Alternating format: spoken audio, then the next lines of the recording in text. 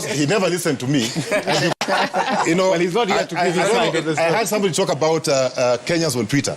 People on Twitter don't vote.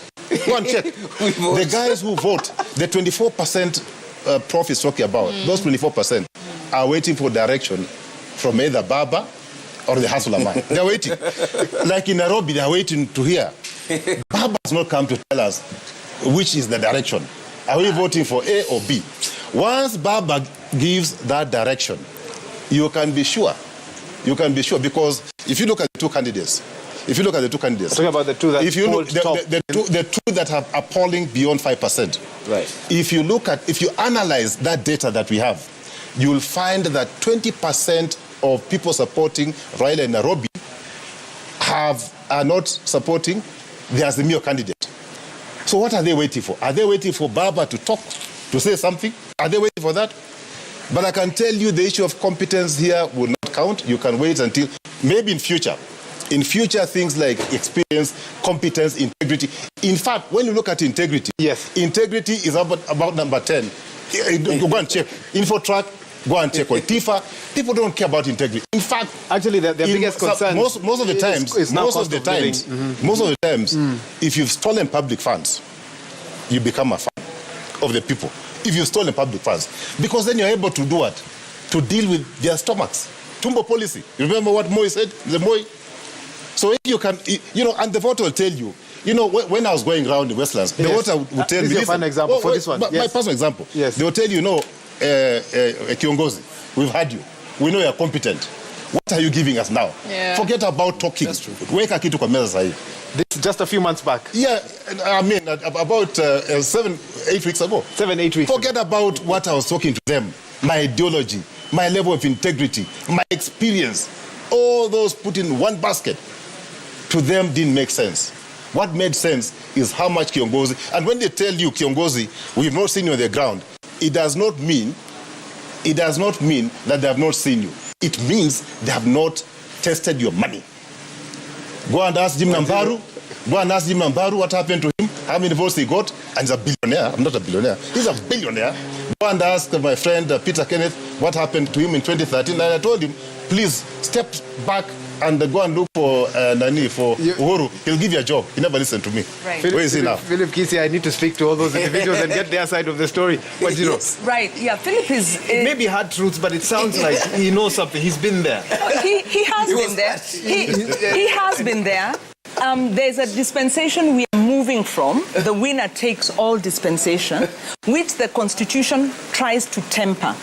And the reason I disagree when you talk about fringe candidates, number one being the only important candidate, that's not true. Legislation in the House can be brought by any party. So by virtue of a fringe candidate profiling themselves, that party has got members, some of whom will run at MCA level. So the moment you're profiling your political party, it's not just one seat we are looking at. There is the governor, there is also the MP, there is also the important seat of the MCA. And an MCA in the House has a vote that counts for citizens. So I don't agree that it's a winner-takes-all. Our Constitution has sought to remove that winner-takes-all approach. Now, I do agree, unfortunately, that politics has become a lot about money. Our electoral system is still broken, but we are in the process of trying to reform it. And how are we trying to reform it? When you have fringe candidates putting forward an agenda that they can then popularize with the public, you put pressure on whoever will get into that seat. And I think the last point I want to make is the Constitution envisages a consultative, cooperative approach of government. Now, our Constitution isn't perfect, our political framework is not perfect, but it is not a winner-takes-all. You have seen decisions of the president being countermanded, whether it's by the courts, whether, in fact, court action taken by civil society institutions or individuals like Omtata can go to court and hold the president to account. So every political space counts. We are no longer in the winner-takes-all dispensation, and we must encourage Kenyans to be bold. Stand up, but also know that you've got a lot of political clout that you can pull from very many corners. So it's not just the governor. One of the challenges the governors have faced, and this is where I agree in our kind of very poor political culture, is the role of the MCA. So much as a governor is going to come and give us a political promise, they then have to deal with the politics of running the county, the civil, the public service, but also the county assembly. And this has been a real weak link in terms of devolution. So fringe candidates are, like the main candidates of the larger parties, operating in a very imperfect system. But we have the opportunity to set agendas. Even as civil society, we also set agendas. We have passed policies. We have gotten laws passed, even in this county. And we do it with, in some cases, with nominated members. And I think for you, setting the agenda is so crucial, sometimes even more crucial than winning. More crucial than winning. The gap we have is implementation. The non-implementation is a challenge that plagues all. And so we still need to push with accountability. So no, fringe candidates have a role. There's a lot of opportunities for power and pushing. Let us take them. Let us encourage fringe candidates. Let us encourage those out there and get rid of the winner-takes-all mentality. That one is not right, and it's not taking us forward. Okay. Wahiga, I wish to add to that. Okay. You say that the number one issue of concern for Nairobians is the cost of living. Cost of living. But you see how that is actually directly related to the question of values and integrity. So right now, as candidates are busy campaigning, people are saying, give me something for me to listen to you, for me to listen to what you have to offer. They will go ahead and give them that something they want, but how will they recoup that money? They get into office, they will look for the slightest opportunity to actually make their money back. So it's more now about self-interest and not the interest of the public at heart. So again, it brings us back to the question of values, that integrity actually counts. It's the cornerstone, and it determines the question about whether people live in dignity or not. And Philip Kisia says he's never been asked about integrity questions when he goes on the campaign trail. It's a different question altogether. And you rated integrity very high. In fact, I think you are the first one on this panel to say, that's what I'll be listening out for. Compare and contrast what you're feeling today with Philip's honest statement that I think it might matter here, but it might not matter on the campaign. I think we are talking about two sides of the same coin. So I think there's a point that everybody is making. The point that Philip is making is that the current situation is that this is what people look for, that you're either number one or last. I think this debate, in my view, is not about what is. This debate is about what should be. Because the debate, if my understanding of the role of the media is, it's also about shaping public opinion. So if any of these people who have below 5 is going because he wants to be number one, that is his principal motivation. To be brutally honest, to borrow the words of Philip, they are in the wrong space. But if they recognize the role that they are playing in this process, and that role is to bring us to a situation where the person who runs should not be winning based on lack of integrity. They should not be winning based on tribe. They should not be winning based on political party only. And I think they have a critical... But if you look at this election, Wahiga, the thing that is interesting, I was telling somebody that I think except for very few... Look at those who have been declared elected and opposed in this election. How many? Just two. Two, or actually three. One women rep from Kericho and 2 MCAs from the Rift. Across the country, many of the places, before, if you are from the right political party, after nominations, you came to Nairobi and waited to be elected. I can guarantee you, Wahiga, the bulk of the MPs are in the village because there is no guarantee. In fact, the political party has become a yoke in many of their necks. So Kenya is changing, which is a nice thing. The one place where we haven't changed is money. I think the amount of money being dished out by a political party, in fact, you go to a rally, people don't want to listen to you. They want to line up. So for me, I see the candidates coming today, moving us away from this thing about integrity does not matter. Moving away from this thing about, you know, if I'm from the wrong political party, if I'm from the wrong tribe, I will go nowhere. And I think there's a critical role for that to happen. The latest survey, I believe, by a research institution was that you need about 26 million to be a member of parliament in this country, 39 million to be a senator. and that's in terms of what you know, mobilization, and of course all these other things that Philip Kisi has spoken of. And if you spend 40 million on your campaign, what are you hoping to recoup once you get into office? Prof, we need to move forward. We need to talk about NMS. We need to talk about the intro of the next governor. But I know you might have a final comment on this. Yeah, but my brief comment on this is that we really need to look at this from a governance point of view rather than an individual. In fact, I think Philip could have gotten into trouble because he was, the star performer outside there. Myself, I'm quite excited that, we have almost 7 parties represented here on this gubernatorial debate. But also, what kept coming to mind, Nairobi has been terrible in terms of participation and engagement of citizens, hence the NMS issue. But then I was thinking about Mandera. That has been amazingly stable, where we had a governor who actually had no MCS. All MCS came from the opposing party. And when I sat with Roba and asked him, how is he governing the county? He told me, no. There are systems, there are programs, there's agreed, the MCS consult, there are house committees and so on, and it is his role as a governor to implement. And I was like, I wish so many other governors would look at this. And I think that's the biggest problem with this country and is the biggest problem with this county. They must start to understand that what we're trying to create is a political system, is a governance system. We are not looking for stars who are going to mesmerize us with brilliant ideas. We are looking for people who will go and have debates with those fellows who cannot understand policy, but get to the heart of their problem and start engaging them. People will listen to parties and what parties are putting on the table. People will sit down with MCAs and the agenda and convince them. People would actually develop a plan and implement it. Not these useless buffoons, wearing gold dog chains and entertaining people. Those people have no space in governance. The future doesn't belong to them. I think we will leave it there for now. Let's switch gears. Let's talk NMS a little bit, because you cannot talk about Nairobi County for the last 5 years without referencing NMS, its record, what worked in your view, what didn't work as well. Wanjiru already made her feelings quite clear, so I'll come back to you shortly. Let me hear first from you, Philip Kisia.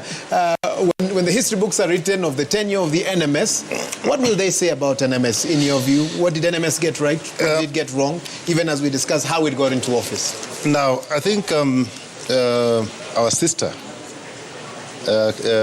Wanjiru, made it very clear that the route that the government took to put NMS in place may have had some faults. It was maybe, for a lack of a better word, it was illegal, because it did not involve the people who are being governed. But that aside, was it necessary, given the time that this presidency had left? He had 2 or 3 years left in office, and Nairobi being the capital, he had to take action. So maybe, other than blaming the person who took action, we probably need to relook at the act that governs counties. How fast can we remove a governor who is not performing? Because the process is too tedious. It takes time. By the time you remove him, his time is over.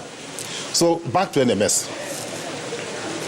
NMS, of course, I think if, in terms of short term, there's something that you can see. There are roads that have been fixed. Mm-hmm. There are pedestrian walkways that you can see. There are hospitals, dispensaries which have been built, but I'm told there's no medicine, but at least there's something. So they've done something. But I can tell you, from where I sit, they could have done much better given the resources that have been deployed to NMS. Okay, and that's why I'll interrupt you, because I'm told we have an update we need to give, but I'll come back to you as we dig deeper into those 4 functions that were allocated to the NMS: health, transport, public works and planning as well, and development services. But first things first, we continue continue to, and of course my colleagues are across this campus here at the Catholic University of Eastern Africa, really trying to get you updates as and when we have them. Let's now hear from Leila Mohammed and Francis Gashuri as more candidates continue to stream in. Leila and Gashuri? Yeah. Thank you very much, Waihiga. Indeed, the hour is nigh. In the next 30 minutes also, we are expecting the main event to begin proper. Quite a convincing panel that you have there, and they're articulating matters that are critical to the 2.5 million registered voters in this county of Nairobi. Many have spoken about unemployment. The cost of unga for them, Gashuri, is very critical to them. Water, transport for this area, and insecurity are some of the very few basic things that Nairobians are looking for. Currently, we are aware that 3 of our invited guests are here, Gashuri. Maybe you can take us through a run of who these individuals are. And we also have our other crew members who are in this expansive campus that is Kwea this afternoon. Absolutely. And just before I go there, Leila, it is important to point out that Nairobi, just as a critical county as it is, home to millions of Kenyans, 4-point-something million of them, 2.5 million of them registered as voters. Some of the critical issues they will be looking out to when they are deciding who will be the next governor of Nairobi County include basic issues like economy, the county's economy, cost of living, infrastructure, transport, water, sewerage, such facilities, such as services. Remember, quite a number of these functions are also devolved, but much as they are devolved, remember there is the relationship between the national government and the county government. Nairobi County, Leila, receives their biggest chunk of the devolved resources every financial year. So you're also looking at a person who can be able to manage the resources that will be allocated to county government of Nairobi. And not just the county government of Nairobi, but also the resources that are sourced from within, the licenses that people pay, the levies that people pay. So you're talking about a budget running to close 30 billion shillings. So you need somebody who has the capacity to manage the resources. And so their ability to respond to the questions that will be posed by our moderators and our panelists, insofar as the question of economy is concerned, is very, very critical. So if you wanted to come to this debate, please don't. Stay at home, watch the TV stations, listen to the radio stations across the country. Even the digital platforms will be alive, because if you're not an invited guest, you will not be able to get access to this facility. Our colleagues Beatrice Gatonye and Frederick Muitereri will be at the registration desk, and they will be taking you through what is happening there. And so the guests continue to arrive. And by the way, Leila, I see people asking questions. Why do we have two separate debates, 2 tiers of debate? One, because there's a series of opinion polls that were conducted, and those who got 5% and above will participate in the first tier of debate, and those who got less than 5% will participate in the second tier of debate. So the second tier of debate will begin at 5:30 p.m. up to 7 p.m. and the first tier will, the second tier of debate of debaters will have their time between 5:30 and 7 p.m. and then 7:30 p.m. to 9 p.m. The first tier of the governor candidates will be here. And so, Leila, let's go to the registration desk where Beatrice Gatonye is. And Beatrice, kama mtu anataka kutoka nyumbani aje kwenye hii debate, anaweza kushiriki? Beatrice, kabla hujazungumza, zulia nyekundu ipo tayari. Sijui ulipo ni shughuli gani ambayo inaendelea kwa sasa, manake in less than 25 minutes the main event is expected to begin proper. Kindly give us a mental picture, physical one, on what is happening at the exit or the entrance of this campus.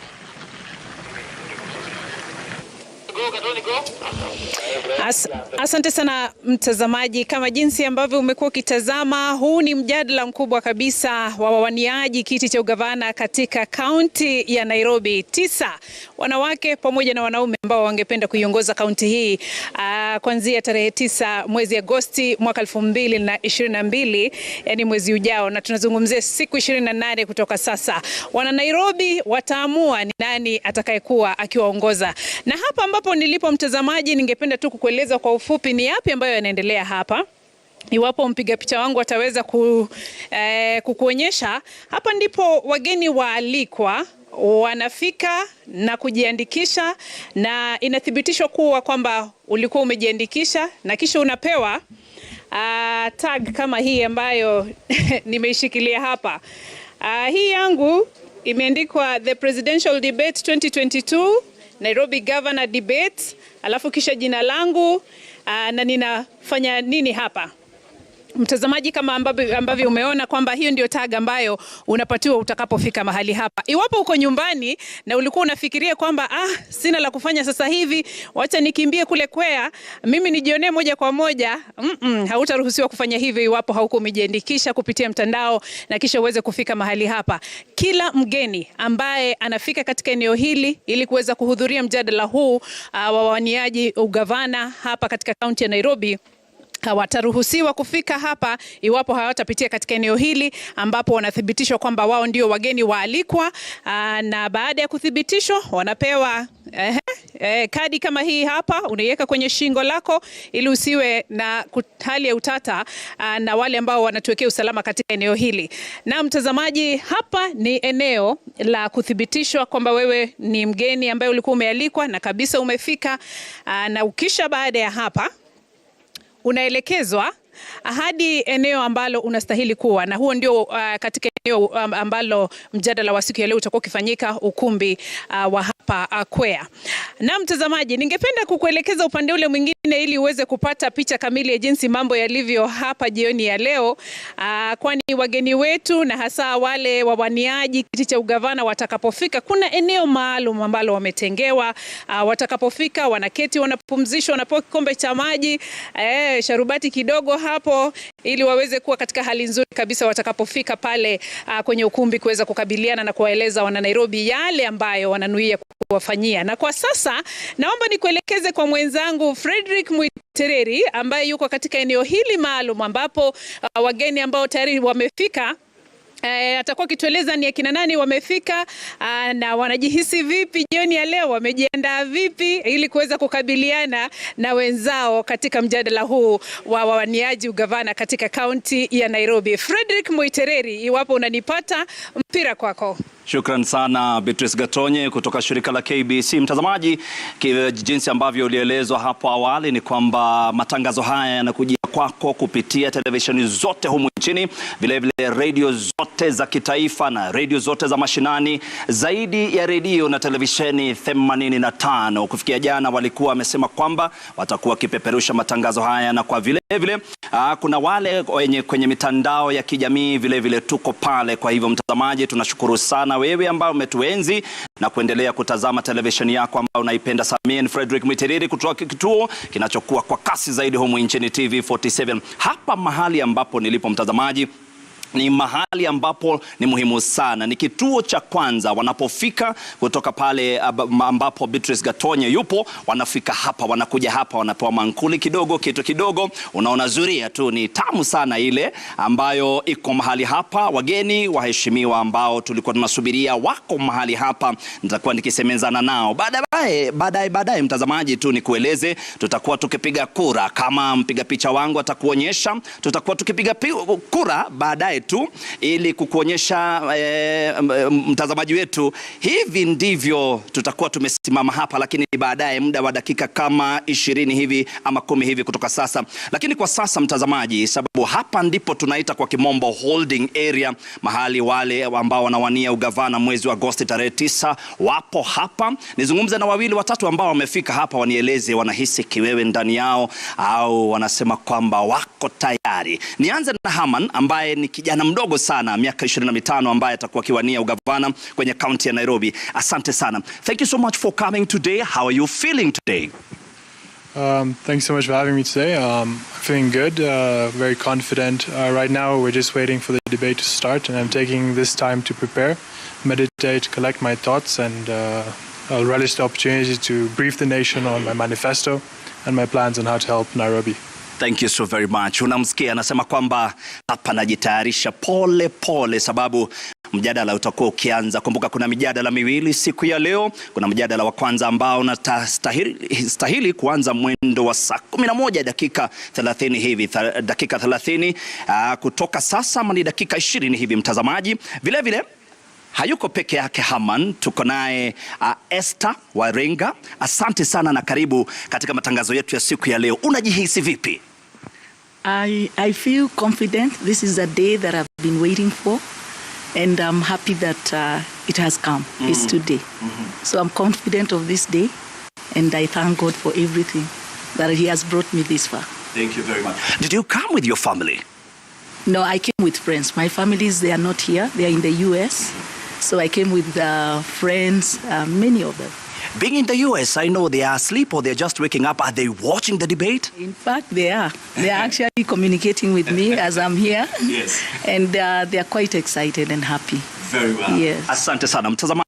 Ni wale ambao tu wamefika kwa hivi sasa na kuonyesha tu picha mahali ambako wanakuja wanastarehe kidogo, wapumzishe, ndio isiwe wakifika pale mbele wanakiwewe.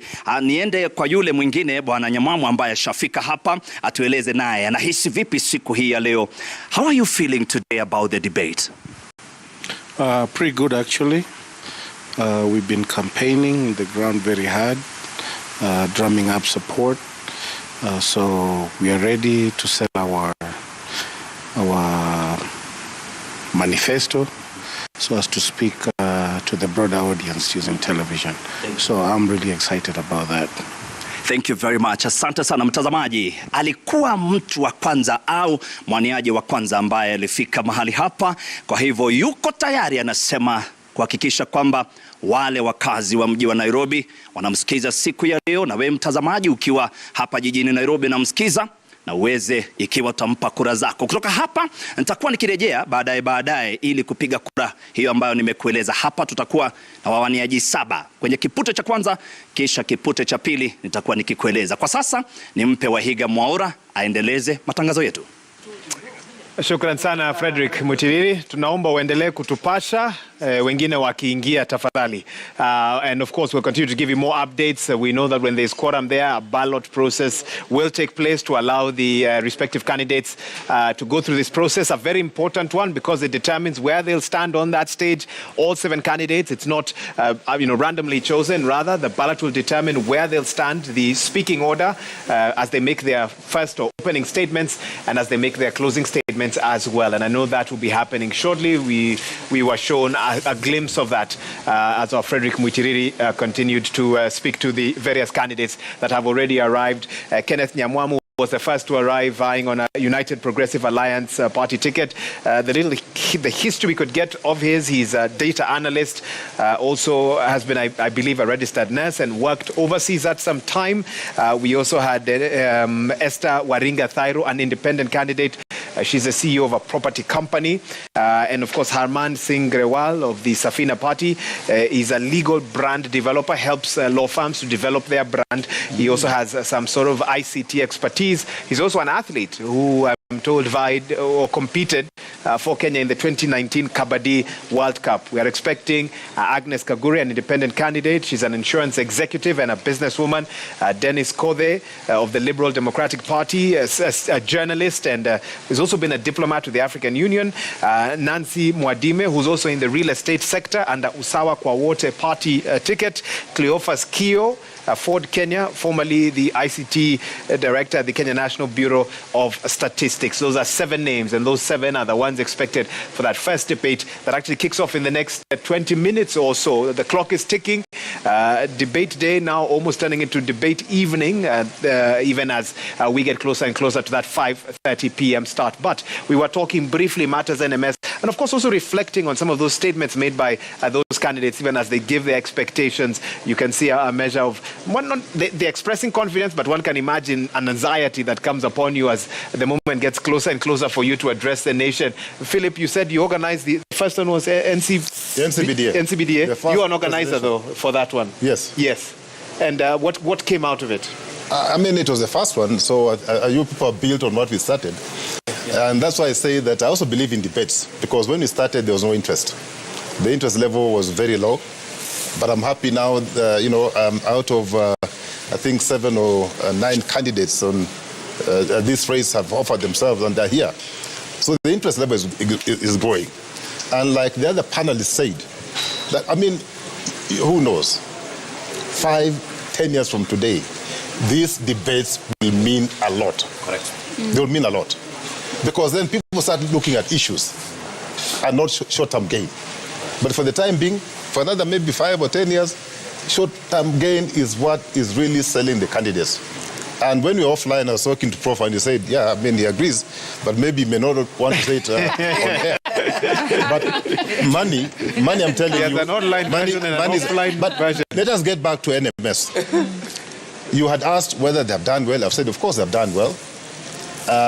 Considering where they took the county from, would you have better have the governor who was elected, who probably was not doing a very good job, or rather have NMS who have done something? But I can tell you, no, I mean, you can shake your head. This is a reality. So you're shake your head very hard. Not me. No, let my sister shake her head very hard. But that's the reality. Because it's about results. And if you're not getting results, are you going to waste your time with this character who is not producing the desired results? Because if you do waste your time, the blame will shift to you. And in this case, the blame was going to shift to one Uhuru Muigai Kenyatta, who gave us Mike Sonko. Okay? Now, NMS. Where could NMS have done better? We have the new plan, Nairobi Integrated Urban Development Master Plan. Okay? It's very simple. This is a document that was produced by Nairobians. I have not seen them make any reference to this plan. If they were making reference to this plan, we would not have seen the green terminus where it is. My brother is a planner. How can you say you want to decongest CBD and smack into CBD, you bring a terminus with, I think, 1,000 vehicles per day? What logic was behind that particular project? Was it just space or opportunity for people to make money? I'm yet to get answers, because I've consulted planners in this country, and they have told me clearly they were not part of that plan. So they are such national government, and I can tell you, when I was running the city, the highest transfer I got from national government was 2.9 billion for a year. So in my 3 years, I got 6 billion from the national government. NMS, I think, in the last 2 years, I've got what? Almost 70 billion? Almost 70 billion. They have handled almost over 70 billion. We must be seeing that 70 billion, not just in infrastructure, like health centers that have been built. We must see health centers that are equipped, that have medical doctors, that have nurses. What is the point of having a good building without medicine, without the personnel? Okay. Well, in a most recent interview with NMS, there was the challenge of a previous debt that the county owed, the cancer, for example. But we can get into that a bit later on. You've referenced Prof. Menya, so let me allow him to immediately jump in. And you've talked a bit about the logic behind the expressway. He's brought up the terminus as well. Let's talk about the thinking around these projects that were meant to decongest the city, and of course the role of NMS in implementing some of them. Yes, thanks, Waiga, and agree fully on this one with my brother here, that there are two issues here. I mean, in our law, it's quite clear that public expenditure must be done according to a plan, not outside of a plan. It's only on a panel like this when I can interrupt a professor. In ordinary life, it wouldn't be allowed. The balloting is happening. Let me immediately take our viewers there, where we'll get to determine the order in which they will stand at that auditorium. Frederick Mwitiriri. Shukran sana Wahiga Mwaura. Jinsi ambavyo umesema ni vizuri sana, ni kwamba kitu ambacho tunaenda kufanya wakati huu ni kwamba tutakuwa tukipiga kura. Tuko na wawaniaji wane ambao wamefika kwa hivi sasa. Wale wengine watatu tunawasubiria wakifika, wakati ambapo wataingia tutapiga kura nyingine. Lakini kwa sasa, sababu tuna wawaniaji wane, hao ndio tutaanza nao. Watafika hapa, watachukua nambari hivi. Ile ambayo wataichukua, hapo ndipo mahali ambapo watakuwa wakisimama. Tutaanza naye Haman, if you can come. You can pick a number in here and then show us. Very well, you can show the camera. Show the camera. Amechukua nambari 3, kwa hivyo nambari 3 imeondoka. You can have your seat. Thank you very much. Ma'am, asante sana. Chukua nambari kisha utuonyeshe. Amechukua nambari 1, kwa hivyo atakuwa kisimama pale akiwa nambari ya kwanza. Asante sana. Thank you very much. Please, if you can come, Mr. Nyamwamu. Asante. chukua nambari pale kisha tuonyeshe. Mtazamaji, tunafanya matangazo haya kwa uwazi kweli. Amechukua nambari ya pili. Asante sana. Thank you. You can have your seat, sir. We appreciate. Ma'am, karibu sana. Tunapiga kura jinsi ambavyo atasimama wakiingia kwenye mjadala. Anafungua kwa sasa mtazamaji, amechukua nambari ya 4. Asante sana, tunashukuru sana. Hao ndio watakuwa kiingia hivi sasa. Nilikueleza kwamba mjadala utakuwa ukianza mwendo wa saa 11 dakika 30. Ni dakika kama 10 hivi kutoka sasa. Tuko naye Haman ambaye yuko eneo hili ambaye atakuwa kiingia pale ndani. Vile vile tuko naye Esther Warenga ambaye yuko hapa ndani, Nyamwamu yuko hapa ndani. Kisha tuko naye candidate wa 4 ambaye yuko hapa ndani. Hao wote 4 watakuwa kiingia pale ndani na kisha watakuwa kianza mjadala wakiwa wote 4. Tulikuwa tunatarajia 7 lakini 3 wakiingia sababu Nairobi huijui. 3 wakishaingia tutakuwa wakiingia pale mbele. Kwa hivi sasa tutakuwa tukirejesha matangazo haya kwake Wahiga Mwaura kisha atatuelekeza tutaenda kwapi. Well, the clock is ticking indeed. The debate starting in the next 11 minutes or so. 4 candidates here waiting for another 3 more. But time waits for no man, no woman, no candidate. And the debate will kick off on time. Of course, our moderators are on standby for that and we'll be getting to that shortly. But let me get 1 or 2 final thoughts from my guests who are here still with us. Prof, I interrupted you. Let me apologize once more and then allow you to make your statement. Yes, no problem. I just wanted to add a little bit on to what my brother Kisia here was suggesting.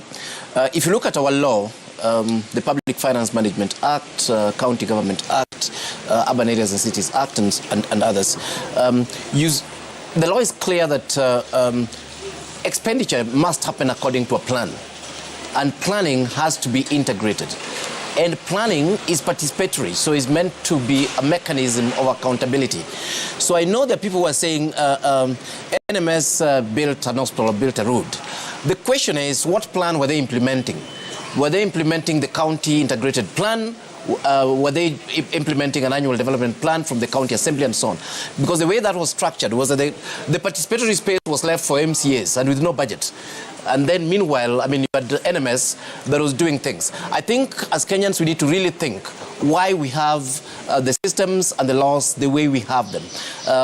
Particularly on the matter of accountability, not just through the systems that we have, but also accountability to the population. I don't care if you gave me a good dictator who's delivering roads and so on. Who told them I need a road? That's the question I'll ask. And again, it goes back to what I was saying there, that this is a city without citizens. We are not treated as citizens of this city. Nobody listens to us. Badi and his people wake up in the morning and create those ridiculous things that Philip was talking about. And now they're talking about, they're even trying to connect expressway to the CBD that will actually be adding insult to injury. I had somebody from national government saying they forgot to put that one. I mean, it's stupidity. And meanwhile, we have a new plan that actually spells out how the transport system within the city should actually function. All you need to do is to get somebody with a small brain to implement those plans. But what we actually have is an autocratic system that, as far as I'm concerned, has no place in the spirit and the letter of the constitution of this country. Philip Kisia, in 1 sentence, because I know Karen needs to speak, Prof. Odote needs to speak. Technocrats don't listen to politicians, or politicians don't listen to technocrats? I think what do you say in 1 sentence? In most cases, politicians don't listen to technocrats. Very unfortunate. Very unfortunate. Prof. Odote, come in and weigh in on this NMS discussion. You are reading even as the tenure of NMS should be coming to an end. I think several things about NMS. The NMS problem did not start with NMS. The NMS problem started in 2017. And that's why for me this debate and the elections are critical. When you elect trouble, trouble follows you throughout your entire period. And unfortunately, trouble followed Nairobi throughout the entire period, because when we were electing in 2017, we were electing trouble. And I think that's the reality.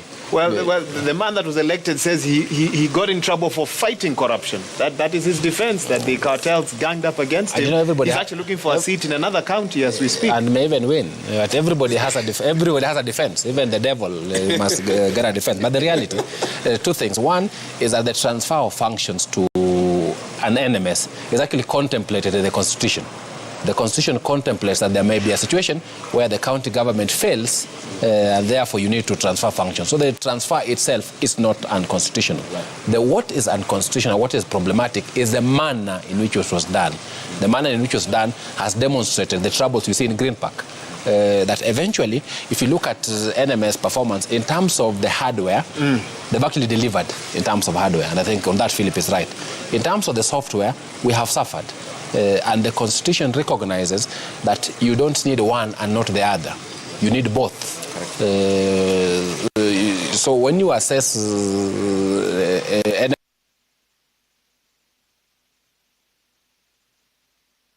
I'll interrupt you because I'm told I have 1 minute to a break. Let me allow Karen to speak on NMS brief. I have 1 minute before I take a break. I will talk about the bit of listening to the citizens. Leaders need to listen, but a number of times they don't come from a place where they genuinely want to do something for the people, and therefore they will listen. Even when it comes to public participation, it's more tokenistic than meaningful. Look, for instance, at the number of young people in prisons today. It's crazy. Look at insecurity. You cannot be walking around the city past 7 p.m. Look at the healthcare system within the city. People getting locked up in hospitals because they cannot afford to pay to then live. Look at education in terms of the inequality. Young people studying in the informal settlements versus in the upmarkets. All these questions, if you have a good leader, or you have good leaders who then tap into the power of technocrats around them and make sure implementation is done to the latter, implementation of the plan is done to the latter, and there's accountability, and you listen to the people, because then the power belongs to the people. But as it is now, the power belongs to those in positions of authority. That is how you see it, and I'll cut it there. I know we need to interrogate that further. I know, Wanjiru, I have your debt.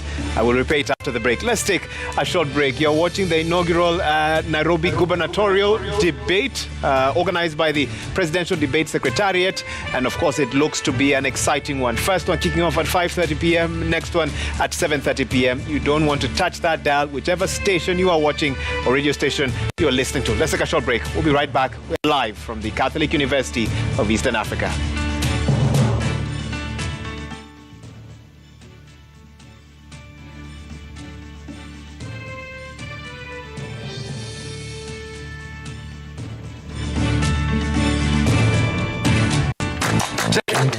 Let's talk about banking.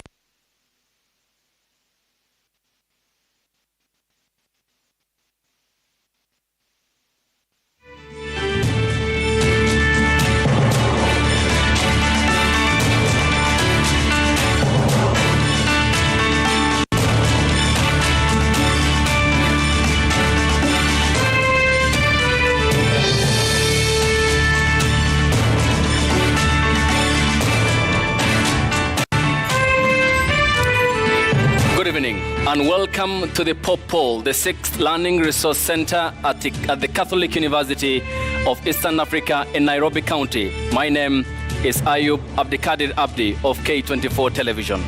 And I am Safin Acheng of KBC. Welcome to the first of 2 debates between candidates running for the office of Governor of the city of Nairobi. It is the first among the 6 debates under the auspices of the Joint Media Presidential Debate Secretariat. The candidates participating in the debate have agreed to the rules and the guidelines requiring them to conduct themselves with utmost decorum, address each other with respect, and extend honor to viewers watching this debate live across all Kenya's broadcast media platforms. The candidates in the debate have also agreed to adhere to their allocated time.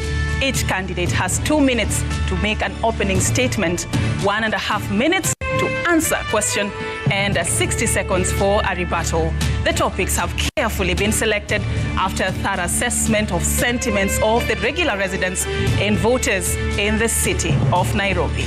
In line with the debate rules and the best practices, the questions we shall ask have not been shared with any of their campaign teams. Neither were they discussed or formulated in conjunction with anyone. The questions are entirely our own. An invited audience seated here in the auditorium has also agreed to the debate rules. They have been fully briefed that cheers, jeers, or any other form of noise is not permitted during the debate. We, however, make the exception now as we request the audience to applaud and welcome candidates to the stage.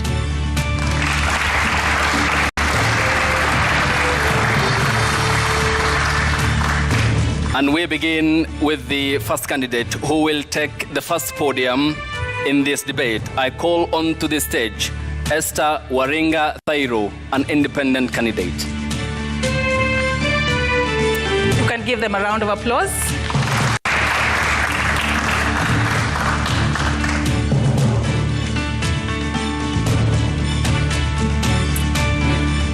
Appreciate her as she takes her position. And the second candidate we are going to be engaging tonight is Kenneth Nyamwamu of the United Progressive Alliance Party. Let's appreciate him.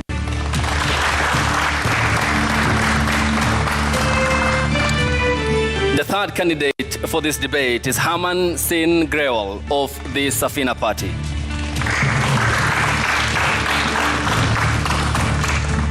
Also with us tonight, we have Nancy Mwadime. Nancy is running for the gubernatorial race under the Usawa Kwa Wote Party.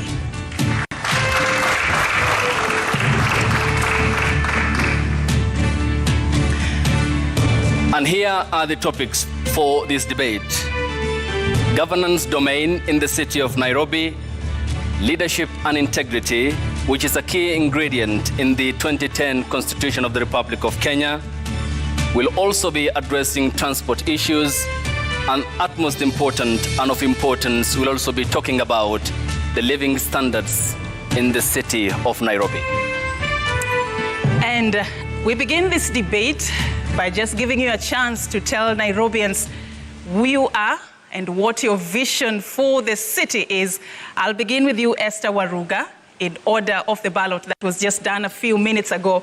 You're the first candidate to have your 2 minutes to tell the city who are you and what is your vision for Nairobi residents. Thank you so much. My names are Esther Waringa Thairo. First of all, I would ask you to allow me to give thanks to God for who He is, and to give thanks to God for the plans He has for us as a nation, and also to give thanks to God for raising men and women who have taken this bold step to be counted by Him. I thank all of you, the viewers, and I thank those who are here with us. Special thanks goes to all social media services for giving us this opportunity to be able to present ourselves to the people, so that the people can decide who they're going to vote for, who will be their leaders on August 9th.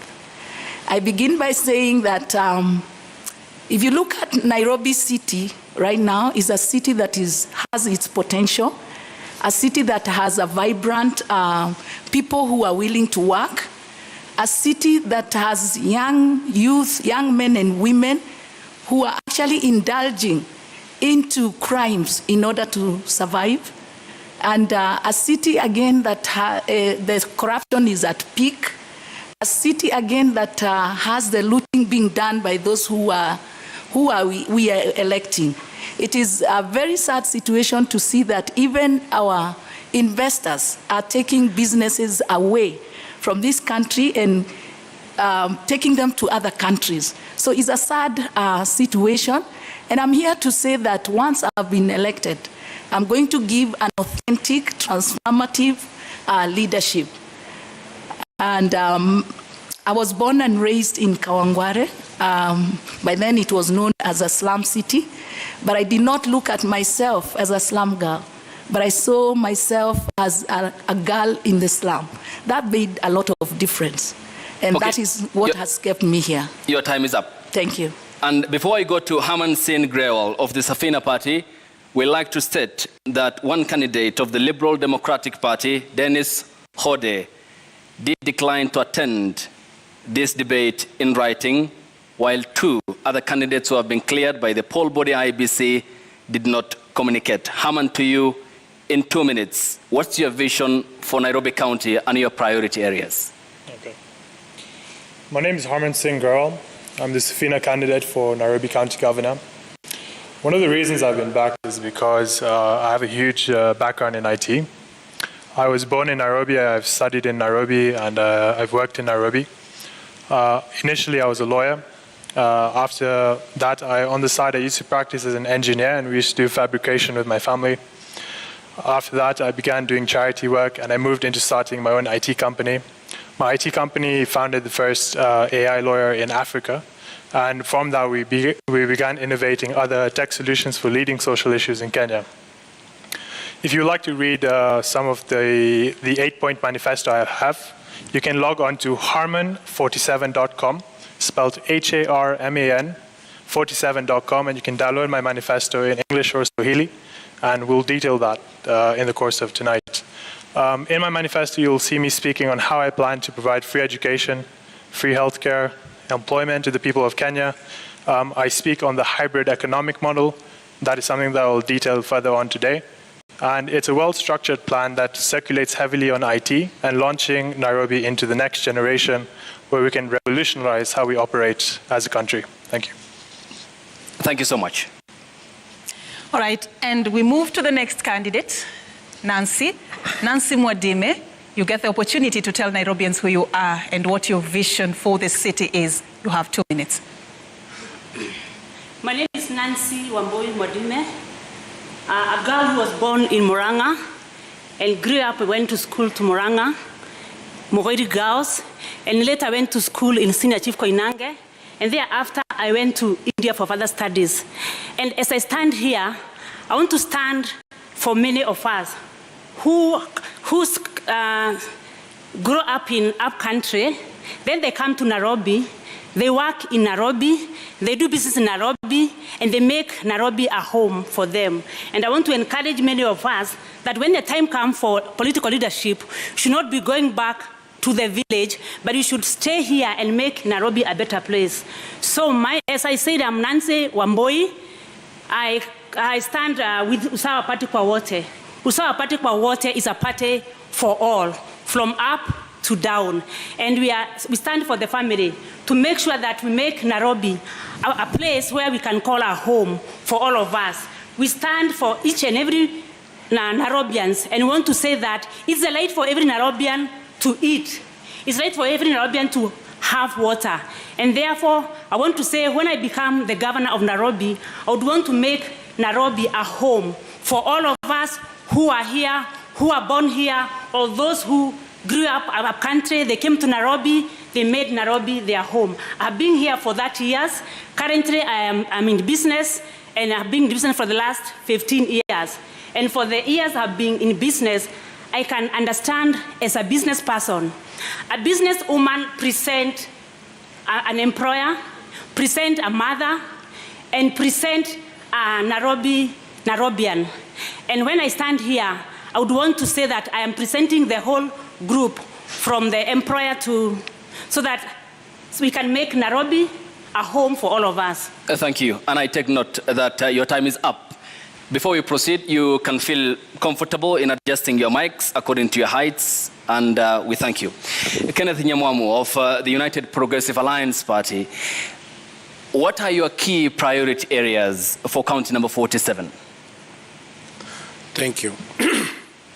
The first thing that I want to do is I want to make Nairobi business friendly. I feel we have a lot of hardworking business people in Nairobi, but sometimes we are never kind to the business. Instead of supporting our businesses, we fight our businesses. So my biggest priority is to make Nairobi business friendly. And one of the things that I want to do to make Nairobi business friendly is to slice all business licenses by 50%. I also, on my plan, I want to provide electricity and water in all the informal sectors. They actively contribute to the economy of Nairobi, and they should be able to get basic services like water and electricity and sewerage systems. The other thing I would like to do when I become governor is to create a county-wide app that will be used by all border borders to create efficiency so that the border borders can operate efficiently, and also to give them safety. We talk about this issue of border borders, but we dance around it, but nobody concretely put solutions in place. So my main aim will be to create a county-wide app, a county-wide, not country, county-wide app that would sort of like an Uber system kind of an app, so that the person, it caters for the safety of the border and the rider that they're carrying. The other thing is to improve service delivery to all sectors in Nairobi, and especially the informal sectors. We need to have a system in garbage collection. We need to have a system in fire department, the fire department that works. We need to promote our youth in sports and their talents.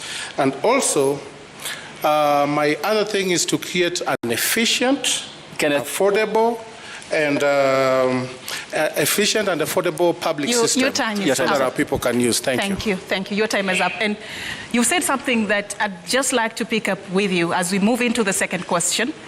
Do you know that in the last financial year, Nairobi's own source revenue was 10 billion shillings. This is against a target of 16.5 billion shillings. Yes. How do you seek to bridge the gap of 6 billion shillings if one of your priorities is to slash the business licenses fees by up to 50%? So, the argument behind that is when people start businesses in Nairobi, number one, the average life of a business in Nairobi is 3.5 years, which is very sad. Two, when they start a business, they pay all their licenses up front because they have to pay licenses before they start the business. But after that, nobody is able to renew because the rent is very high, the cost of doing business is very high. So you get that a lot of people are not really paying their business licenses. So instead of charging them expensively, why don't we slice the licenses by half and increase the pool of the revenue reception? How do you seek to bridge the gap of 6 billion? That is the question. Well, you asked it in reference to me slicing the business licenses. So that's how I'm answering and saying, if we increase the pool of people, who are paying these licenses, then we'll have the 6 billion. But if we don't, then we have money getting lost through the enforcement where they go and they harass our business. Thank you so much. Your time is up. Thank you so much. And I come to Herman. When you talk about finances, they are key because under the devolved system of governance, funds do follow functions. And according to the Commission of Revenue Allocation 2019, the county can easily collect 78 billion Kenya shillings potentially, but only manage 11 billion. I mean, this is a big loophole. How will you seal it? So I think we need to reflect on how there are many revenue streams that do come to us in Nairobi County. It's a question of, is that 10 billion an actual figure? Or is the actual figure a lot higher and a lot is lost?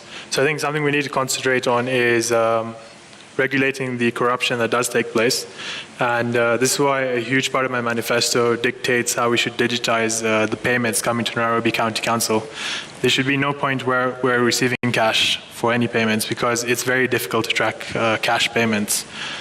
Also, I spoke on how we need to have better revenue generation streams for Nairobi County. Business permits aren't the only way we can generate money as a county.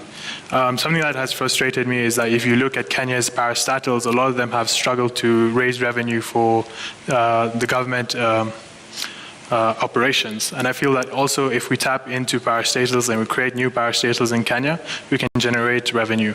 Like something I pushed for was creating the biggest call center in Africa in Kenya. And that's something that we can also provide jobs for a lot of Kenyans because the minimum wage in that call center would be about 20,000 per month.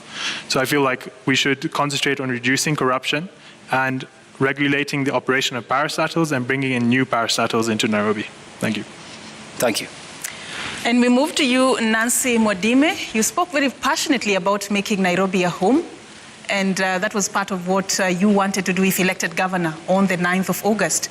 I want to understand from you how you seek to bridge the gap of how much money Nairobi generates vis-a-vis what it potentially can generate.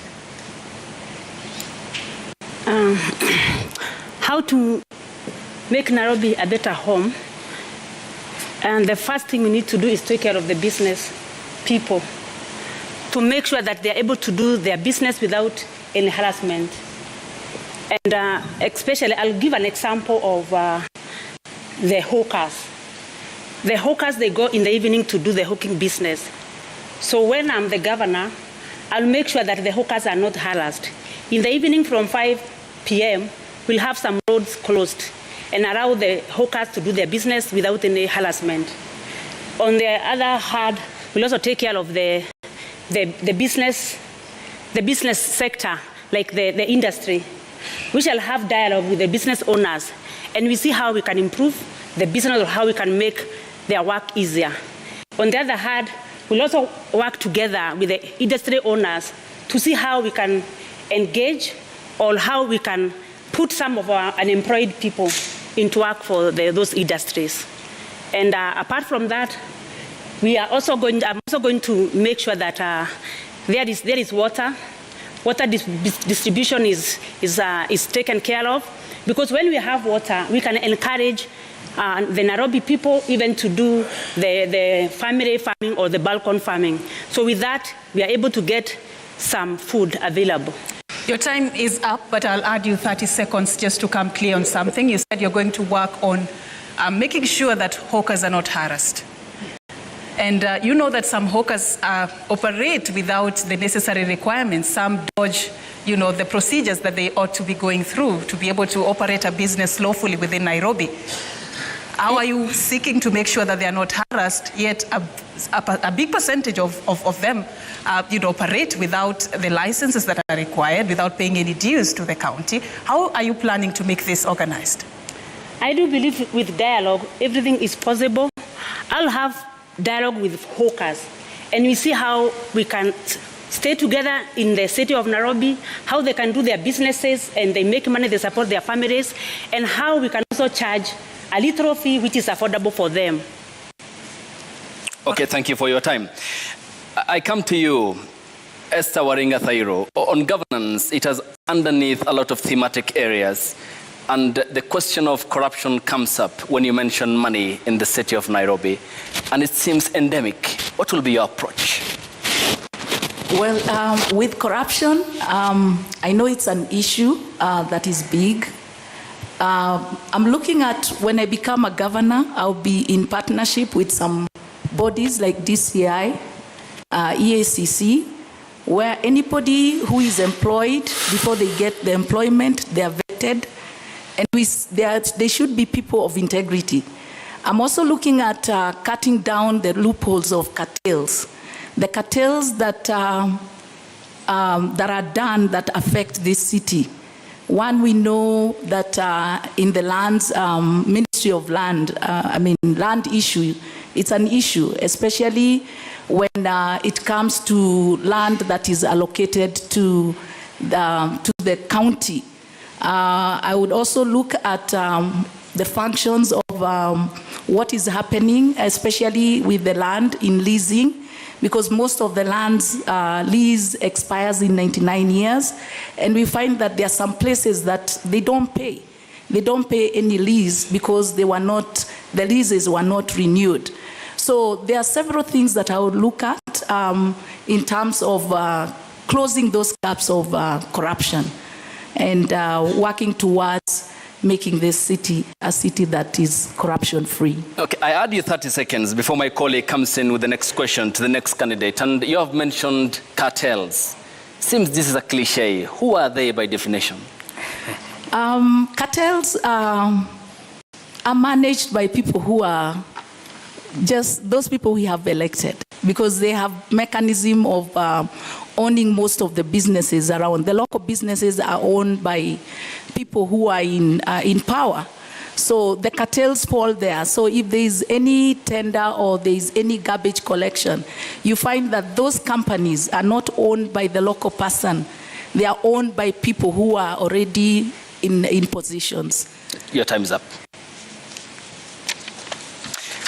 I come to Kenneth Nyamwamu, and this is very important because when we talk about finances, these are the taxes the Kenyan people pay, and they expect services, including not only Nairobi, but across the 47 devolved units in the country. Do you understand the regulations and the finance management in terms of managing the resources in Nairobi County? The answer is yes, I do. So, I mean, if I may get you correctly, you're trying to ask me if we understand the way to manage finances? Correct. I know, I do, because I am a business owner, and I've run my business successfully for the last 2 years. So I understand how to manage finances, how to pay people on time, which the city of Nairobi needs to learn how to pay people on time and not be holding salaries for 3-6 months until people go to the streets. The city of Nairobi also needs to learn how to pay their bills on time. The other day I passed City Hall, and the whole City Hall didn't have electricity. So we need to get there so that we can pay our bills on time, pay our people on time, and ensure that revenue is collected in an efficient manner, a manner that's free of harassment from the people. In my administration, I am going to eliminate any form of the City Hall askaris arresting people in terms of people who are trying to eke a living. I think it's wrong to criminalize somebody trying to eke a living, whether they are saying on the street corner or not. We just need to get a place for them to do their business. And your time is up. Thank you. Thank you so much for that. Now we move to the next topic that we wanted to interrogate you on. And at this particular point, we assume that now that you want to be the county top boss, you know what are the requirements under the Chapter 6 of the Constitution on leadership and integrity. Most of you, in your opening remarks, and even while responding to the questions we've asked you, have really talked very passionately about fighting corruption. I'd like to start with you, Esther.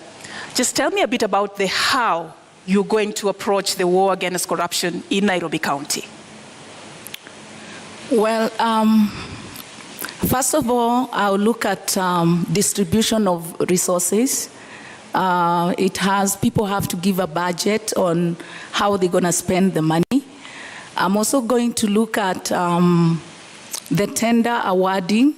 It should be something that should be open and transparent, where you gazette every project that is going to be undertaken by the county government, and communicate even through the social media. Also give a feedback on who has been awarded, how much the project is going to be, and at what duration are they expected to finish the job. Because you find that most projects that are given out, we spend so much money and yet the projects are never finished. So that is a big loophole on curbing down the corruption. So that is what I would look at in terms of that. And your time is up. Thank you very much. Okay. Hamansin Grewal, I come to you. As a FINA party member, the question of corruption has been a hallmark in this city. And when we look at the single, for example, business permits, the deficit is 912,362,049 shillings, nearly $1 billion Kenya shillings.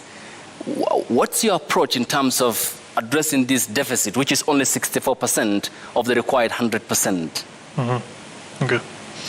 So, in terms of corruption and also the business permits, I cannot stress the value of IT. Because IT allows us to track everything that we're required to. Whether it comes to movement of finance, whether it comes to business permits, we can use geo mapping using Google Maps, and we can track businesses that are currently operating in different areas based on traction and M-Pesa movement, and we can understand that there's a business operating there. But that comes down to investigation.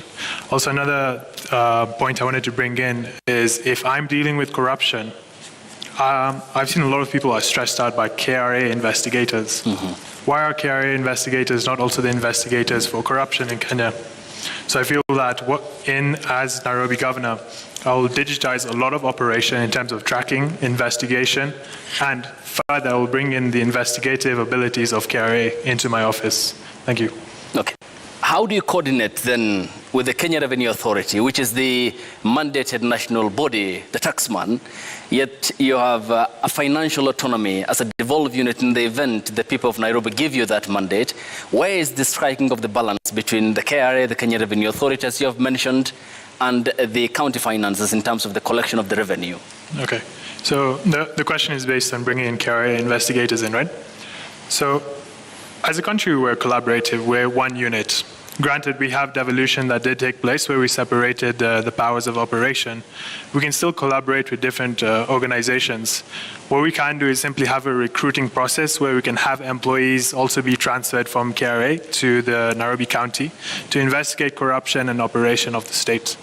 So that's one of the ideas I had in mind. Also, we don't have to entirely transfer them. Something we can also do is simply borrow them occasionally to conduct certain investigations, to also have proper auditing of operation. So I feel like we have a very skilled workforce in Kenya, whether they're in KRA or they work as accountants in the private organizations. Through collaboration, we can bring together all these brilliant minds and solve the problems we're currently dealing with together as a nation. Thank you. Mr. Nyamwamu. Yes. Corruption has been something that has tainted the image of Nairobi County, which many see as something that should be the city under the sun. That is how, ideally, that is the space that Nairobi should be occupying. But that is not the case, partially because of issues such as corruption. As you seek this mandate, what loopholes have you identified, and how do you seek to seal them? First things first, I think we are not serious in our fight against corruption. That's how I feel. We have the EACC, we have the DCI, we have this body, that body, but still money gets lost. The solution is not to form another body. In fact, I agree. In fact, I would like for Wajakoya to be president so that we can hang every one of these people. Because we just dance around this issue. Nobody gets held accountable. We have a gubernatorial candidate that has been cleared with fake papers. And we just dance around this issue. So how do we expect to fight corruption where we don't do anything about it? For me, the solution is to go the Wajakoya way. If you are corrupt, we send you to the gallows. Next man up. You are corrupt, go to the gallows. I think that's the only way we can deal with it. You've talked about a case that is yet to be determined, but I'd let that go because that case is yet to be concluded. Yeah, but we dance around these issues. See, that's the thing, that's the problem. And I also don't see how that relates with the issue of we just dance around corruption. These issues. The EBC or the IEBC said they don't have the mandate. Yet, they send me home because I had a foreign certificate. That guy in a commission that wrote for him his certificate, he couldn't look at my own certificates until he had seen my high school certificate. There is no correlation between a high school certificate and a graduate certificate. But he couldn't look at mine, yet we have a gubernatorial candidate who has been cleared by the same commission. So anyway, the issue I'm saying is we dance around this issue of corruption, but nobody wants to take affirmative action. I just want to stay on that matter for a bit before we move. So you mean as governor you will be helpless just because institutions are not working? So you cannot do anything to fight corruption? That is what you're saying tonight? No, that's not what I'm saying. As governor, I'll do my part. What will you do? That was the question. I will not appoint anybody in my government who has been implicated or who has a case pending or who has been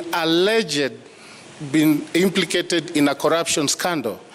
If you don't do that, people are just going to go to court because the mantra is you are innocent until proven guilty, and then they just dance around that issue and that issue is not solved.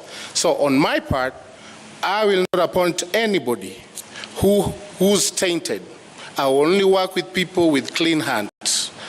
Let the EACC dance until the day they decide to work. Okay. Thank you. Ms. Nancy Wambui Mwadime, what then will be your approach in effectively sealing the loopholes of financial malfeasance in Nairobi County? My approach is that when I get sorry, you can adjust your microphone at your place of comfort. Feel free. Yes, go ahead. Yeah, the approach I want to give is that in the county government management, I am going to work with every place in Nairobi. Like in Nairobi, we have the Somalis, we have the Indians, we have even the white people who are citizens of Kenya, and they are also in Nairobi.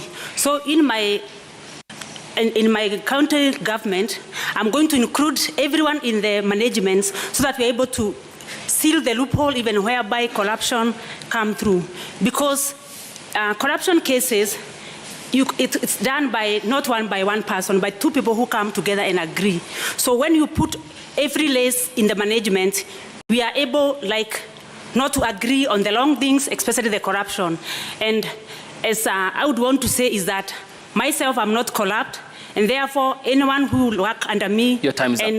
And I add you 30 seconds, but on clarity basis, Ms. Nancy Mwadime, when you talk about the ethnicities, in this case appreciating the cocktail nature of this county, which is a reflection of the country entirely, is the problem inclusion or governance in your view in addressing the question I posed? When I include everybody in the management, I believe that we are able to coordinate, even in the area of the finances. We are getting all the revenue coming in the county government. Is it about the color of your skin or about your character? No, it's not about the color. So why talk about race? Why talk about including all the people in your management? It's not about the race. It's saying that Nairobi, we all of us, we are Nairobians, Indians, white people. I think if I'm not wrong, I'm not seeing white people in the county government, and we have them as citizens. So what I'm trying to say that in my government, I'll have a good number of white people, a good number of Indians, a good number of Somalis, and all of us together. Is their absence the reason why we have huge corruption cases at Kenya's capital? The absence of certain races in the management of the county, the reason why corruption still exists in Nairobi? I believe the corruption still exists because when you put the same people of same, then they are able to agree together and agree that they can do ABC and they're able to accomplish. But when... Thank you for your time. And when we get back from this break, the debate continues, and we thank you for your time and responding to the questions and also the thematic areas that are yet to be exhausted. And we'll continue after the break. The debate continues.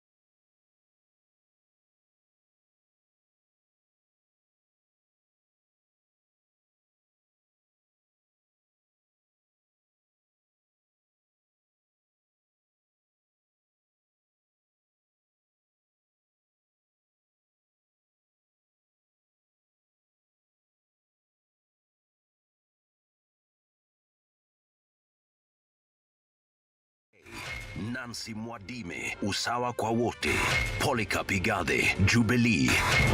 What would you like to ask your Nairobi?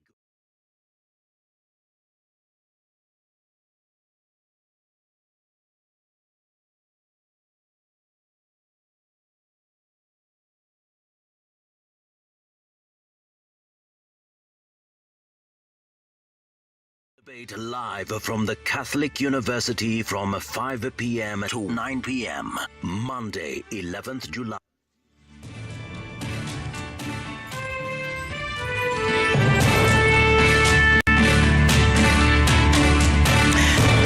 Welcome back. You're watching the Nairobi Gubernatorial Debate live, coming to you from the Catholic University of Eastern Africa in the county of Nairobi. And we are with Esther Waringa Thairo, who is an independent candidate seeking the top job in the county.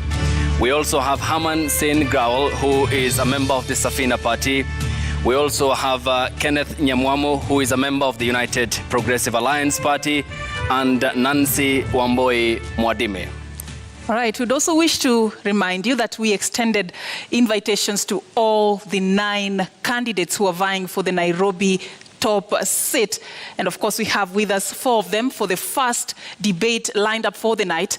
Remember, later on, we'll be taking you through the second debate also, as we just lay it all bare. Who carries the vision for Nairobi County? Who among the ladies and gentlemen before us tonight has what it takes to become the next governor? But we just want to move on with this debate. And right about now, we want to look at the governance of the city. And I'll just come to you, Mr. Nyamwamu. The extension of deed of transfer of functions that was signed between the Nairobi City County and the national government elapses on the 24th of August, of course, preceded by a 3-month extension period to tackle what is called the transition. If elected governor, how do you plan on handling this transition? And also, how do you seek to sustain the relationship between the national government and the county government, and which areas will you be doing that on? Is this in relation to the NMS? Yes. First of all, we shouldn't be having NMS running Nairobi County to begin with. That's not how our democracy was set up. We're supposed to be ruled. It's supposed to be by the people. It's the people supposed to decide. They elect somebody, and that person runs. They give the person the mandate to run the county. Now we have NMS, and my hope is when I get in, we'll have a transition for them to. We'll have a lay-down transition for them to exit, and let the Nairobi County be run by the elected officials. It had a lot to do with the previous governor, but now when we get in, we are making sure that the NMS will hand over the function to the county government so that it's run by the duly elected officials. That's how our democracy is set up, and that's how we are going to work. Your time is up, but I'll add you 30 seconds. Mm-hmm. Nairobi is Kenya's capital. Yes. And also it is like the headquarters. Yes. Do you want to tell me it's not important to have a relationship between these 2 levels of government, the national government and the county government, considering the fact that it is the capital of the entire country? The county has its own, they have their own responsibilities. Why should Nairobi be partly run by the NMS while Kisumu, which is also another county, is fully run by a governor? I don't think that's fair. Our mandate dictates that you let the county be ran by the person that's been duly elected. I understand why the NMS was there, but that's not how our democracy is set up. Why should Nairobi be chosen to be run by NMS and not Migori, for example? Okay, your time is up. Haman Grewal, the law under Article 187 anticipates cooperation between the national government and the county government. And we have spoken about the NMS and how it came about. Would you have done what the ex-governor did in handing over 4 key functions to the national government? Mm-hmm. Well, if you look at the history of NMS and why it was created, First of all, I would like to thank His Excellency Uhuru Kenyatta for pushing for the creation of NMS, because he saw that Nairobi was in a state of chaos. And it was the sort of emergency response we needed. I'm sure all of you can agree, if you look at the success of NMS, it's something that we can be proud of. NMS has accomplished what the governor is supposed to accomplish. And NMS was a substitute for the governor, meaning that we need to move back into our normal state of operation. And we had the separation of powers so that we can allow elected leaders for certain areas be in charge of those areas. If we elect someone for a county, it would not be fair, just, or constitutional to have the president be running that county entirely. There must be collaboration, and we will transition in a peaceful and positive way. Okay, your time is up, but I add you 30 seconds for clarity. And there seems to be no response to my question, and I need clarity on this. If accorded the mandate by the people of Nairobi County, would you have done what the former governor did at State House in February 2020? I feel that given the situation we were in at the time, it did make sense, but it did happen because of the governor's actions. So I feel that if I'm responsible as a governor, I wouldn't allow us to reach that state. But if we are in that state, we must be responsible as leaders and say, I've made a mistake. I'm not delivering as a leader. And take a step back so that our country can prosper. Thank you. Thank you. All right, Ms. Nancy Mwadime, how do you plan on sustaining the relationship between the two levels of government, considering the fact that you're vying on an Usawa kwa wote party ticket, assuming the government is taken over by somebody who, a party that is not in your political camp? What will you do, and how will you sustain this relationship? I'll be able to maintain the relationship because the two bodies, the national government and county government, we need one another, and each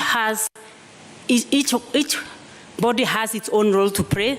The national government, the county government, because even some of the assignments which are done by the county government work in relation with the national government. So what I would say is that I'll maintain the relationship, and where necessary, we shall work together.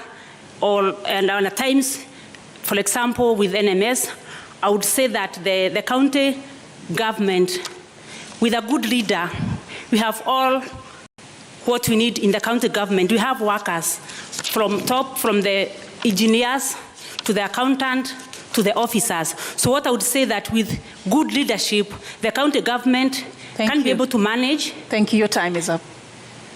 Okay.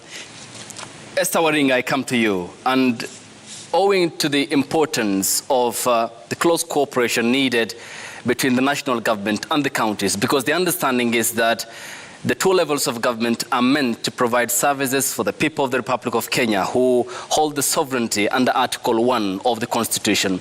What will be your approach between the relationship between State House and City Hall? Well, a leadership of a nation, even though it has different bodies, is still one, because the objective is for the interest of the people who have the sovereign power.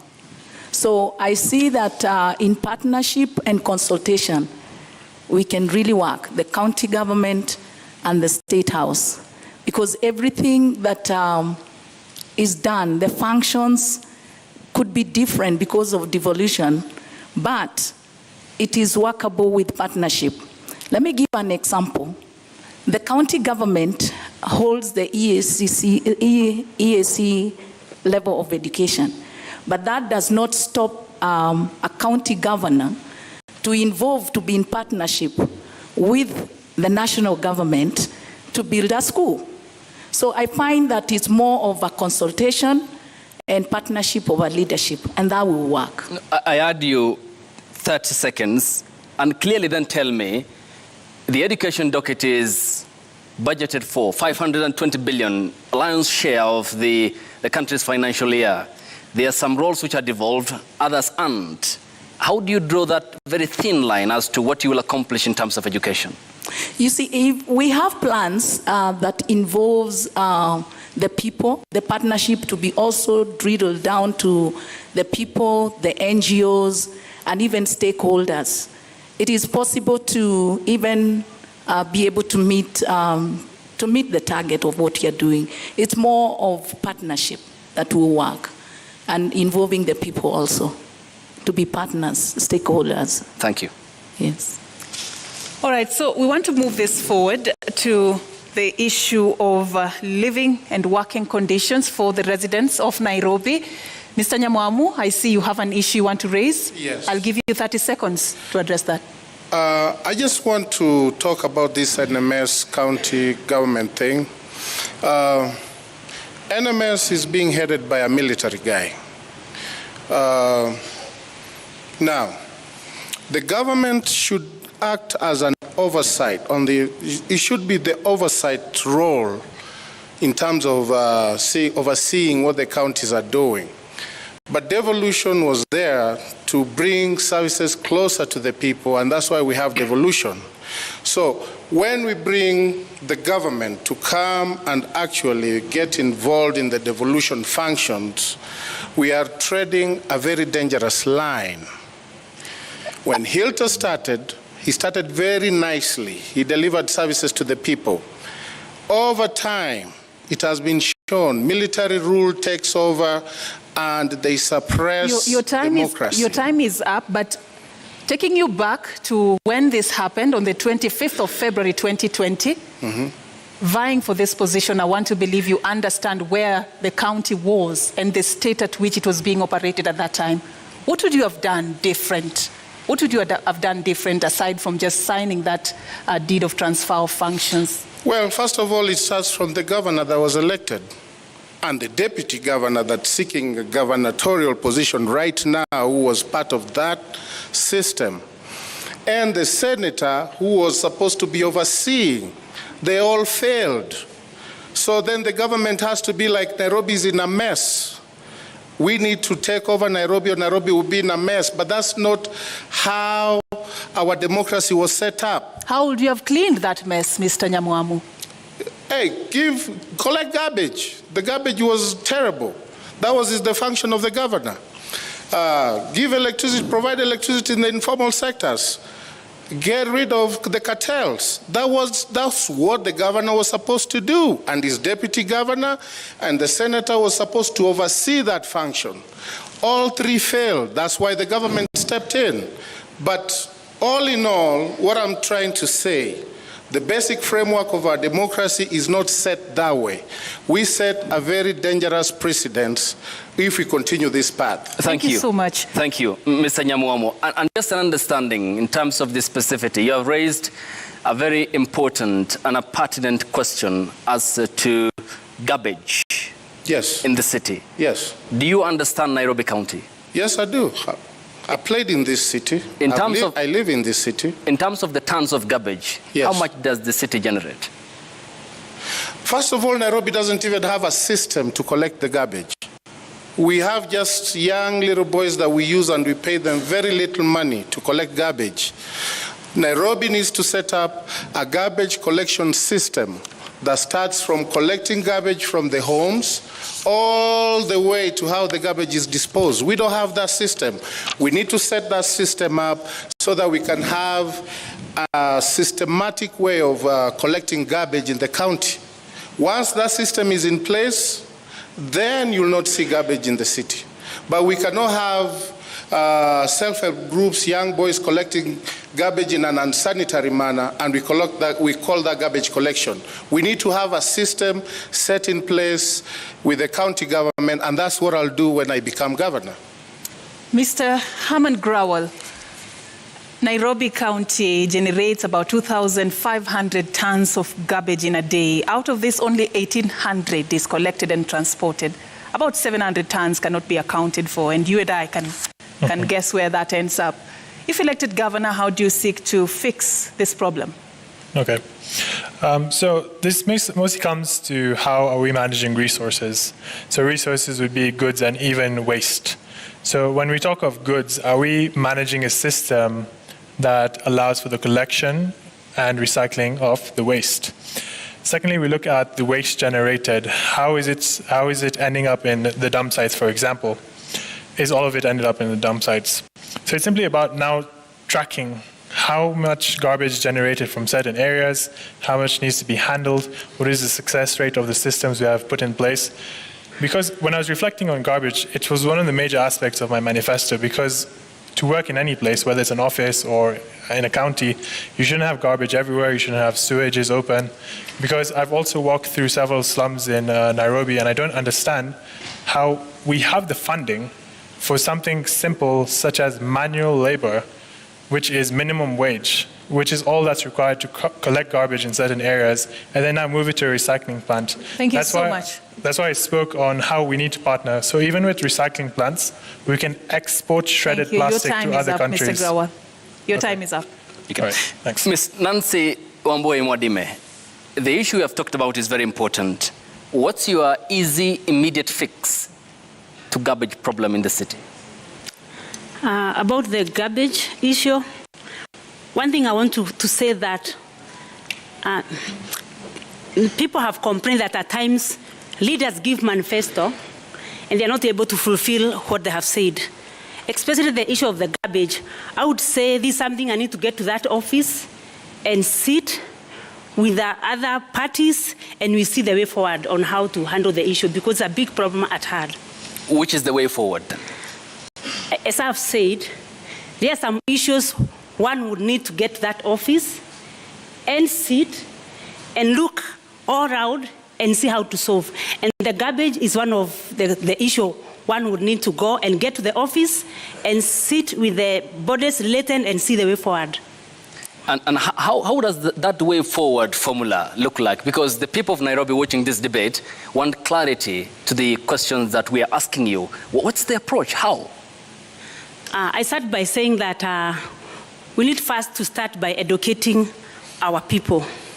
Because the issue of garbage starts by dropping it everywhere.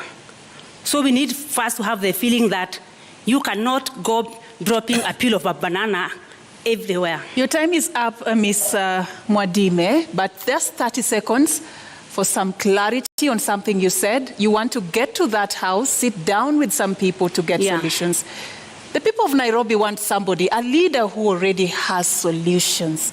What level of assurance can you give residents who are watching you tonight that you have the solutions to the problems that they are facing in Kenya's capital? I have solutions for many issues facing the Nairobians. Is garbage one of them? Garbage is one of them. So how do you sort to fix the challenges we are facing with the garbage issue in the city? We can go to the old, now we are calling it county government. Years back, we called it city council. By then, we had lorries, which used to go around collecting the garbage. And there was a planned area where the garbage used to be taken, and from there, it was managed. So what I'm trying to say is that we can get back to the Nairobi, which was there some years back, and the county government provide those services to the citizen, correcting the garbage and knowing where the garbage should go and knowing how the garbage will be managed. Thank you. Esther Waringa, 30% of garbage in the city is disposed of by a private company. This is a lion's share, and it's clearly a private affair. Yet the county is supposed to be offering services to the people. It's public dominated. How will you turn this around? You see, garbage looked in a more positive way. It's money generating. If you look at it that way, then you'll have a solution on how you can tap from garbage collection into the recycling and generate some money. So what I would really do is to have the county government deal with the garbage disposals, where the garbage installation, collection bins are placed in every estate, in every slum area, on the streets, and then that garbage collection is done by the city government, and we build some collection dumping sites in ward level, and then after that we are able to partner with companies that do recycling, and then we'll ask them that since we have brought the garbage to you, to the dumping site, then we create employment. We ask them to employ people who will sort that garbage out, and then after that, whatever profit they make, your time is up, Ms. then it's able to, we ask them to give us a 30%. Your time is up, but let me add you 30 seconds to be clear on that. Yes. When you say that you will procure companies, do you appreciate the importance of public participation under the current constitution? And what will be the way of bringing those companies on board since they are private? We have recycling companies. If we partner with them, and those are the things that they need, the recycling, the garbage stuff that they can recycle. So I find it's easier because when you partner with them, you have made it easier. You've brought the garbage to a dumping site that is available for them to be able to collect it. That's how I would look at it. Okay. Yes. And your time is up. Thank you. All right, we want to move to the next section, but before we do, Mr. Nyamwamu, earlier you had said that you play in this city, you've lived in this city. I just want to seek a clarification looking at what you've done and who you are. You left the country in 2001? Yes. To go to the United States? Yes. You're a certified nurse in the United States? Yes. You've attained 3 of your major degrees from abroad? Yes, I did. Earlier, in early basic education, you studied in a county outside Nairobi, Siaya? Yes. How are you assuring the residents of Nairobi that you're part and parcel of them, you understand their issues, you have solutions, you know what they're going through, you're going to fix it if they elect you governor? Well, I've been you have 90 seconds. I've been articulating these issues. I've given a way forward in terms of garbage collection. I've given a way forward in terms of making Nairobi business friendly. I think the issue you're asking, you've been outside the country, how are you going to relate with Nairobians? And my answer is this: I'm still a Kenyan, and problems that face the cities are universal. If I'm correct, our president learnt abroad. Incoming President Raila Odinga learnt abroad. A lot of people who are in leadership in this country learnt abroad, but they still actively participating in leadership roles in this country. So living abroad does not disqualify you from understanding and articulating the issues or solving problems. One of the things that has been put here that's successful is this expressway. This is a foreign concept that was borrowed from abroad, but it's here and it's working. So going abroad does not stop me. Thank you so much. Thank you for from that articulating the issues. Your time is up. Now let's move to the next section of this conversation that touches on the living and working conditions of residents of Nairobi. The key issue has been housing. And in this city, 9.3% of Nairobians, only 9.3% own homes. The others are renting units in different places. And also, it is a city that, according to statistics by the Kenya National Bureau of Statistics, 80% of the people who live in informal settlements across the country live in Nairobi. There's a huge housing crisis in this capital. Esther, I'll begin with you. If elected governor, how will you seek the housing crisis in Kenya's capital? Well, I would start with the housing crisis with the most affected areas, like the slum areas. And I would partner with the landlords who will sit down with the consultation and find out how we can be able to improve what is already there. For example, if I take Kibera slums, those are settlements where there are landlords who are owning those small houses. But if I came in as a governor and had a partnership with them where we improve the housing, we improve the condition that people live in there, and I'll come with support, like give money so that we can improve, and yet the people staying there will not pay a higher cost, but they will still remain paying that because I've already chipped in some money to improve their living conditions. That's how I would tackle it. Then I would partner with the investors to build affordable housing. Thank you. Thank you so much. Your time is up. Allow me, Esther, to add you 30 seconds, because you have mentioned Kibra, which is a constituency in Nairobi County. And as per the Kenya National Bureau of Statistics in 2019 census, this is a region or part of Nairobi which has a population density of 712 times what ought to have been 68,000 people per square kilometer. That's a homework, isn't it? That's a steep slope for you. How will you operationalize decongestion of informal settlements, which account for 80% of Nairobi's population, and Kibra being an example that you have fronted? Well, I wouldn't look at moving these people. I know there is cheap housing, affordable housing that was built for them, high-rise being one of them, but they never moved in there. They still came back to their own settlement. So what I would look at is improving, not really moving them away, because they are used to that place, they are comfortable in that place, but how best can I improve their living standard? And your time is up. That's what I would focus on. Asante, thank you. Haman, yes, I come to you. Housing is a national government function, and therefore, again, another cooperation is needed between the county government and the national government. We already are falling short of the targeted 250,000 household units to be delivered. We are doing it at 50,000 at the moment. This rate needs to be speeded up by 3 times the current number. What's your cooperation with the national government, if elected governor? And how will you address the problem of housing congestion in the city? Okay. So the question is based on supply being too low and demand being too high. Every businessman knows that this is a huge opportunity, right? So if you look at the structure of the country, you've got your upper class, middle class, and lower income groups, and each needs a different solution for housing, because you wouldn't expect someone that's earning over 2 million shillings per month to be provided with the same solution as a lower class person.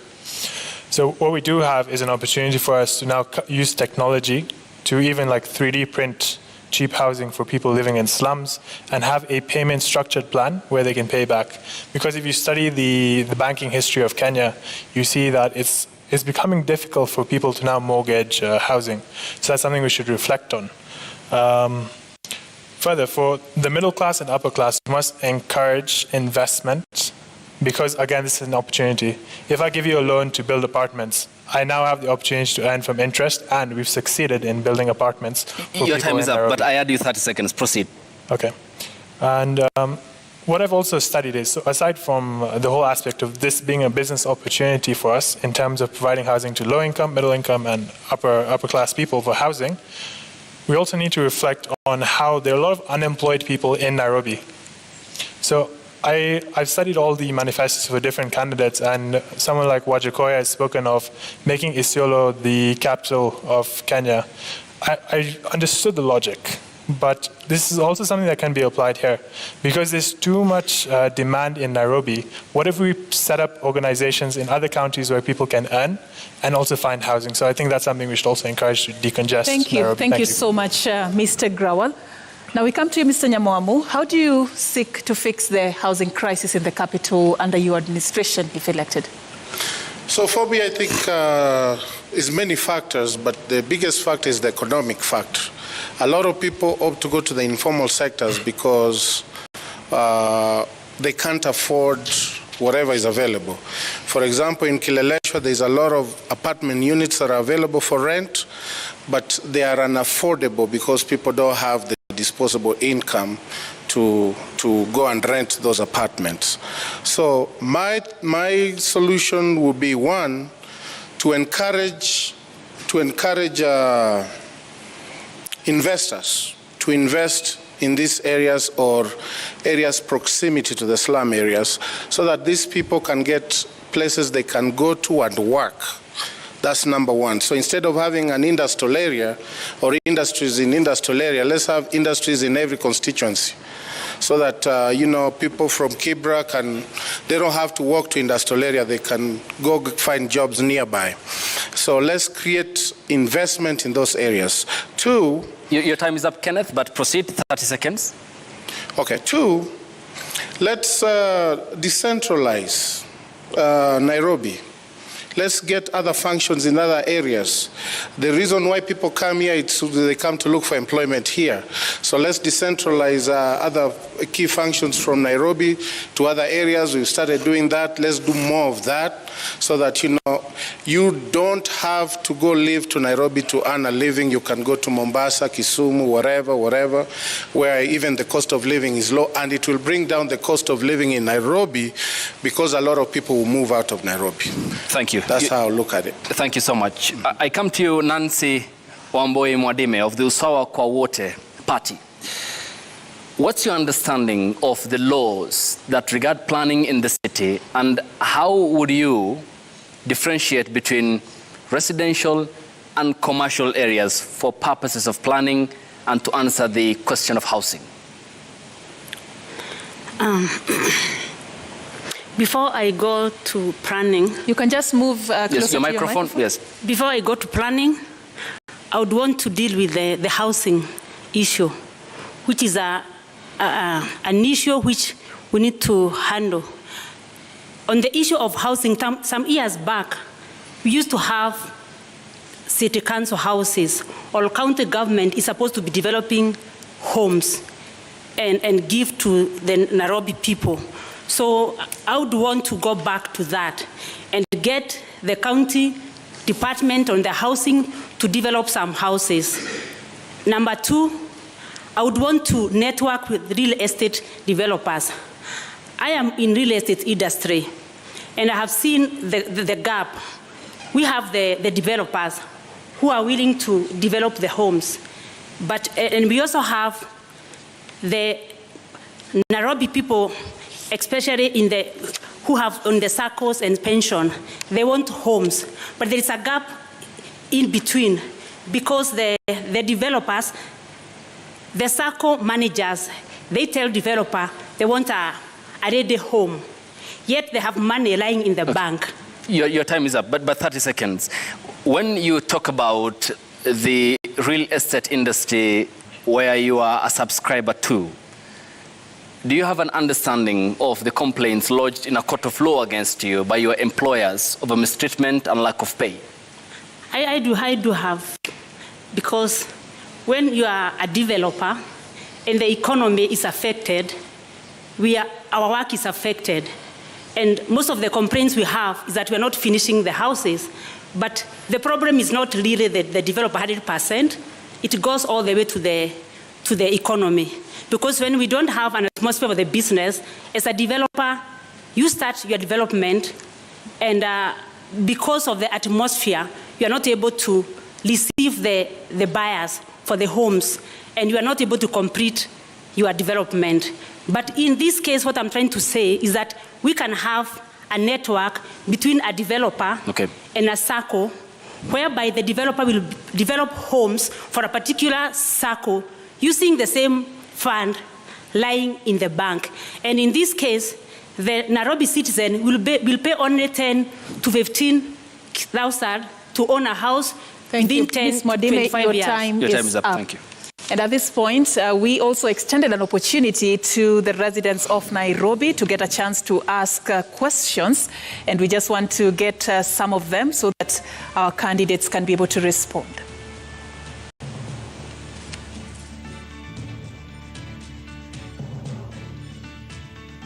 My name is Masi Masila Achola, an executive program leader with the Maxwell Leadership Team, and also serving in the Kenya Daima Steering Committee.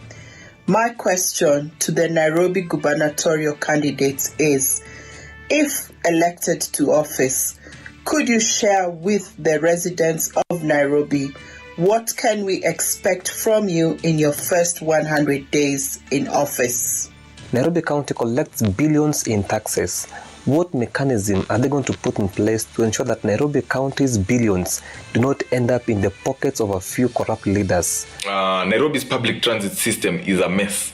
How will your administration fix the issue of commuting through town and the traffic jams we experience on our roads daily? Majina ni Nicholas Paul.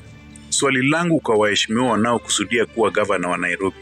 Ni mpango ipi mlioweka kuhakikisha ya kwamba wafanyabiashara wadogo wadogo hawadhulumiwi na mabwenyenye humu mjini? My name is Samuel Matara. I work and stay in Nairobi. And I have a question to all the Nairobi gubernatorial aspirants.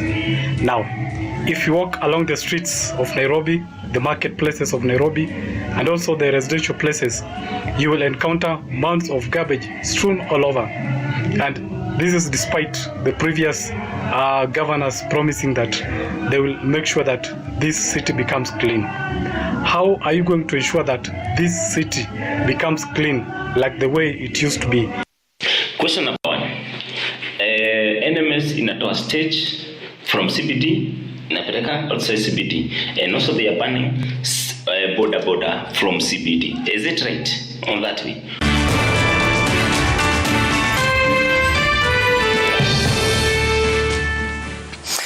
And those are the residents of Nairobi who sampled messages that we did play here, and we did engage them because they are very key and important since they hold the key to City Hall and in exercising Article 1 of the Constitution, since the sovereignty of power lies with them as enshrined and envisioned in Article 1 of the Constitution 2010.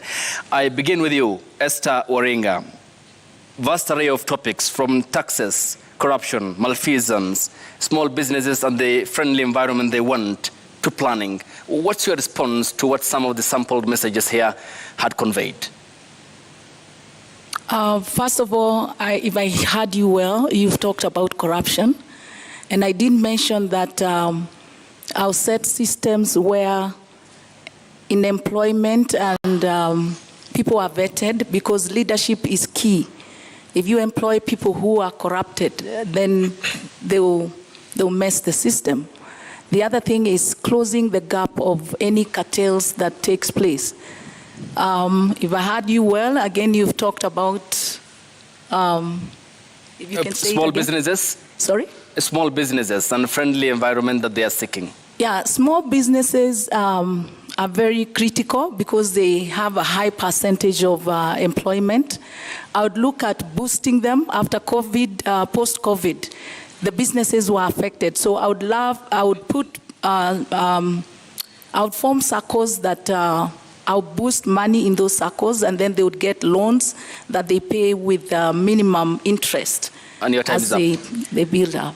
Coming to you, Mr. Grawal Singh, we had tackled the issue of corruption, but I want you to also speak to some issues that have been raised there. What will you do within your first 100 days?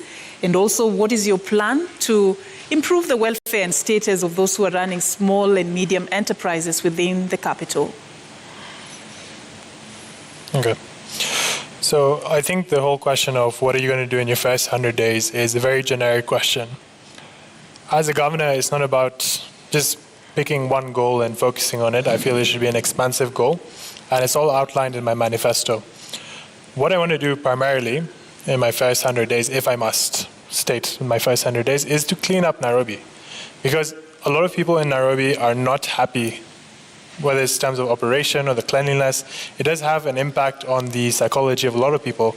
So I feel cleaning the area in Nairobi is something of paramount importance in my first 100 days. Moving on to SMEs. My running mate is named Michael Kimwele. He works for KCB Bank. He's in the department for SME loans. So there's actually a structured plan we have on how to help SMEs access funding. Because if you look at the history of a lot of countries, how do you stop, for example, the son of an Askari being an Askari? How do you help the son of a mechanic finally be able to buy a car? It's through providing them with funding. Grewal, but I add you 30 seconds to proceed. Okay, thank you. It's through providing people with funding to allow them to break out of their environment. If, for example, I've never received over 30,000 in my whole life. How am I going to escape the poverty cycle? It's through having a structured plan. And even we have a system where we'll guide a lot of people in Nairobi how to start a business, how to run a business. And if your plan makes sense, we'll help you get funding for your project. And we also have some sort of mentoring system. So as you're operating, as you're growing your business, you'll still be monitored, supervised. And we work as sort of a team, as a family, so we can help each and every person in Nairobi grow. Thank you. All right, the same set of questions will apply to you, Ms. Nancy Mwadime. Within 100 days, in case you're elected, what will you prioritize? And also as you do that, you also talk on what you plan to do to improve the status and welfare of those running small businesses within Nairobi. You have 1 minute. So the first 100 days, I'll deal with the employment. We have kept on talking about employment on youth, but around this time we have unemployment, even from age gap between 30 and 40 and even 50.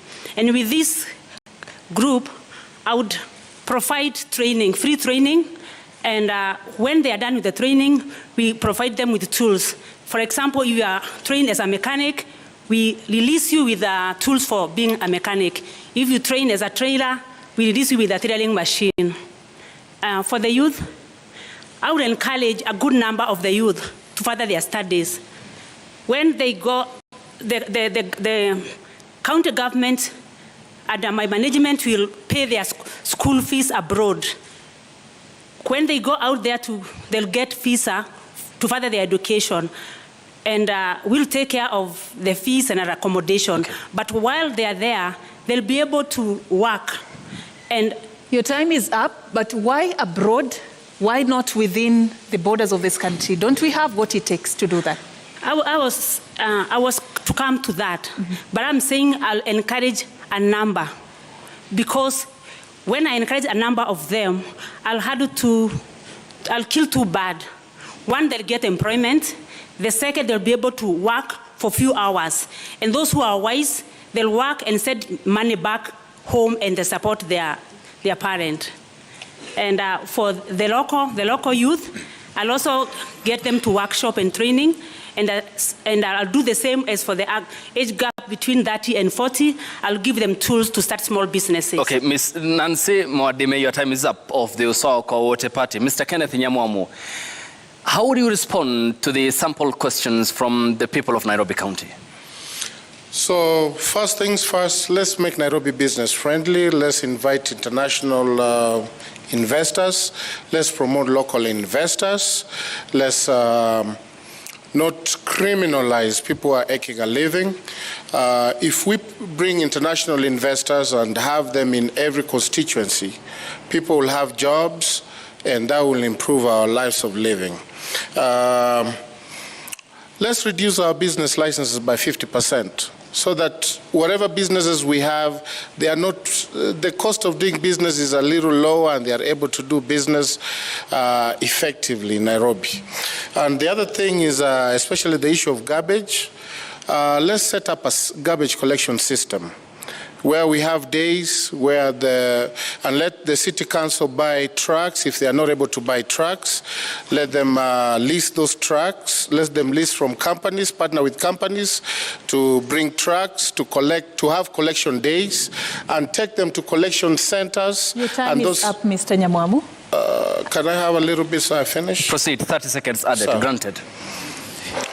So let's get these people these young boys who are picking up garbage. Let's train them, empower them, show them the sanitary way to collect garbage, so that when the system is there, these boys can be incorporated in the county, and then the garbage can be taken to the collection centers. The other thing is when I'm governor, I'm going to fight with KEMSA. KEMSA is diverting medication from county hospitals. Your time is up, Mr. Kenneth Nyamwamu. That is another government agency, which is national. We appreciate is the source point of pharmaceuticals to the counties, and that is a topic we can discuss another day. All right, so there's a question that was also asked. I deliberately left it because this is what actually ushers us into the next section. And we're going to be looking into your vision for the transport sector in Nairobi County. one of the residents of Nairobi County is concerned actually about the traffic jams that we witness each and every day if you live in the capital. Esther, what is your plan to end the perennial traffic jam menace if elected? Thank you so much. About transport, I would say that if we have proper and efficient transport system that will work, it's good. If I'm elected, I would think of having to refurbish trains, have rails, train bringing people to town. That would decongest the traffic. I'd also have to have a consultation with the Matatu people and see how best we can have the public transport organized. I would also look at having designated lanes on the road where any buses or a car that has more than 3 people can use that lane so that it's more faster to have them. Your time is up, but are those, I'll add you 30 seconds. Are those not efforts that have been tried before? We've seen that in the capital already. Is there anything that you offer as an alternative for the residents of Nairobi? If you can ask the question again. I just want to inform you that those are things that the previous administrations have tried, using trains and also consultations with those who are operating in the public service sector. And of course, you know, is there something that you plan to do that will be different to fix the perennial problem of traffic jams? It's to encourage people to do carpooling if they are going the same direction. And if we had institutions like schools that are properly equipped and people take their kids to school where they stay, it's much better than crossing across to take a child to Nairobi Primary School when they live in Dadora. So I would reinforce that method of having the schools at their ward levels so that we can ease the congestion of traffic. Your time is up. Esther Waringa, Independent Party. Haman Grewal, what's your approach to traffic snarl-up and the menace in the city? Okay. So transport is a fairly complex issue. I'll try to speak on it in 1 minute, but generally it cannot be resolved in this much time. Once again, we break it down. We have 3 classes of people. We have the lower, middle, and upper class individuals, and each desire a different level of transport solutions.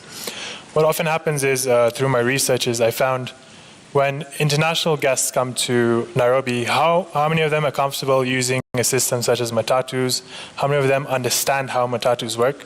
It's not a large percentage. So I reflected on it. I came up with 3 solutions. I hope I have the time to touch on them.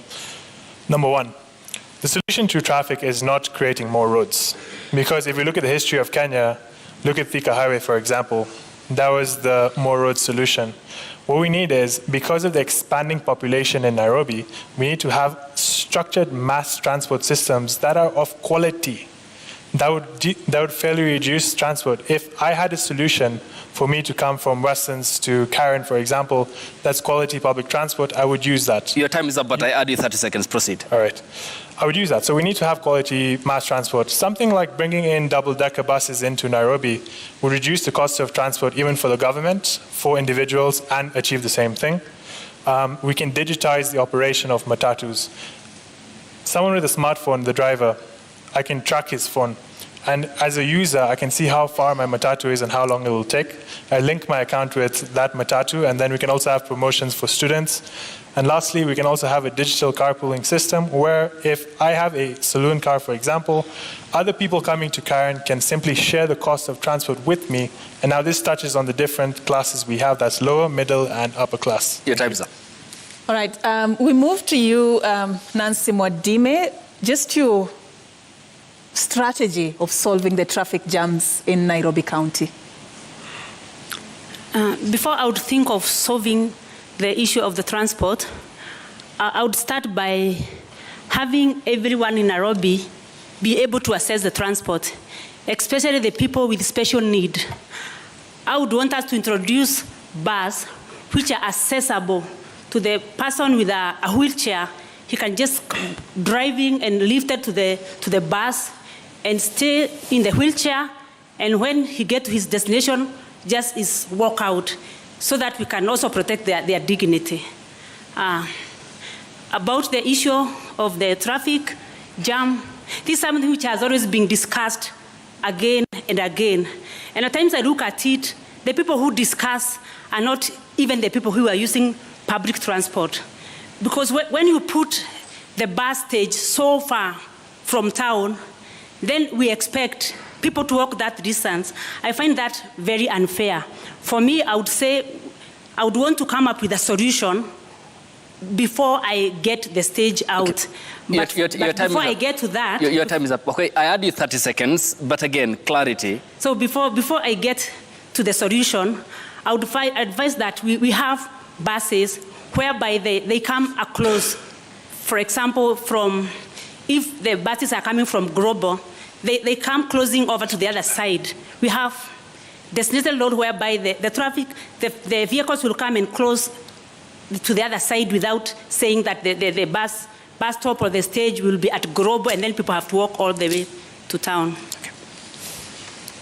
All right, and just to come to you, Mr. Nyamwamu, as well on the same issue of the perennial traffic jams in this country's capital, what is your solution? So first, let's expand the use of BRTs in our city. Number one. Number two, let's introduce shifts, working shifts. Let people not come at the same time and leave at the same time. Services that don't need people to come to start work at 8, they can have shifts from maybe 11 to, I don't know, add 8 hours to that. But the concept is to have people come to work at different shifts.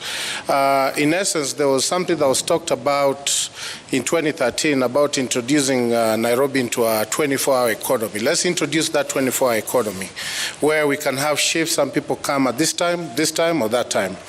Another thing we can do about congestion is to have car holidays, days where, we don't allow private cars or cars of particular whatever to come into the city. Let everybody use the BRTs or whatever public transportation is available to come to the city. Thank you. That will help with decongestion. Your time is up. And I start with Esther Waring on podium number 1. Your closing remarks, 30 seconds, and kindly adhere to the time. I would say that the national government funds distribution to be considered, because the county government has more of the functions, yet not enough money to fulfill those functions. And the other thing is that I would say is that I've lost my mind. Okay, and your time is up. So that is all I would say, that in partnership with the national government and the county government would really bring a smooth running of this city. Your time is up. Thank you. Thank you. Mr. Haman Grawal? Okay. Closing remarks are normally a lot longer, but I'll try 30 seconds. So, I'm the Safina candidate for Nairobi Governor. I'm 25 years old, and my candidature came as a shock to many. But I feel I've outlined the qualities I have that allowed me to be backed by Jimmy Richard Wanjigi and Paul Mwite for this position. I've come up with solutions for free healthcare, free education, and jobs for people across Kenya.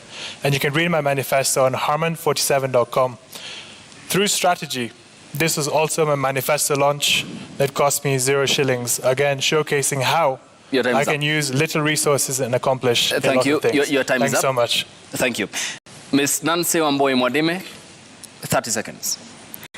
My closing remarks, I would want to speak to the voters and tell them that if they vote for Nancy Wamboi, they will be voting for a leader who have them at heart. And I also want to advise them that it is time they choose or they select a leader who is a leader not because he's coming from big parties, not because he's giving them money, but a leader who can go and work for the people. The leader who will go and know that he has been sent there and be a leader for Mwananchi. Your time is up. Mr. Nyamwamu.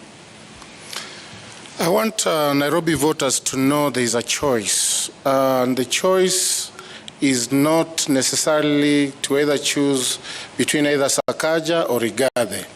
There are other candidates. There have been issues where, the media has kind of contributed to the issue of us not getting our word out there. But now that we are here, it's our platform to say, Nairobi, Sakaja, Igathe quit on you, do not be forced to choose him. Sakaja was there 5 years ago. For 5 years, didn't do anything, gave up the functions. Please, there are other choices here with manifestos. Your time's up. And people who are willing to work. Thank you so much, Mr. Nyamwamu. And just to point out, this platform has been organized by a majority of media houses across the country, and you're being watched on several television stations and being heard on radio stations. So we really do appreciate you creating time for us tonight. And of course, that is how we wrap this debate. And now, ladies and gentlemen in the audience, our viewers at home, we end it here for now. Our appreciation to the candidates and their respective campaigns for honoring voters with this duty to debate. And we thank you for watching. Our second debate involves Senator Johnson Sakaja of the United Democratic Alliance Party and Polycarp Igathe of the ruling Jubilee Party and the Azimio la Umoja One Kenya Coalition political party, and comes to you live at exactly 8 p.m. My name is Ayub Abdikadir Abdi.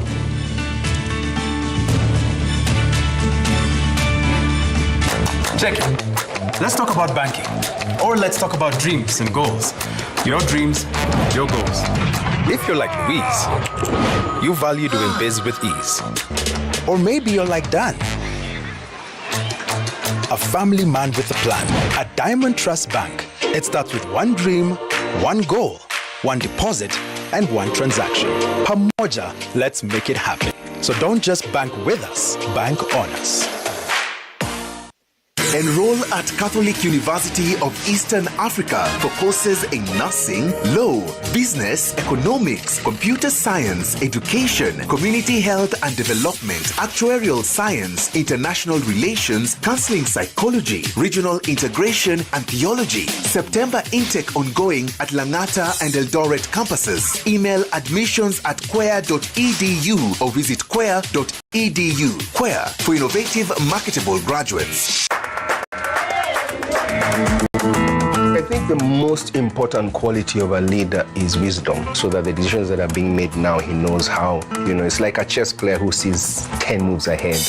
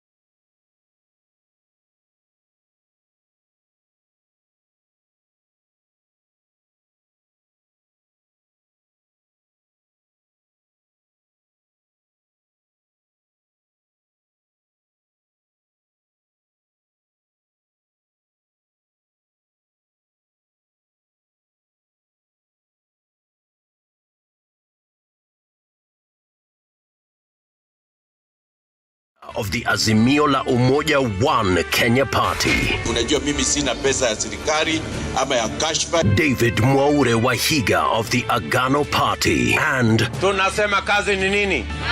William Samoei Ruto of the Kenya Kwanza Alliance. Presidential Debate 2022. Do not adjust your sets.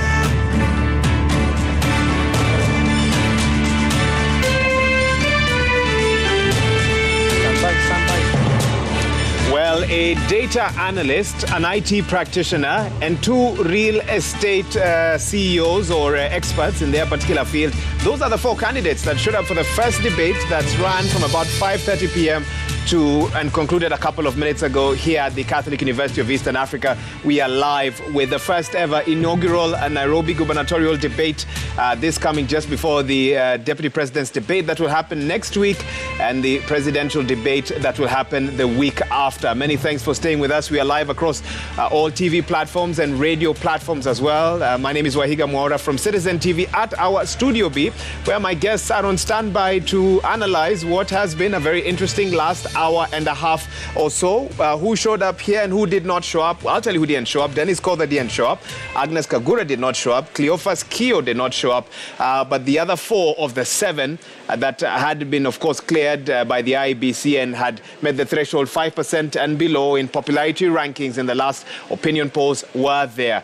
Also, you know that in the next 1 hour or so, we'll have the second debate that will be featuring Polycarp Igathe of the Jubilee Azimio coalition, and of course, Johnson Sakaja of UDA. So stay tuned for that. But meanwhile, my analysts on standby, they've been keenly following the action here at the Catholic University of Eastern Africa. And Professor Odote, I want to actually start with you with that same question that I began with. Who showed up? And in your view, who should have stayed at home this evening? Actually, I think for me, except for Haman, the rest should have stayed at home. The rest should have stayed at home. You need to quantify that. I think if I said at the start that if you are a fringe candidate, you need to leave an impression on people. And you need to be very clear about what you say. You're given 1 minute, talk about the real issue. I struggled to find what the real issue on each of them were. Starting with Nancy. I think Nancy's real issue that stands out for me is her ideas about getting all tribes to fight corruption, that bring everybody together, then corruption is fought. As a friend of mine would say, nonsense on stilts. Prof, let me cut you there because I'm told one of the candidates for the next debate is actually expected here any minute now, Polycarp Igathe. And so let's hear from Leila Mohammed now, who's on standby with that update. Well, Wahiga, it's been 90 minutes full of debates and engagement around the capital city. That is Nairobi. That was the first debate. The second one is incoming in the next few minutes. And those two gentlemen who are expected in this second tier of the debate are already in this vicinity of the Catholic University of Eastern Africa choir here at the Langata campus. We are aware that Polycarp Igathe of the Jubilees and the Azimio One Kenya Alliance is already here. He is expected to drive into this red carpet area any moment. Now, as you can see, this is an entire team of the media representation awaiting this. Nyamwamu, UPA, Nancy Mwadime, Usawa kwa Wote, Polycarp Igathe, Jubilee. Before this criteria was brought into the four have already been taken through questions in the first year of this debate, and quite an interesting 560 matters at the heart of the residents of this beautiful county of Nairobi have been undertaken, from unemployment, from the question of living within the city, from the issues around garbage, the stinking issues of garbage in the city, and the prospects of making good money around the county of Nairobi are matters that are quite at the center and the heart of the people who call Nairobi home. Remember, Nairobi doesn't live in isolation. It is not an island. It is supported by 4 other counties and towns. Across those other counties are also considered the bedroom states of Nairobi County, and in totality, about 9 million people live, work and do business around the capital city. That is County 047. So we are keeping an eye on the lights. this is where the introductory session will be, and the gentleman of the moment will be driving down any moment now. Waihiga and your panel, you've been discussing around what are some of the expectations of the voters who are expected to come here and listen to the people who want to replace Anne Kananu as the fourth governor of the county of Nairobi. This gentleman who is driving in any time now is no stranger to City Hall, having served for 6 months in 2017 as the deputy governor of the county of Nairobi. This under the Sonko administration, having to leave office. Those are some of the questions that were undertaken in this first debate. And as I'm being told by my director, the team is walking down into the red carpet area where we'll be receiving them. Myself and Francis Geshuri from Citizen Television will be taking them through the initial questions. How do they feel? Looking at how they have adorned themselves. Are they ready for this debate? This debate will be undertaken by NTV's Mark Masai as well as KTN News' Zubeida Kananu. It will be a double language interview, and they will have 90 minutes to explain to the people of Nairobi County and indeed the 47 counties that depend on Nairobi in interconnectivity in one way or the other, on why they are considered the best candidate for this beautiful city of Nairobi. Francis, it's been an emotional afternoon this evening. The expectations are quite high. The gentlemen at the back of our hands really going through the paces. They are the people who call the shots for the media houses. They are the think tank behind this special broadcast that is coming to you live online, on radio, on television. Wow. Anywhere you're looking at us, you're seeing this special debate. What are their expectations as the people behind this initiative? Absolutely, Leila. Breaking the newsroom boundaries today. No particular station, no competition, no nothing. Just bringing Kenyans an opportunity, giving Kenyans an opportunity to hear, see, engage the guys who want to be governors of Nairobi. And there you can see, as you rightly put it, Leila, you can see Polycarp Igathe, the Jubilee candidate, and his team. I can see from afar Rachel Shebesh, the Senate candidate of the Azimio team, Edwin Sifuna. And let them come over. Here is the red carpet. Good evening, sir. Welcome to Choir. Welcome. How does it feel to be here? It feels very good. It's a cool Nairobi evening, and thank you very much for having us. You look quite sharp. You're smartly dressed. Are you having any goosebumps today? Absolutely not, especially when I'm flanked by Edwin Sifuna here, our incoming senator, and our leader here, Rachel Shebesh. We're very, very proud to be here. And good evening, Nairobi. The transition from running mate in 2017 to gubernatorial candidate in 2022, how does it feel for you? It feels exciting, and I really thank our party, Azimio la Umoja, for earning me the ticket, and for the people of Nairobi for the confidence they have shown, the excitement to our ticket, and we want to assure them we shall not let them down, and we are here to tell them what we are going to do for them and how we are going to do it and how we are going to do it together. Without preempting what my colleagues Mark Masai and Zubeida will do, what are your expectations in this debate? I just expect that we shall show the maturity of the Republic of Kenya, especially in Nairobi. This is Kenya's sitting room, and people behave very well in the living room. So we are going to show maturity. We are going to demonstrate that we are truly ready to serve. Shebesh, why would your company gather here? Why not allow him to be here and watch on TV? Well, I am leading the campaign for Azimio in Nairobi under the Azimio umbrella, and therefore I am here to not only give and lend my support, but to just assure Nairobians that Azimio is the team. And it is a team effort. It's not only about the governorship, because we know that without the role of the senator who oversees that body, which is the devolved government of Nairobi, that also we don't have a complete team. So I am here to just say that as Azimio, we are very proud that we have a governor incoming who is sharp and brilliant, and I think the people of Nairobi today will see why we chose Igathe. Sifuna, there is no senator debate, absolutely, but umedandia pia. Sijadandia, you know that in the event the people of Nairobi are gracious enough to give me the position of senator, I am going to be oversighting this gentleman who would be elected governor. We want to hear from them and know as the office of a senator that what they're proposing represents the best use of the resources for the people of Nairobi. We have campaigned together, we know the issues that the people have raised, and we believe that we have the best solution as Azimio. I am actually very proud to work with my governor candidate because he's a credible candidate. He's somebody who starts off with credibility, and we're hoping that he will demonstrate to the rest of the county that in fact our ticket represents the best ticket for the governorship. Asante sana, we allow you to proceed. Welcome, Asante, karibuni sana. And feel free. That has been quite an initial discussion, Francis. The Azimio One Kenya Alliance team just being introduced to the media team here as they take on the red carpet. Waihiga, let me take it back to you with your panel. You've seen how the Azimio One Kenya Alliance team has come full throttle, and they are hoping that this will be the debate that will turn the 25% of undecided voters towards their side as we await the UDA candidate Johnson Sakaja.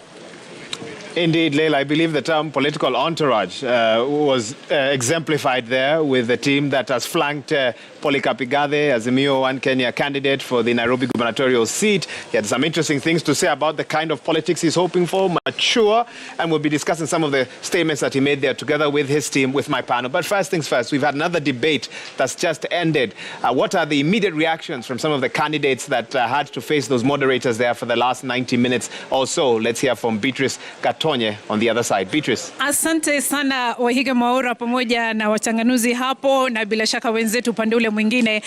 Kama jinsi ambavyo umesikia, Polycarp Igathe tayari amewasili katika eneo hili akijiandaa kwenye awamu ya pili ya mjadala huu wa jioni ya leo. Lakini nisiseme mengi, kwenye mjadala wa kwanza wa wawaniaji ugavana katika kaunti ya Nairobi, mengi ya masuala yameweza kujitokeza katika mjadala huo, huku masuala ya maji, masuala ya ufisadi, masuala ya nyumba, masuala ya msongamano wa magari ni baadhi ya masuala ambayo yameweza kujitokeza, huku hawa wawaniaji wakiwaelezea wakazi wa Nairobi jinsi wataweza kukabiliana na changamoto hizi ambazo zinawakumba wakazi hawa.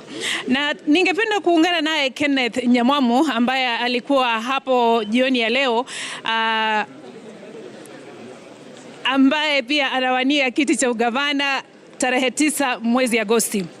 Bwana Nyamamu, unadhani kwamba umeweza kuwahimiza wapiga kura takriban milioni 2.4 wa kaunti ya Nairobi kukupigia kura, na hasa kuhusiana na swala la ufisadi? Unadhani ulifanya vipi katika swala hilo ukilinganisha na wenzako ambao mlikuwa mkikabiliana nao katika swala hili? Asante sana. I think tumeuza sera zetu kwa hii platform, tumeonyesha manifesto zetu, and I feel confident, nimeconvince watu wa Nairobi kuwa I'm the right man for the job. Jambo la pili kwa ufisadi,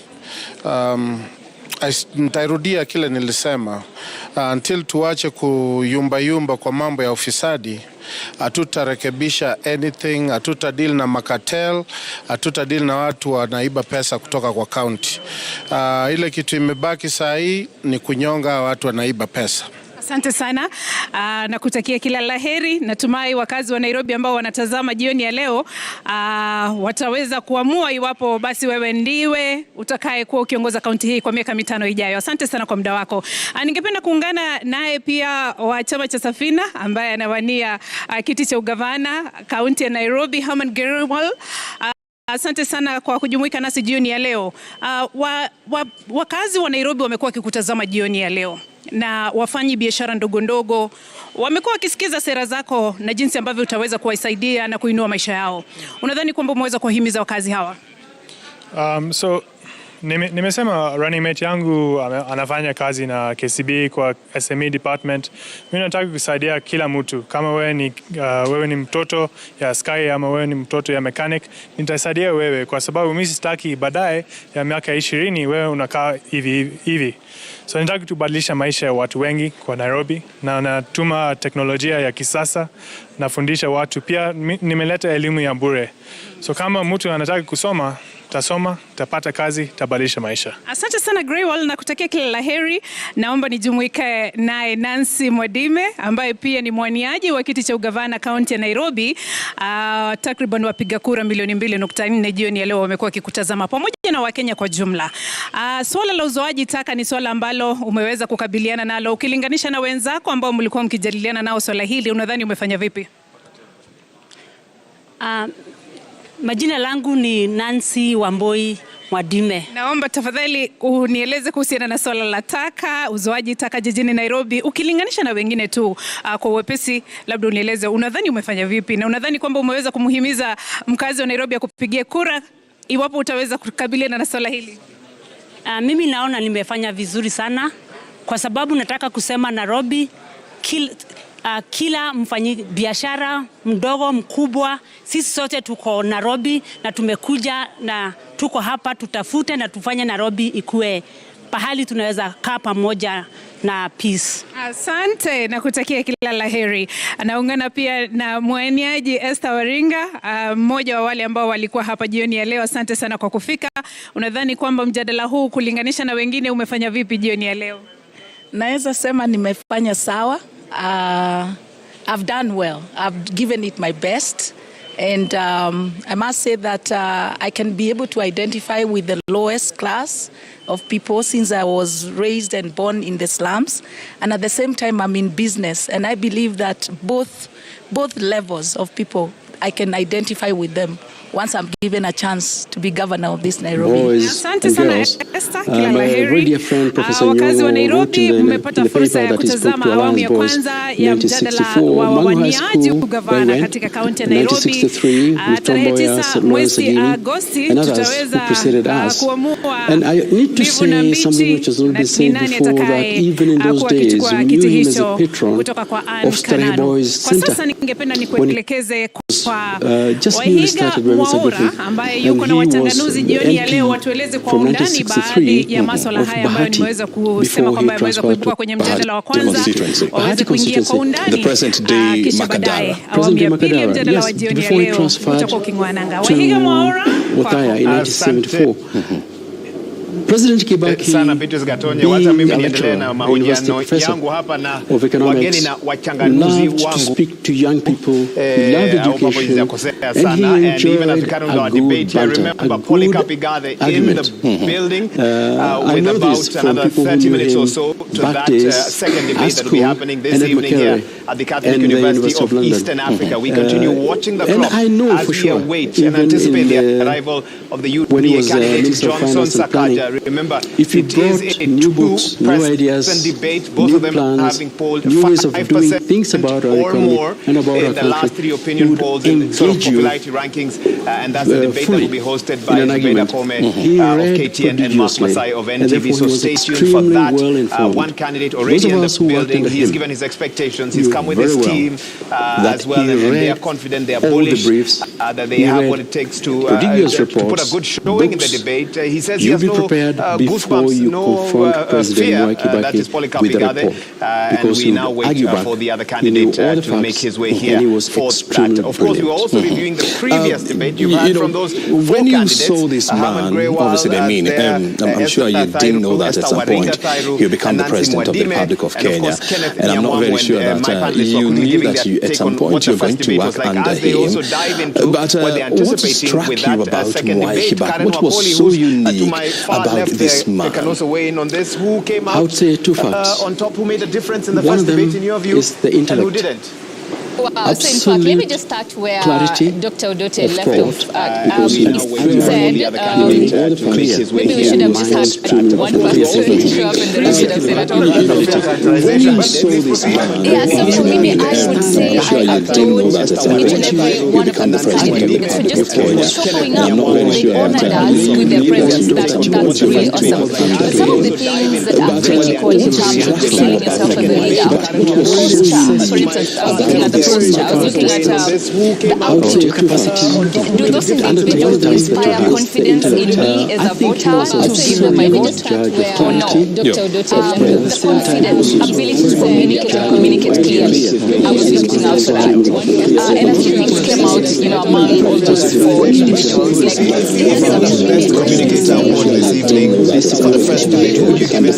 you know what? I work for young people. I serve young people. This evening, I am so proud of young people.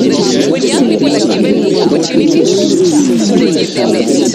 Haman did an awesome job. He's a great communicator. He seems to have thought through his ideas and his agenda beforehand. He was outstanding to me. Practical steps in terms of mentoring young people, starting funding mechanisms for young entrepreneurs, digitizing the economy within Nairobi County Government. Very practical, salient steps that he wanted to take. So I think for me, in this evening, he stood out. You're reading the quality of debate that was had today. Of course, Kenyans not having watched in a regulatory debate at this level before, this being the first time, even as you respond to what the other parties have had to say. Also, let's talk about the quality of the debate that you saw. I think we're going to add into perspective. The first is some first to mark to issue marks. All candidates fail, but we can actually find all fail. And we have I think Brewer and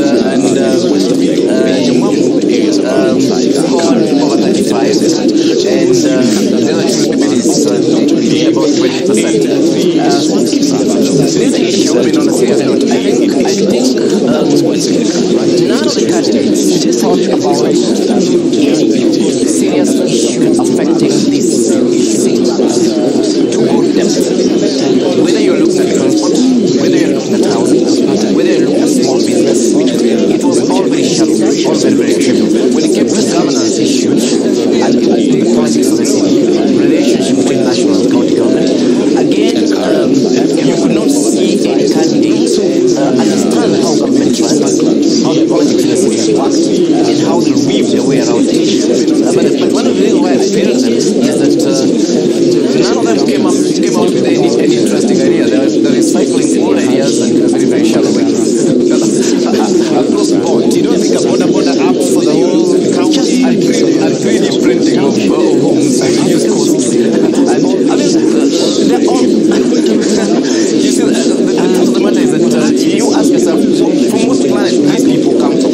My point is that we're hoping that at least a candidate, we're hoping that these are French candidates with very specific agendas for their parties, be it agendas around youth, be it agenda around business and so on. And what I really wanted to see was a candidate to at least pick one issue and run away with it, whatever issue it was. And you did not see that? And across board, I mean, I did not see anything, be it from transport, be it SMEs, be it revenue generation. You didn't see even? No. Okay. Philip, before I come to you, can you really go deep in 2 minutes? I don't think, being overly unfair? Well, I'm definitely not going to be as strict as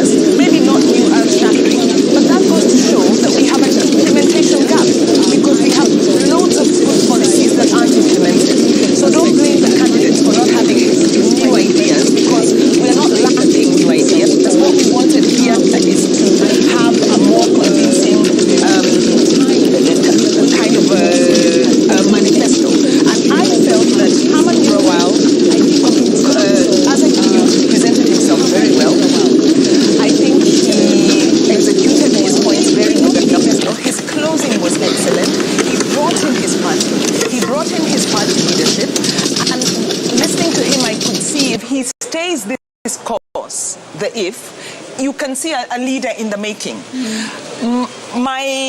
Having said all that, I do think there is a need for candidates to start at a level that, to find their level. You want to build your political name and your capital. MCA is a very valid position, and I just felt there were good ideas, good intent. It was more like a public participation session, and I was thinking it would be great if these people put themselves forward for MCA and show the if a commitment. You can see a leader in the We invited them for a debate, not a public participation. In terms of having said all that, the level of contribution was more of a public participation session, and I think the level of contribution also means they should start. If I'm going into a job, I start at my entry level and build up. Okay. Name and your capital. MCA is a very valid position, and I just felt there were good ideas, good in terms of the notes. Sakaja hasn't been doing too badly in terms of the polls. He may lose our stays by MCA, and we may see common a little change. But while and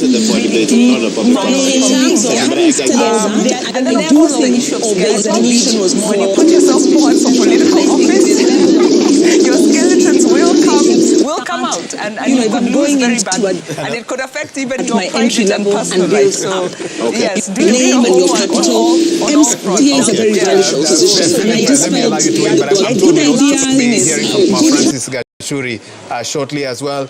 But Bonakisia, was there any highlight for you this evening? Well, I think, first of all, let me join my colleagues in congratulating those who turned up for the debate. So that's your first highlight. I think it's only fair. Yes. Because you must be brave to present yourself in such a high-level debate. But if you ask me, if I were to mark, I'm not a professor, but I mark exams. I would mark them 3.5 out of 10. Okay? All of them? All of them. 3.5 out of 10, some will get even 1. Apart from, I think it was Kenneth and Herman, they probably score about 3.5. All right? And just as Wanjiru said, I think you need to know where your place is. Okay. At a point, Philip, I may need to interrupt you for a developing event here at the Catholic University of Eastern Africa. I'm told Johnson Sakaja is in the premises. And there we go. Francis Gachuri has that update for us. We've been waiting for this, Gachuri. Absolutely, Wahiga. And good afternoon to you once again.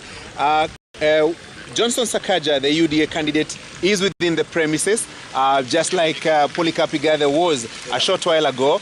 He should be walking down this route shortly, so that we can also get an opportunity. So, Gachuri, we are expecting the Senator of Nairobi County, the current Senator who is expecting to become Nairobi's 4th Governor, Johnson Sakaja of UDA, who we are aware is already in the vicinity. Less than 5 minutes ago, Polycarp Igathe arriving here with an entire entourage of people and personalities who believe in his wisdom. We are just hoping that Sakaja has already been accredited and will be working in a similar fashion to how his competitor and co-debater will be received. This turning out to be quite an interesting evening. We were expecting that this debate was going to happen at 7:30. Now we're hoping for it to begin at 8 p.m. For another 90-minute round of questions and answers.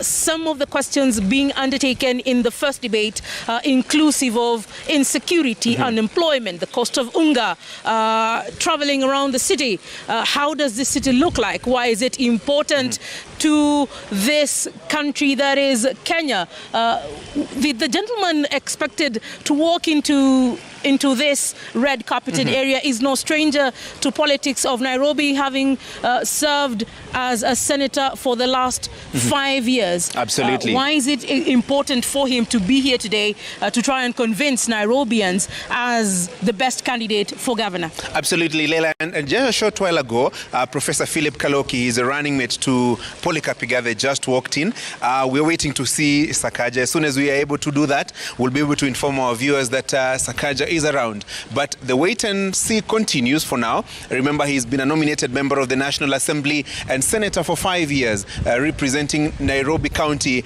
in the Senate, the bicameral parliament, the National Assembly and the Senate. So he has been a representative of Nairobi County in the Senate, county number 047. So Wahiga, let me hand it back to you. As soon as we spot Sakaja, definitely we'll be able to tell our viewers and just get to hear what he has to say insofar as this debate is concerned. Back to you, Wahiga. Thanks so much, Gashuri and Leila. I must warn you, it's getting a bit chilly here in our Studio B, but that debate coming up in the next 30 minutes is expected to heat things up.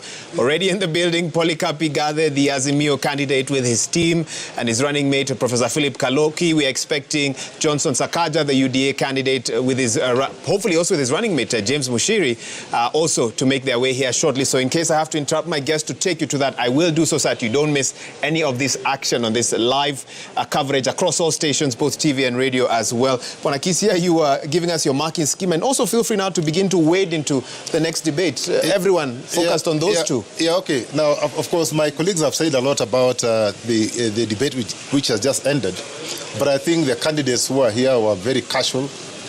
They didn't seem to understand the issues. They didn't provide any solutions. They kept on repeating what we've heard before. There were no new ideas. And if you ask me, I think they should receive a bill. They should receive an invoice for consuming prime time. And here you are saying I was harsh. For consuming prime time.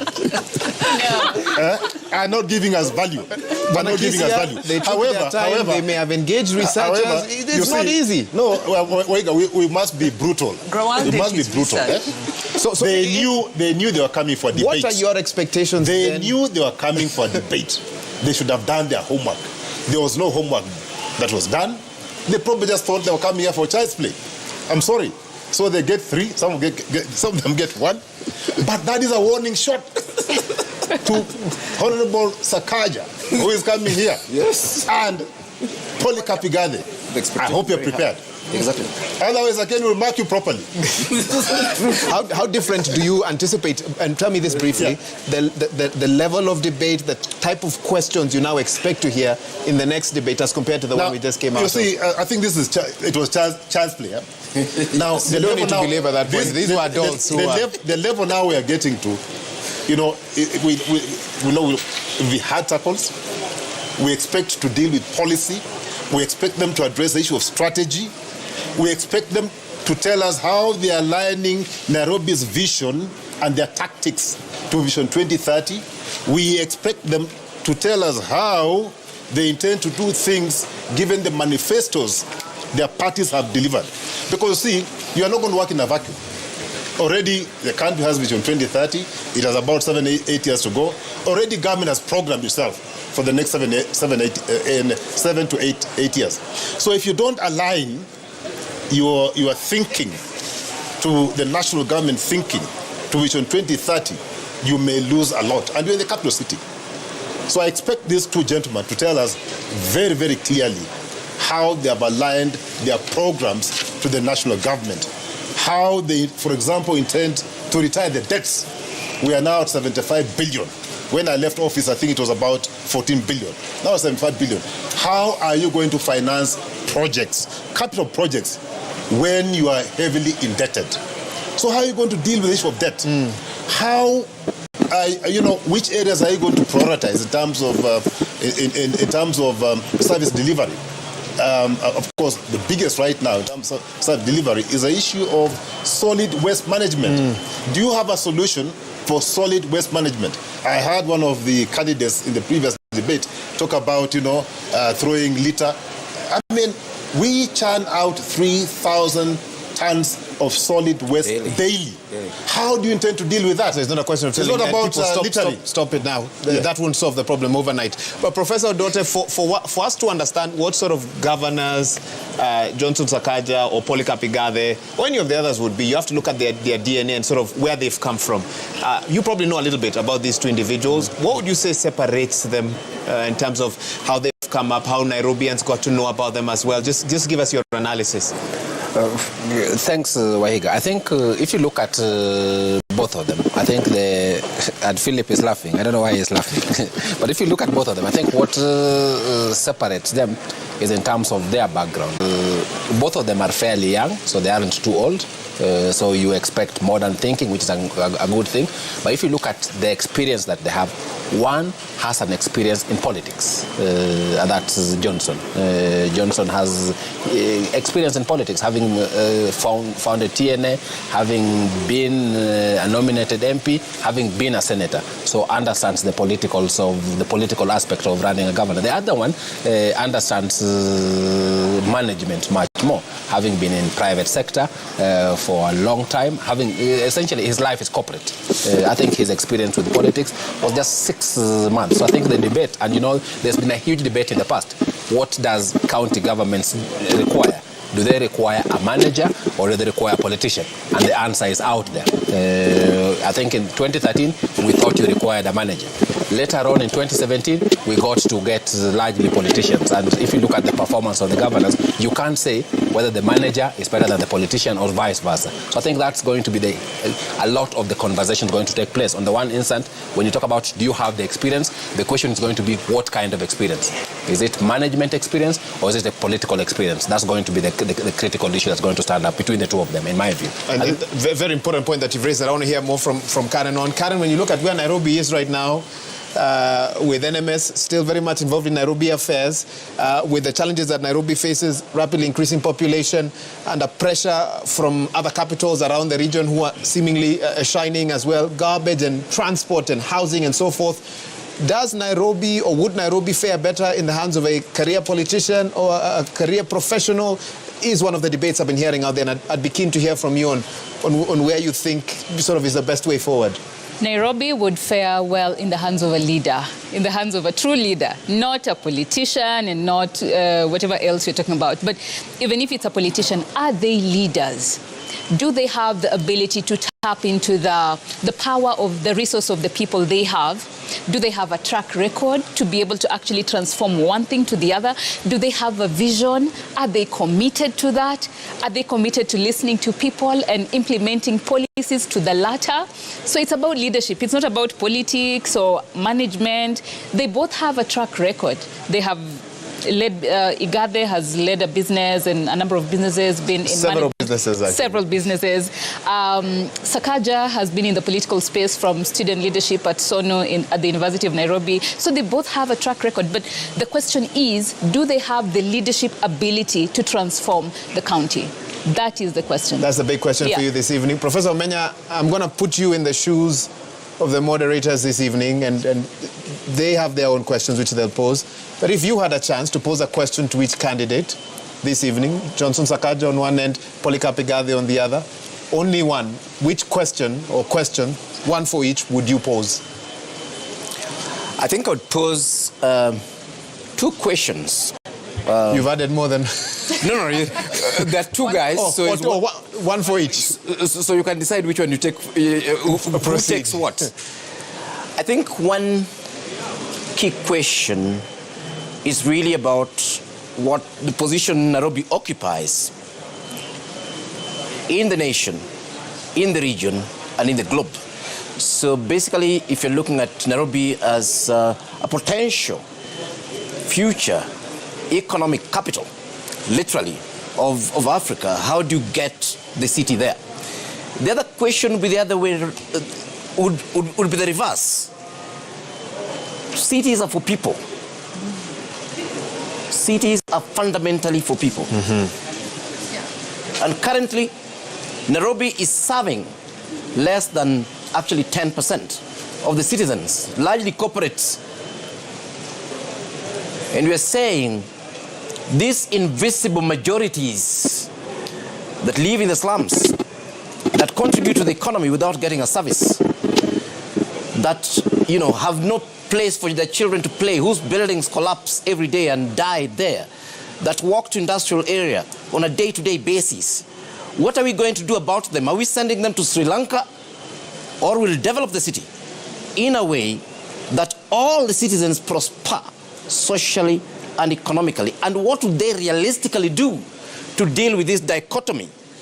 The need to create a glitzy city with an expressway, and on the other hand, the need to ensure that this resident of the informal settlement, whose water has been increased today by 40%, who was already paying, 40 shillings per jerrycan, now they'll be paying 60, that this person actually finds Nairobi livable.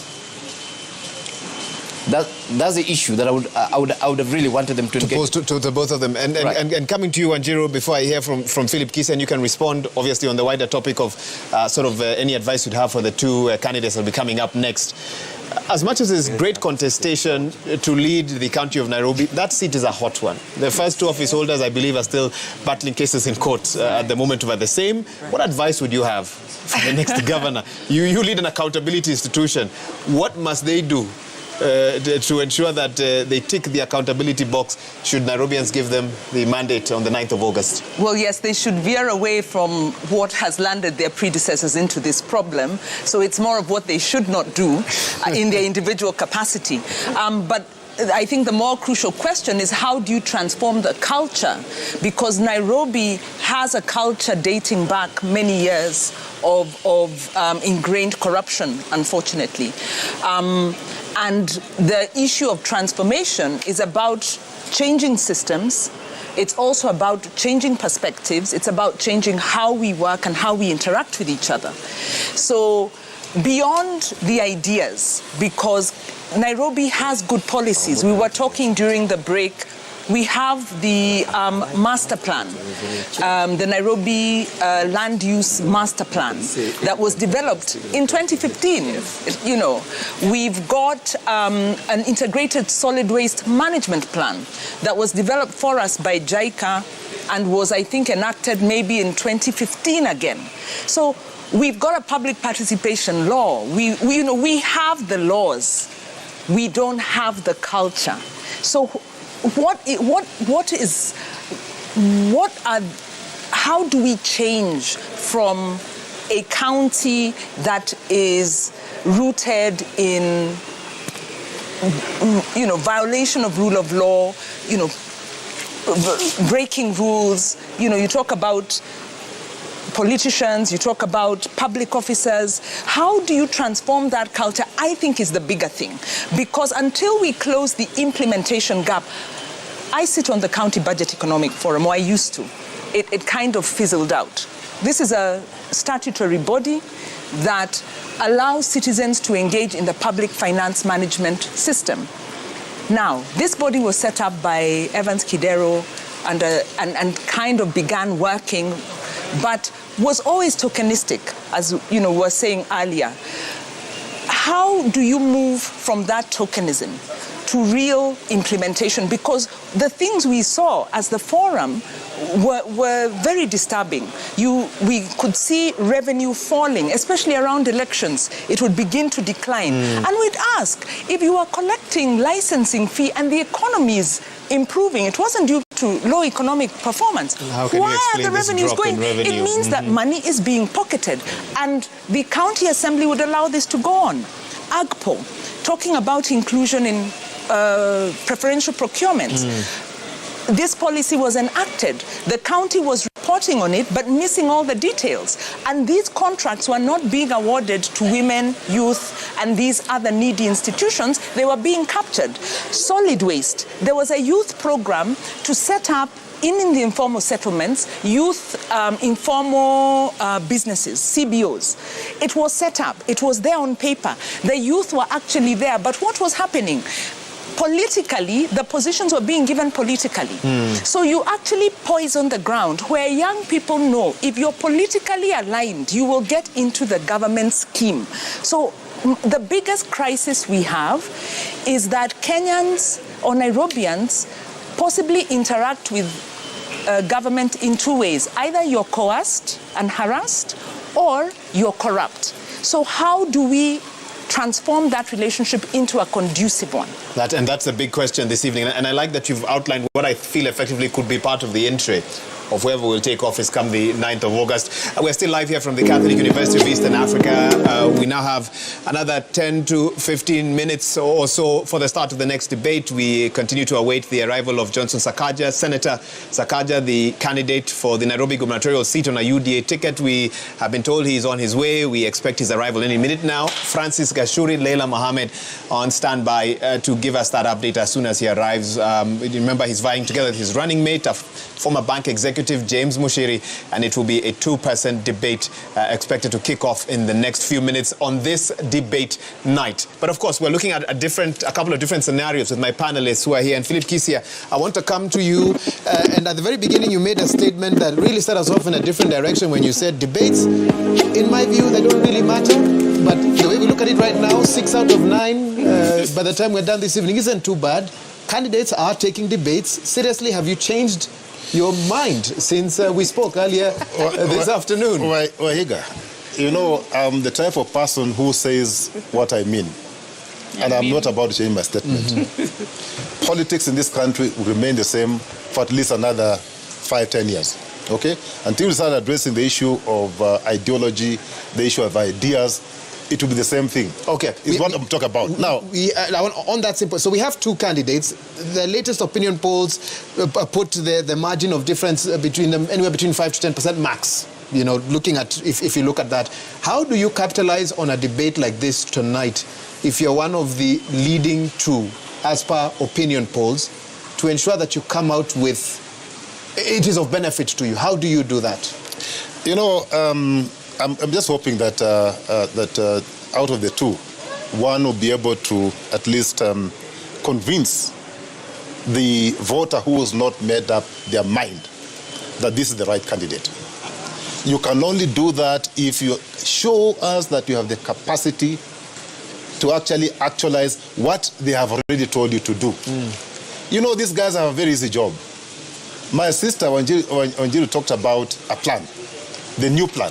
The new plan was actually done by my team and handed over to Evans Kidero.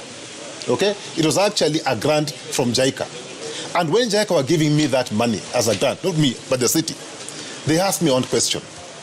You know, Mr. Kisia, can you promise us one thing?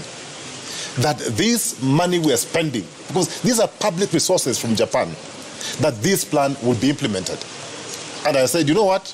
I promise you that this time round, it will not be a plan that will be put on the shelves to gather dust. It will be implemented. So it has not been implemented by, it was not implemented by Evans.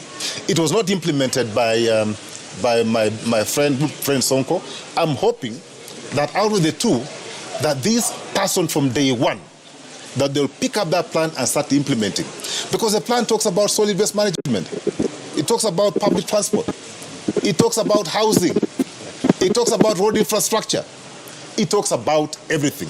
It talks about the Nairobian, how you can better the lives of the people of Nairobi. You know, what bottlenecks? Really, the two gentlemen, Waiga, they just need to prove that they have capacity to implement this plan and how they're going to implement the plan. Because if they don't demonstrate, if they don't show us how they intend to implement this plan, I don't think they'll do better than the ones who have been there before. So what am I expecting them to do when they get into office?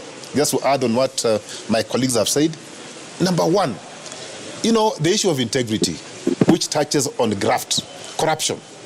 That is number one. Are you going to deal with it? Do you really have the willpower to get there and deal with decisively with the issue of corruption? Don't talk about cartels. Cartels are human beings like you. If you cannot get rid of them, get rid of yourself. Get rid of yourself. Those questions that you want to pose to them, how did you perform during your tenure? Well, the records are there. It is during my tenure. Yes, it is during my tenure, Waiga. Go to the records and check. In 2010, City Council of Nairobi was rated in top 5 amongst the most reformed public institution and most collaborative. Top 5. In a matter of 2 years, my friend. Actually, it was 1 year, because I took over in May 2009. In less than a year, I was in top 5. Reforms, my friend. So again, this master plan that we're talking about, and we're happy to talk about. Okay. We delivered the master plan through a grant from JICA in 36 months. We started the process of automating City Hall. You are basically telling us that we governor automated City Hall. Can make a difference. Yes, it can make a difference. Plan, implement it. Take the plan and implement. But I want to dig deeper, Prof. Omenya, and I'm coming to you, Prof. Dote, as well. There must be bottlenecks. I'm sure every governor that came into that office received the plan, looked at it and thought, probably these are good ideas. Which bottlenecks? Mora, which one? we must look at this scientifically. Philip Kisia, let me hear from the professor. Scientifically, what are possible bottlenecks? Because the ideas are known. Yes, I think the big challenge that we have in the country is, I would look at it, is actually both technical and political capacity to translate plans into action, because plans may seem to be neutral, but they're not. In fact, they're arrived at through a consultative and a broadly a political process. And then on the other hand, you not just get a plan and implement. How do you implement a plan? You have to go to the assembly and you know, have the MCAs, you know, look at these plans, turn them into annual development plans so that they can actually draw money out of them. In between there's a political process. It's not a technical process. And this is why we're saying that we need a leader who has the bigger vision clearly spelled out and then has all these plans. And then it can be able then to sit down with MCAs and say, look here, you're coming from this area, this part of the city, this is what you're looking for, this has been taken care of in the plan. You are coming from this area, you are looking for this has been taken care of in this plan. So we're breaking this down so that in this particular area, why don't we do 1, 2, 3, 4 things that are in the plan? Because if you don't do that, then you end up doing what's happening in the country.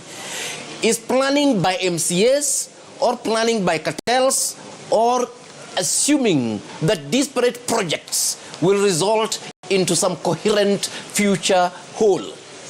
Is a plan that ties everything together. And to me, that's what I want to hear from both Polycarp and my friend Johnson Sakaja. That how will they be able to get these technical, very good documents that have been done and nobody disputes that they're actually good documents, and be able to go through this political quagmire that is packed with all sorts of crocodiles called MCAs, and then be able to still deliver on these processes.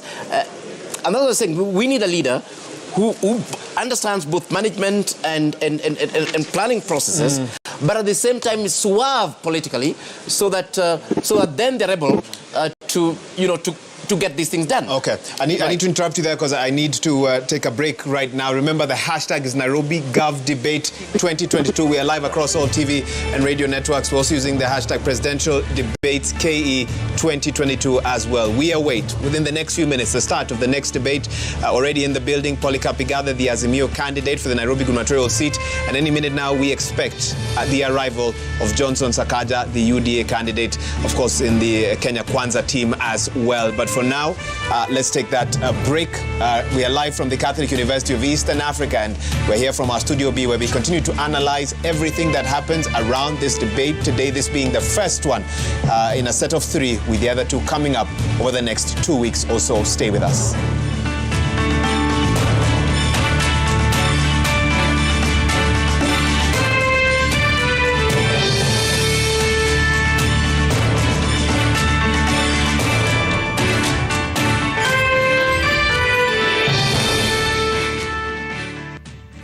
Check it. Let's talk about banking. Or let's talk about dreams and goals. Your dreams, your goals. If you're like Louise, you value doing biz with ease. Or maybe you're like Dan, a family man with a plan. At Diamond Trust Bank, it starts with one dream, one goal, one deposit, and one transaction. Pamoja, let's make it happen. So don't just bank with us, bank on us. We shall legalize weed. Professor George Luchiri Wajakoya of the Roots Party. Raila Amolo Odinga of the Azimio la Umoja One Kenya Party. Unajua mimi sina pesa ya serikali ama ya kashfa. David Mwaure Wahiga of the Agano Party. And tunasema kazi ni nini? William Samoei Ruto of the Kenya Kwanza Alliance. Presidential Debate 2020. Agnes Kagure, Independent. Cleophas Kiyo, Ford. Dennis Kothe, LDP. Esther Thairu, Independent. Herman Growell, Safina. Johnson Sakaja, UDA. Kenneth Nyamwamu, UPA. Nancy Mwadime, Usawa kwa Wote. Polycarp Igathe, Jubilee. What would you like to ask your Nairobi gubernatorial candidate? Send your questions on video to the WhatsApp number 0796 560 560. You can also text your question to 22843. The Nairobi gubernatorial debate live from the Catholic University from 5 p.m. to 9 p.m. Monday, 11th. Agnes Kagure, Independent. Cleophas Kiyo, Ford K. Dennis Kothe, LDP. Esther Thairu, Independent. Herman Growell, Safina. Johnson Sakaja, UDA. Kenneth Nyamwamu, UPA. Nancy Mwadime, Usawa kwa Wote. Polycarp Igathe, Jubilee. What would you like to ask your Nairobi gubernatorial candidate? Send your questions on video to the WhatsApp number 0796 560 560. You can also text your question to 22843. The Nairobi gubernatorial debate live from the Catholic University from 5 p.m. to 9 p.m. Monday, 11th July. Stay tuned.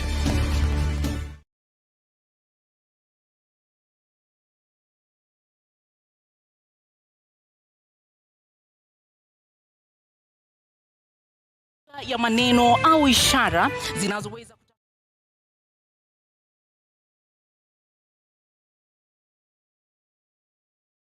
seated here in this auditorium.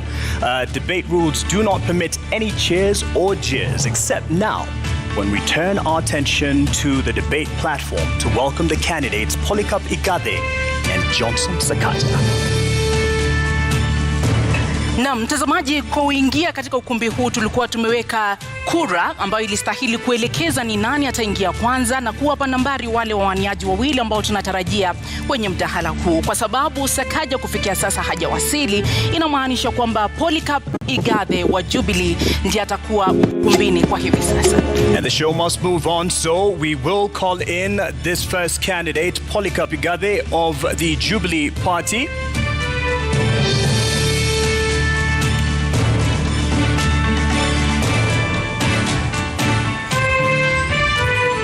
Polycarp Igathe, uwanjani wako.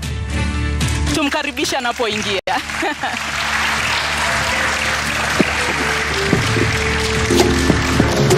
Thank you. Maintain the position of your podium for the length of this debate. And as indicated, our starting time was clear to all the candidates invited. Thank you for honoring this invitation. And that slot remains open for Johnson Sakaja, the UDA candidate running for governor. I'll start with you, sir.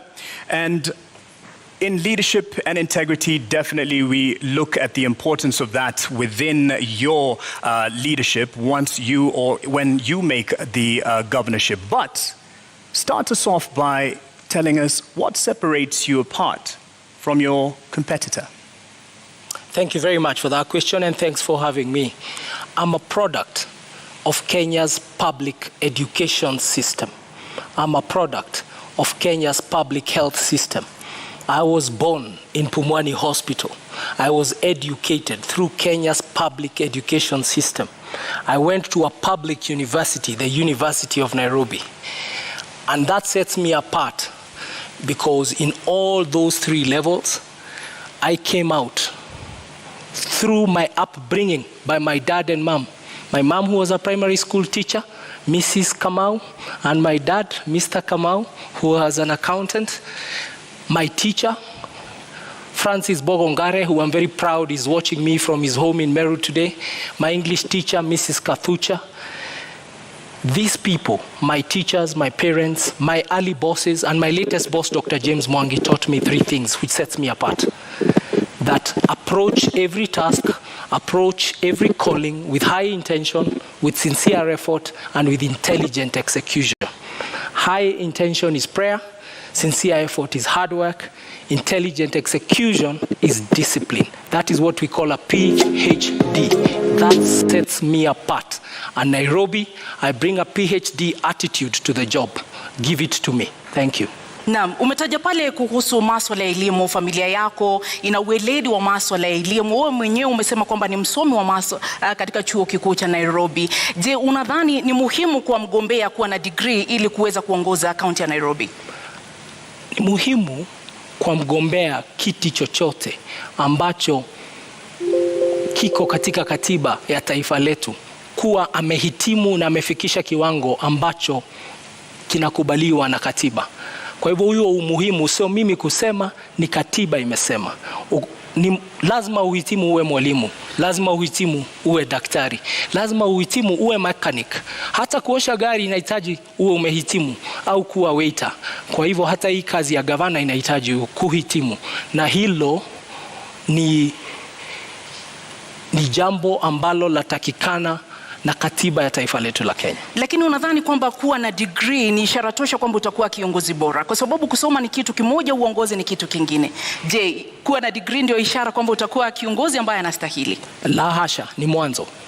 Kwa sababu lazima uwe umefikisha kiwango cha usomi. Lakini jambo muhimu kuwa kiongozi ni kuwa unaelewa masuala ambayo unakuja kuyashughulikia. Na pia la pili, pia wewe uwe ni mtu ambao wapenda watu. Hii kazi ya siasa, kazi ya kutumikia watu, ni kazi ambayo unaifanya kutoka kwa roho yako. Na lazima uwe ni wewe ni mtu ambaye namba moja mcha Mungu, mtu ambaye anapenda kuhudumia watu. Na mimi maisha yangu yote nimefanya kazi ya huduma kwa wananchi. Nimeuza soda kwa kiosk, nimeuza bairo kwa bookshop, nimeuza pombe kwa bar, na hivi karibuni nilikuwa nauza pesa kwa mama mboga, kwa watu wa matatu, kwa watu ambao tunawaita wachuuzi wa kawaida. Kwa hivyo hiyo uzoefu wangu wa kazi umetokana na kushughulikia watu wa kawaida katika kazi ya mauzo, hasa katika sekta ya kibinafsi. It has been the accusation leveled against your side by your competitor. Would have been great to have him here to respond to the question of a degree for governors, that the fight at least and the clamor to fight him to qualify to be on the ballot is for the benefit of Igathe, to lock him out of the race. Just to clear the air on this, what is your response? I really want to meet my worthy competitor on the ballot. The fight is hard, is a fight I truly regret, because it's stopping Kenyans from actually stopping him from coming to office. When all constitutional institutions fail in their duty, then there is a duty by the citizen. And there is no bigger duty than the duty of voting on 9th of August 2022. I wish him well, and I hope that he can come tonight. I also hope that he will be on the ballot on the 9th of August so that we can beat him at 8:57 a.m. Na umetaja pale kwamba una ueledi na umejitolea na una ule moyo wa kutaka kuwatumikia wakazi wa Nairobi.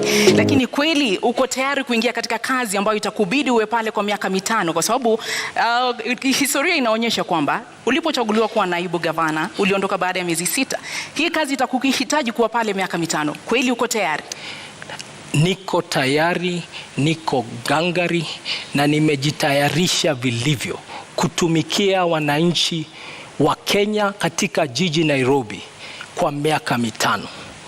Mimi wakati nilipokuwa kwa kiti ya deputy governor nilisema kwamba sikupata na sikuweza kupatiwa kazi nifanye kama deputy governor. Na kuna jambo moja ambalo lazima tukubali. Ukiangalia wanasiasa katika taifa la Kenya, wako zaidi wanaochaguliwa kupitia kwa debe. Wangapi wanafanya kazi yao na ukweli wanapewa mshahara kwa sababu wamefanya kazi? Hilo ni swali tunafaa kujiuliza. Mimi siwezi kubali mshahara bila kufanya kazi. Naam. Unasema kwamba hukupewa kazi, ni kwamba haukuwa na ushirikiano na Gavana Sonko, ni kwamba ulijipata katika nafasi hiyo kimakosa, au ni vipi wewe kama naibu gavana unasubiri tu kupewa kazi? Gavana Sonko ni rafiki yangu, ni mwalimu wangu wa kisiasa, hasa siasa za Nairobi, na muheshimu na namuenzi mpaka wa leo. Ni rafiki yangu, hata dakika 5 zilizopita tumeongea. Lakini kazi ni tofauti na urafiki. Siwezi kuja ofisini na kila siku kazi yangu ni kusoma gazeti na kuacha koti kwa kiti alafu naenda na lala. Kazi lazima uwe iko kazi ambayo na mpangilio wa kazi umepewa, na usipopata hiyo kazi basi unaheshimu katiba, na katiba ya Kenya inasema article 1 kwamba nguvu zote za katiba ni za mwananchi, na kazi yangu nilipopiga reverse gear ilikuwa ni kusema na heshimu katiba ya Kenya, na heshimu mpiga kura, na hivi leo nafanywa interview kama mfanyikazi wa watu wa Nairobi, na nawaeleza nitawafanyia kazi, na baada ya miaka 2-3 mambo ambayo niliona yaweza kutendeka yalitendeka, na tugange yajayo yaliyopita. In retrospect, you did not quit on the residents of Nairobi who entrusted you and in fact threw their weight behind your boss because you were there as a deputy. You didn't quit on them. Do you owe them an apology? I failed to earn the trust to deliver my mandate as deputy governor. I never blamed anybody. I blamed myself, and I fell on my sword. Today we see a lot of people who, rather than quit their position, continue to sit there and enjoy the trappings of power and enjoy a salary from government. They enjoy public money. I did not quit on you. If I quit on you, I would not have come to represent myself again through my party Jubilee, through Azimio la Umoja, and contest the nominations and then win and then be here as a candidate. I respect Kenya. In our national anthem, we always say Kenya istahili heshima. And that is a prayer, and that's our national anthem. We put our hands on our hearts and we say Kenya istahili heshima. Na heshima ni kwamba if you feel you're earning money you should not earn, especially public money, then you take a bow and you come back for a fresh mandate. Ladies and gentlemen, I've come for a fresh mandate. I seek to be governor of Nairobi. Please try me. Unadhani ulihitaji ujuzi wa kisiasa ili kuweza kustahimili mawimbi ambayo yalikukabili wakati huo? Ungekuwa na ujuzi, labda mambo yangekuwa tofauti. Siasa ni jambo la muhimu sana kuachiwa wanasiasa tu. Sisi ambao tumefanya biashara katika sekta ya kibinafsi tunaelewa, na mimi kama kazi niliyokuwa nikifanya kwa benki, nimeona wafanyabiashara wengi ambao biashara zao wamefunga sababu ya maslahi yao kukataa kuangaliwa na watu ambao hutengeneza sera, hutengeneza sheria katika bunge. Na kwa hivyo nakuja hapa na uzoefu wa private sector, na nasema tuingie sasa, let us change kidogo, let's change the tune, tuingie, tupindue, tulete mapinduzi, tulete ari mpya, kasi mpya, mwamko mpya, tuendelee. Tujaribu mtu ambaye ana uzoefu ambao unaweza kusaidia kisiasa. Na siasa ni nini? Siasa ni ile mambo ya kuleta watu pamoja ili mtimize maslahi ya watu na jamii. Mtengeneze uchumi, tutengeneze mazingira, tutengeneze jamii na tuendelee pamoja. Hiyo ndio siasa. Hata katika sekta ya kibinafsi, kazi ndio hiyo ya kufanya kazi na wenzetu. So nimekuja hapa, nimejitolea, nimeamua kwamba Nairobi hatuwezi tena tukaendelea, jiji kubwa kama hili, kuongozwa na uongozi ambao hauna uzoefu wa kufanya kazi. Mimi na kazi ya kuendesha jiji ni kazi ambayo inahitaji ufanye kazi na wafanyikazi ambao nimechunga. Nimeendesha makampuni ambayo iko na wafanyikazi maelfu, budget za mabilioni, na ndipo nasema nafikiri nina uzoefu. Hii kazi ya budget bilioni 40, wafanyikazi 15,000, nataka hao wafanyikazi wapate kiongozi bora, kwa sababu wakipata kiongozi bora tutapatia wananchi wa Nairobi huduma na taifa letu litakuwa nzuri, na nitakuwa nimefanya kazi yangu kama mwananchi wa taifa la Kenya. You do have the decorated profile in terms of the boardroom and the qualifications therein. Politics is part of the game, and especially for a county like Nairobi and the position it has nationally. Are you confident about your political ability to make sure that you control and you keep things under control within the capital? Thank you very much for the compliment. I can tell you, even private sector, there's a lot of politics. In business, there are shareholders, there are employees, and there are customers. Shareholders invest in employees. Employees invest in customers. Customers pay the shareholders, and the cycle works like that. In politics, the shareholder is the political party. The political party then nominates candidates who come as politicians and civil servants who come as civil servants. And the work of civil servants is to then serve the public. And the public, in turn, keeps giving power to the right party. I am very proud to be a member of Azimio la Umoja, led by the most disciplined shareholder in politics, if I can use those words, Raila Amolo Odinga Baba. He has run the most disciplined political party. I'm very proud to be a member of his team. I'm very proud to be a member of the Nairobi team with my colleague Edwin Sifuna, with my colleague Esther Passaris, with all our MPs. I'm very proud. And because I'm joining a disciplined team, we are going to serve the public. What has been the problem of politics is just like in business, we have employees. In politics, what we see is that you have politicians, political parties and politicians who have come together to steal from the public. It's like a shareholder and an employee and management stealing from the customer. That's not sustainable. What I can say is, in closing, that remark is, when a customer loves you, no one will harm you. When a voter and the public loves you, no one will harm you. We are seeing it in Sri Lanka. We are seeing it in very many countries, that people are eventually the silent majority. We have in Kenya, we have a very big silent majority. Quiet people, decent people, honest working people who go about their lives. They are really tired of the circus of usual politics, of insults, of drama, of coming late for interviews, of eligibility to a job. It just says this is what the eligibility. People are really tired, and I know that because I live amongst the people and I'm a son of this country. People just want a normal servant service person. They just want a politician or a leader who just gets the job done. And me and my partner, my deputy governor, who's an accomplished scholar, Professor Philip Kalopki, we are just here to get the job done. And we have come with a full blessing of our party, and we have fused a lot of ways: the Wiper way, the ODM way, the Jubilee way, the NAK Kenya way, the KANU way, the UPIA way, the DAP way. We have fused that, and that is the genius of this thing called Azimio la Umoja. Kenya will never be the same again, because you Kenyans have decided to vote for Azimio la Umoja on 9th of August 2020. Umetaja pale kiongozi wa Azimio Raila Odinga na ukamtunukia sifa kedekede.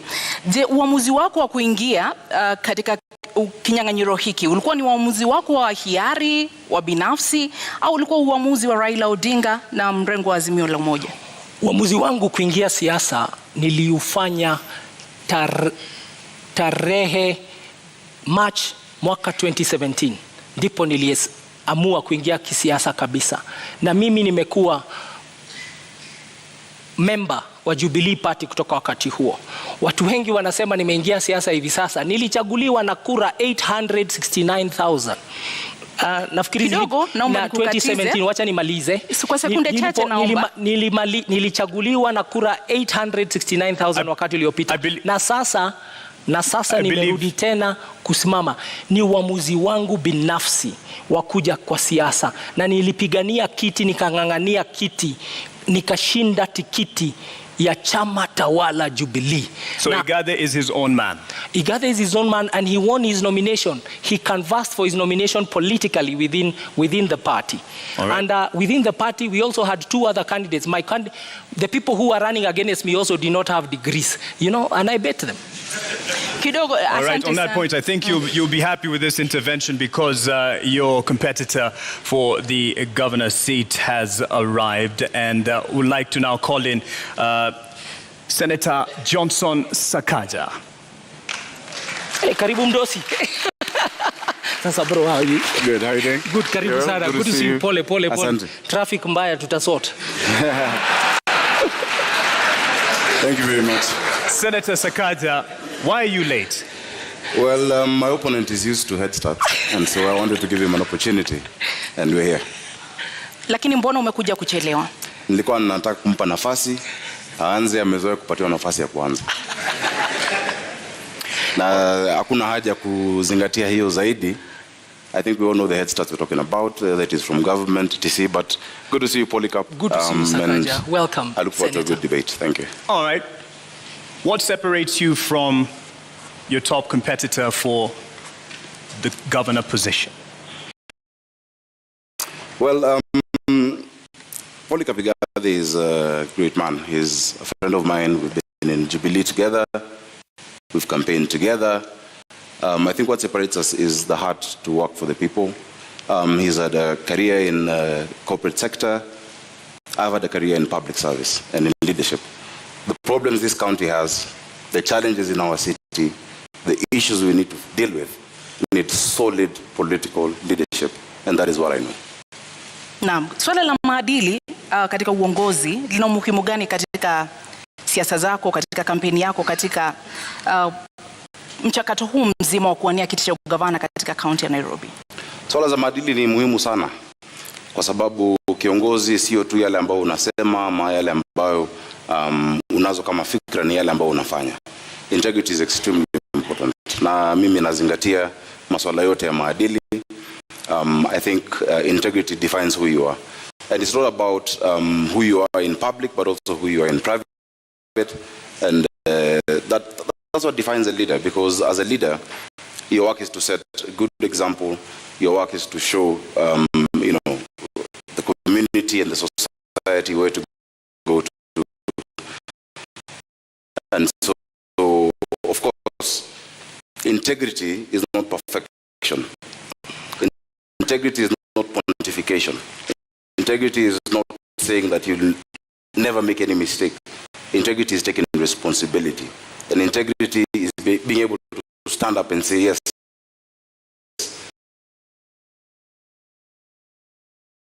on this I am wrong. That is integrity. You speak about abiding, and part of the requirement for governor is the competence and the credentials. Yes. Do you believe that it is important for someone running for governor to have a degree? It's not just important, it's a requirement by our constitution. Do you have a degree? That's the reason I'm here. That's the reason I've been gazetted. I do have all the qualifications required to run for governor of Nairobi, and on top of a degree, beyond just the academic qualifications, I have the competence, the character, I have the will and the experience to lead this county of Nairobi. Why is it so contested? Because as I've said, the head starts being sought include that. I think, and I feel bad for my opponent, because majority, or rather the biggest part that his team has been relying on was not to have me on the ballot. I'm glad I had his said, because I've been around, I've been in this complex and listening, saying that, he wants me on the ballot. I'm glad he said that, but many of his political benefactors do not want me on the ballot because they know the effect of that. I do have a degree from Team University.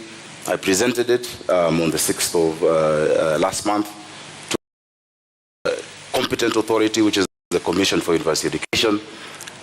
After that, it was presented to the counterpart commission in the in our neighboring country. They verified it.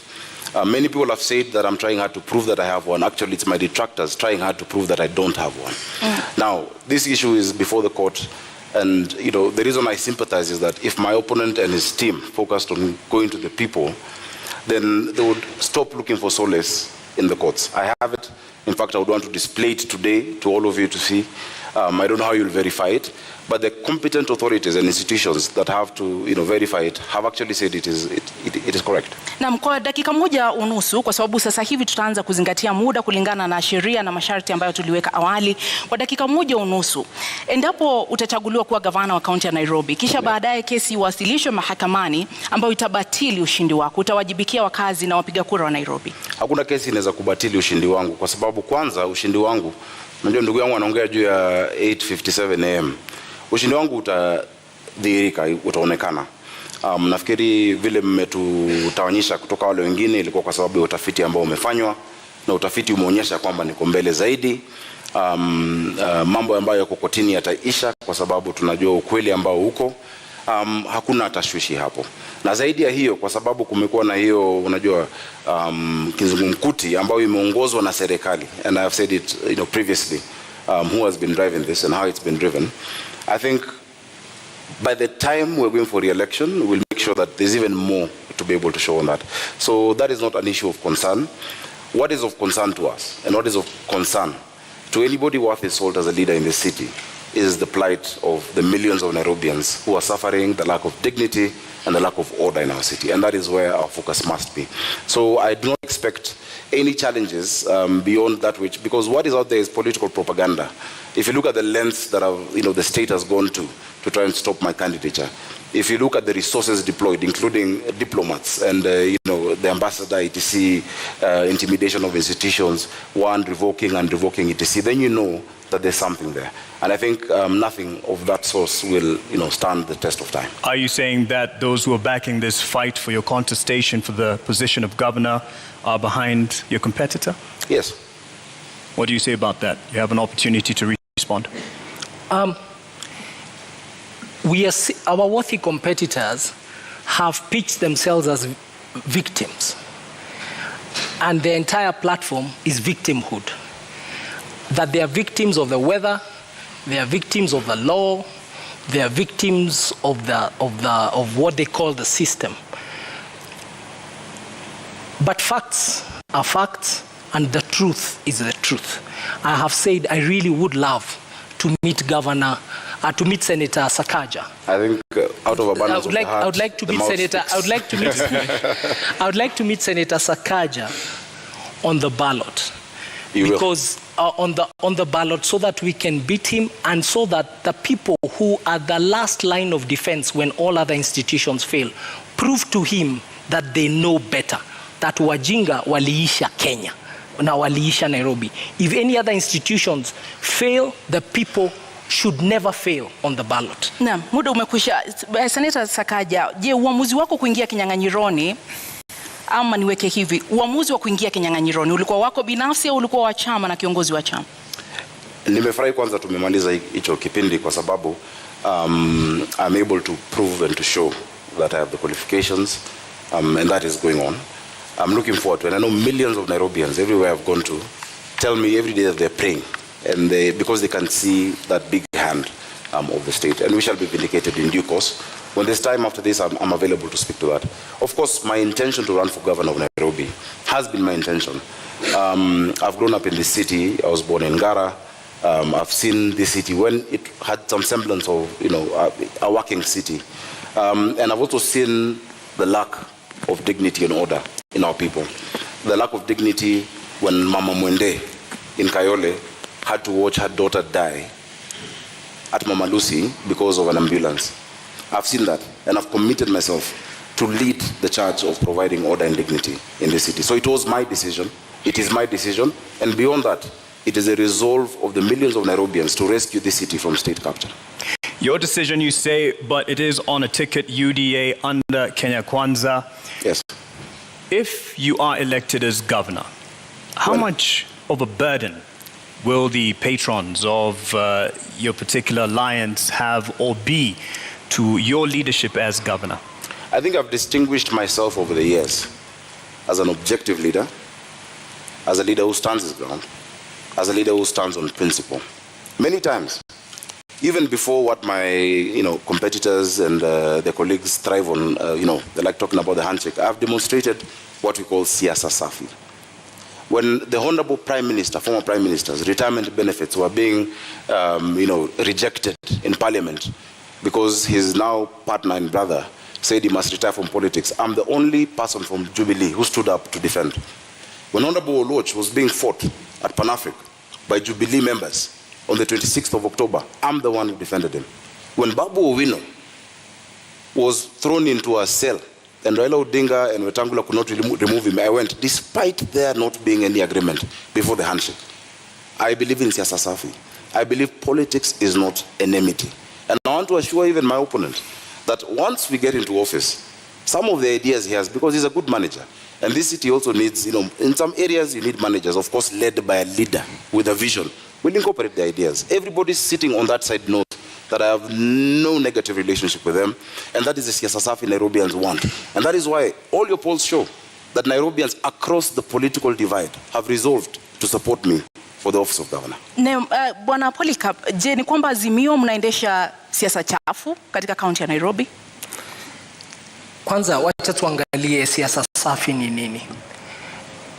Mwaka uliopita taifa la Kenya, the amount of money, pesa ambazo walituma kwa serikali gatuzi kutoka kwa serikali ya kitaifa was 370 billion shillings.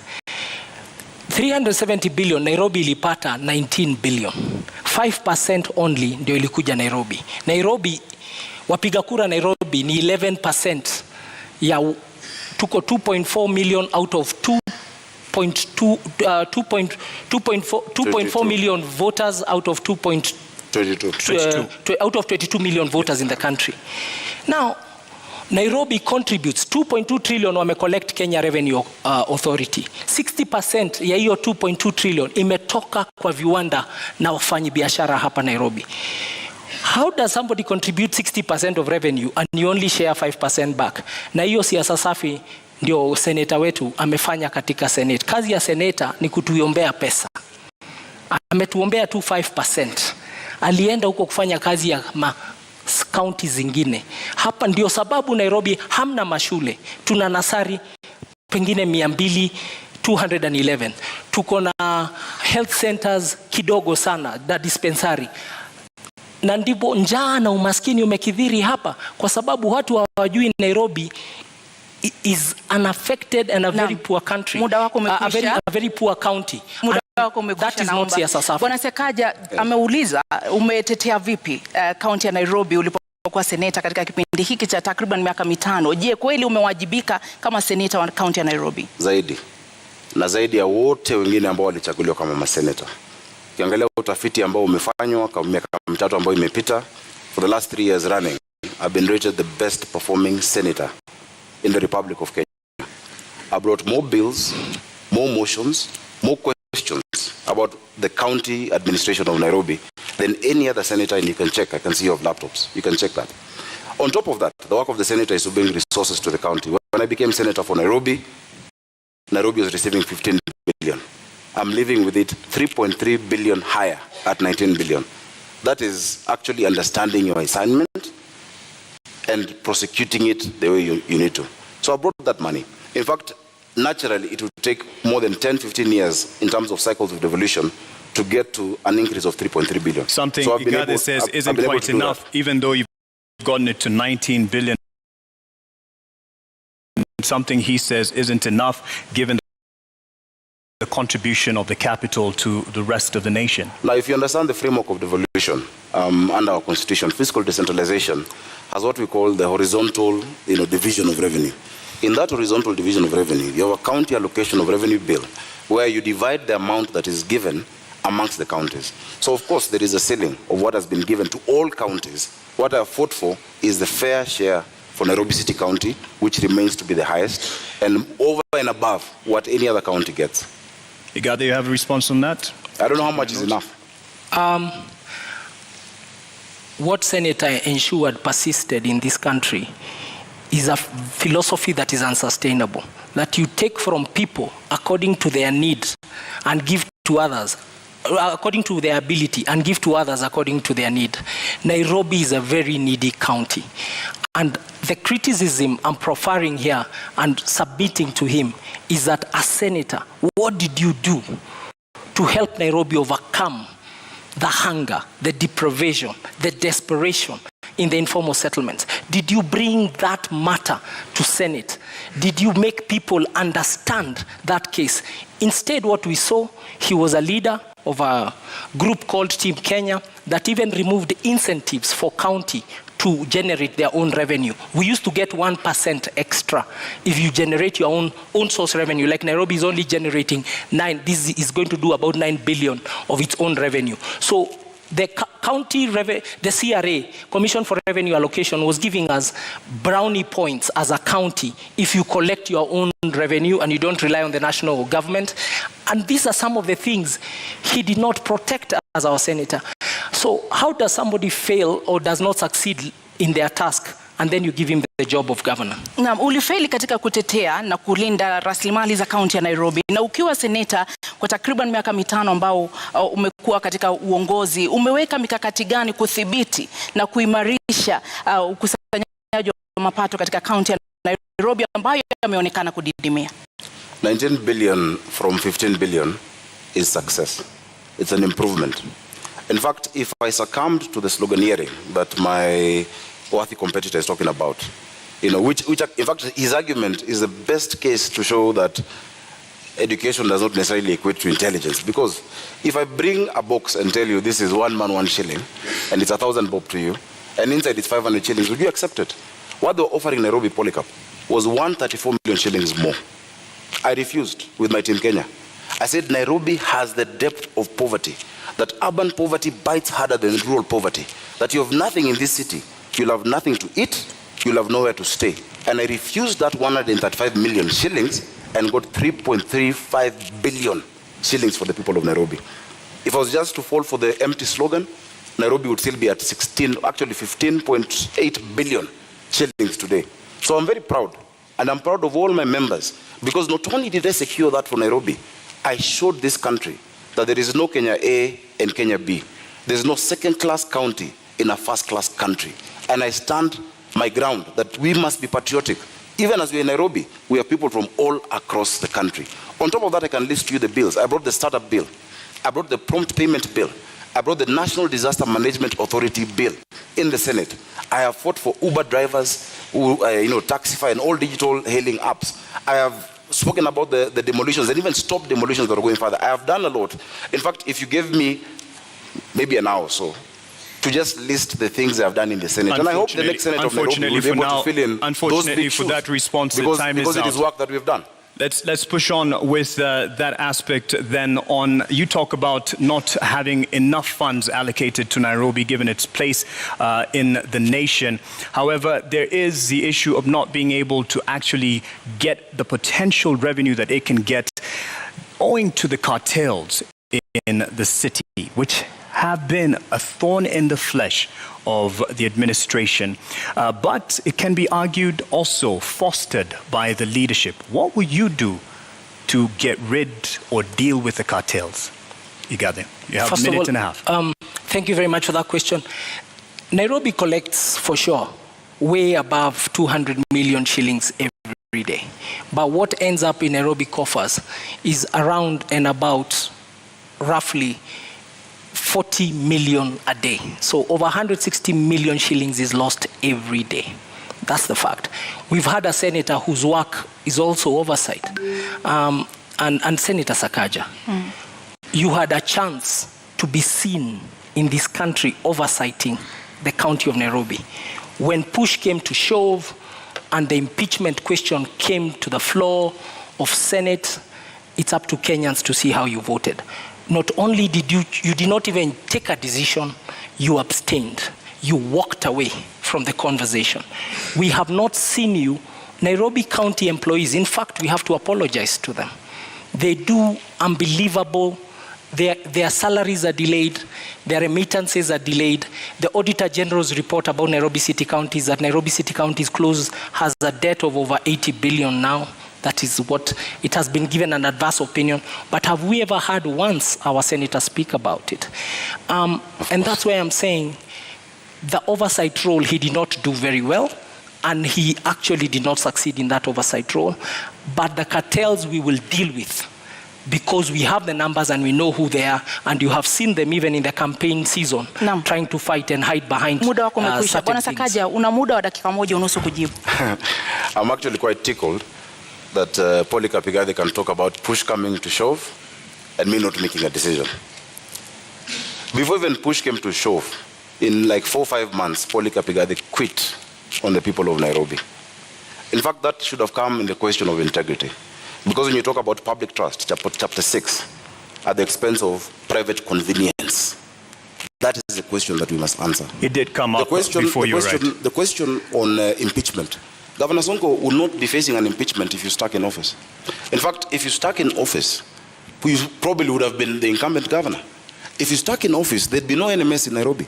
The reason we have an NMS in Nairobi is after Polycarp Igathe could not wait or stand the heat in the kitchen, he ran away in less than 6 months.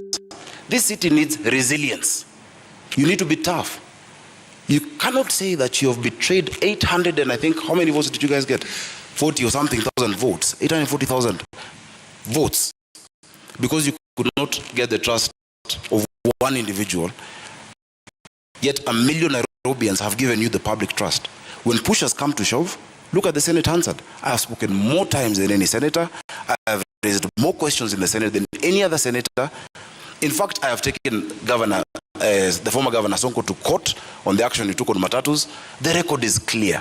This county needs a political manager who understands how to deal with the leaders and how to deal with the issues of the people, but has a thick skin. In fact, if half of the tribulations I'm facing right now in my bid were on Polycarp, Azimio would have no candidate. But I have stood. Your time is out. You've stood. You ran off. He'd have quit.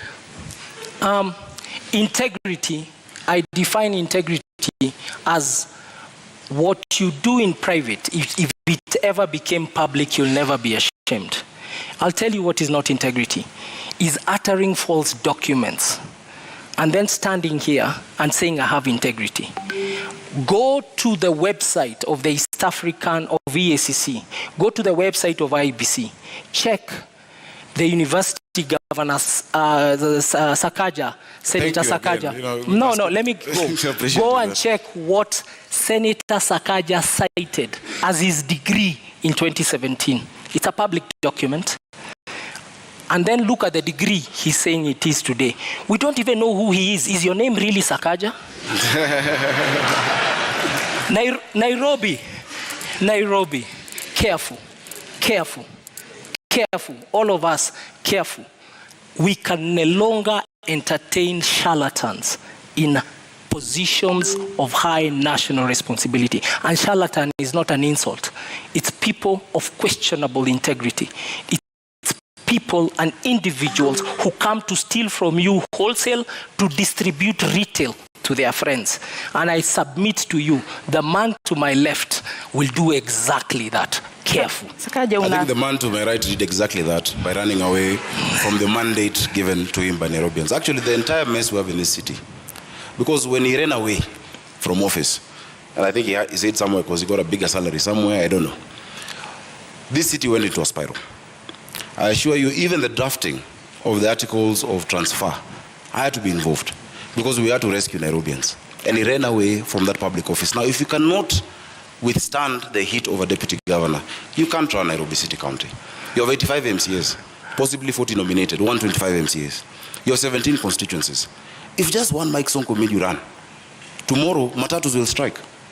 The next day, hawkers will be on the street. The next day, and you're trying to run this county by being popular, it will not work. Again, as I've said, it is really unfortunate that the only card they had was to try and stop me from being on the ballot. I want to tell you to wake up, smell the coffee. On the 9th of August, I'll be on the ballot for governor of Nairobi City County, and on the 25th, we shall be sworn in. Because Nairobians can see through the game. And the documents he's talking about, for instance, in fact, they're part, and I don't want to wade into subject this, but they're forged documents. They're actually forged documents in court by them. They have tried to... Lakini huwezi kuthibitisha hilo, sio? Of course I can, because the signature there is not my signature. Lakini sisi kwa sababu hatuna hizo stakabadhi hatutakuruhusu kuzitumia. Tuachie hapo, lakini wacha nijieleze, naona dakika zinaenda. Utanipa nafasi nzuri nijieleze. Mimi nimehitimu na nimesoma na nimesimamia watu wa Nairobi. Jina lako ni Sakaja? Not just in fair weather. Sakaja ni jina lako halisi? Nafikiri mlialika Sakaja. Jina lako ni Zubeida.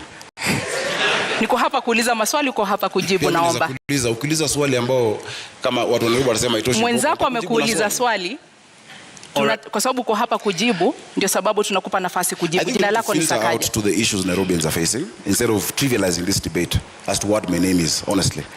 My name is Igathe Johnson Sakaja. I'm the senator of Nairobi and the incoming governor, God willing, on the 9th of August. Asante kwa kujibu. And I want us to talk about water. Let's talk about the poverty our people are facing. Let's talk about sorting out mobility and transport. Let's talk about sorting out our children in school. Let's talk about the issues of the people. And the rest of the games being played by the state and our opponents can then have their way. Because Kenyans have seen. In fact, I want to give you full reassurance. Just yesterday, a few of the government administration officers have called me saying that they're being coerced into supporting the candidature of my opponent, and they have refused. Chiefs have refused. Well, we can't have refused. We can't quite verify that. That's I can verify your that, word. but you should also be able to verify the questions he has. I have 16 seconds. That's your word on that. But he said, and you didn't quite respond directly to it. To what At the moment, I'm quite clear, Senator Sakaja. Thanks, Mark. At the moment of reckoning, when there was questions over the leadership of former governor, the moment of impeachment, let me explain how you walked away. Let me explain how Senate works. It's my question. Sure, go ahead. When you go to the Senate, I've seen one of the candidates here. There are 3 buttons to press when you have to vote. You either press yes, you press no, or you press abstain. For you to run away from the vote in the Senate, you actually walk out. You don't press any. Meaning to abstain is actually a vote, and it's a statement that you make. The tradition, because Parliament is ruled by the standing orders, by traditions and by precedents, and the past jurisprudence that has been set in the Senate.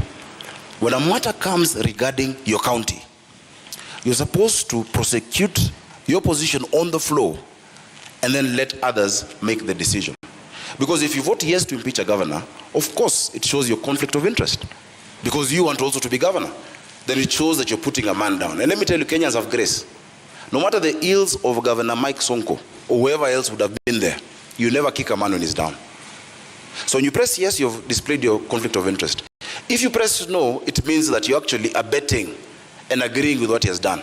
And so the tradition from 2013, when an impeachment has been brought to the Senate, is the Senate of that area actually abstains on that vote. I'd have had the luxury of walking out and not being there for that vote. It's a decision I would take again if it came to me. And I'm proud of the decision I made. You had a point to raise on that earlier. I want to come in and say, yeah, it's true. Don't kick a man when he's down, but I have a better statement. Don't kick a dead dog. I don't understand why you'd call the former governor a dog. No, it's not the former governor. It's you I'm talking about. Lakini naomba Igathe, I don't want to kick you. That's why I'm asking. Igathe, and you had me. Naomba, you had me earlier. Naomba unisikize dakika moja, sekunde moja. Tafadhali tusitumie lugha ya matusi wakati wa kudhalilishana katika mjadala. Wacha niseme hivi. Let me say this. Not kicking a dead dog is actually an English phrase, it's not an insult. It's to say, don't go for somebody when he's down. And I already said, I want to meet him on the ballot. I want to meet my competitor. I want to meet my competitor. I truly want to meet my competitor on the ballot. But I want to remind him that uttering a false document is one of the laws in this country that does not.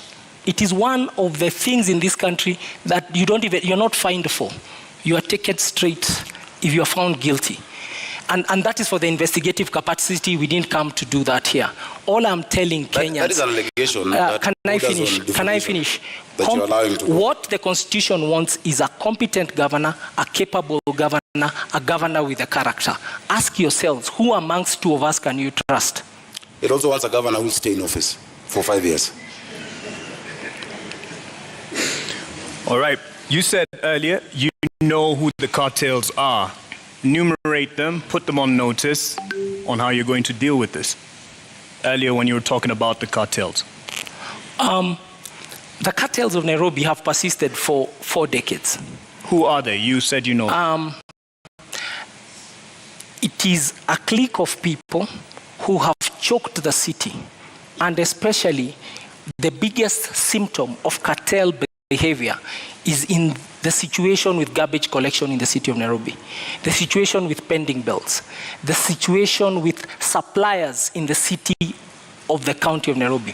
We need to look at suppliers in the city, in the county city of Nairobi, and ask ourselves, who are they? Do they meet the threshold of our public procurement laws, procedures, and regulation? And I want to ask Kenyans to read Auditor General Nancy Gathungu's reports to really see what I'm talking about. Errors and omissions, the statement of assets and liabilities of Nairobi City County, the statement of cash flow, the statement of appropriation, recurrent budget, and development budget. When you read that statement, she's actually saying these numbers don't reflect the fair data of proper financial practices, proper HR practices. And that is where you see the name of the cartels. And only a president who is running on an anti-corruption platform like Raila Amolo Odinga can tackle this issue. And people who have been stood up to scrutiny. I have always been an employee. I've always been audited. I have never taken a shilling that does not belong to me apart from my salary. Na kabla tuvuke kwake, ulikuwa naibu gavana katika kaunti ya Nairobi kwa takriban miezi 6. Katika muda huo ulijukumika vipi katika kuwakabili hawa cartels? Hawa walaghai, hawa watu ambao wana kwanza walaghai tulionana nao kwa sababu for the time when I was a governor, Nairobi City County moved its revenues from the 18-12 million we used to find to 100 million levels, 120 million a day. You're never a governor. When I was deputy governor, I was in the governor's office. Thank you. For that period when I was a deputy governor, that is what was going on. And we started to pay salaries on the 25th of every month. There was also remission of all statutory deductions. When I was there, I started the titling program for Nairobi to give title deeds into Nairobi. That process has taken 5 years, is now being completed as we speak.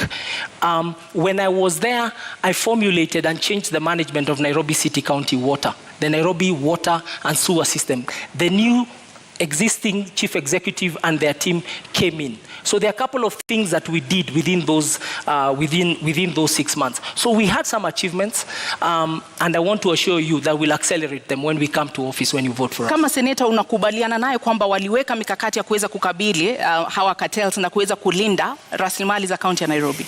Kwanza nafikiri vile amesema vile alikuwa alianzisha na ikakamilika bila yeye. Inamaanisha Nairobi haikumhitaji. Kwa sababu it's just demonstrated that even whether he was there or not, it happened. I think if you stayed true and didn't quit and run away when things got hot, maybe things would have been better for the people of Nairobi. We'd never know. And unfortunately, we'll never get to learn. Cartels are a lazy word. It's a word used by lazy leaders who fail to master the courage and the guts and the resilience to deal with corruption. That is what cartels are. Cartels are a weak excuse. Because all of these are human beings. If you say you know them, and even here, just at this debate, you're afraid to name them, yet you said you knew them, you will not deal with them. If you know them, name them. Kwa hivyo huamini kama seneta kwamba kuna cartels katika kaunti ya Nairobi? Sio cartels. Ni wanabiashara ambao, the first way not to be, to have cartels in Nairobi is to refuse to be part of that system. Lakini kama unaogopa hata wezi wasema, kesho wakikutisha utajiuzulu tena. We cannot have that in Nairobi. We just need to set systems that actually remove the place they are playing. Don't be afraid of cartels, Polycarp. Whatever name you choose. I will invite you on 10th of August when we are naming them. The opposition is not allowed to name You could also name them today, but whatever name you use to allude to them, how are you going to deal with those? Listen, the first thing you must do in the city, as I've said, is to refuse to be part of them before you even get into office.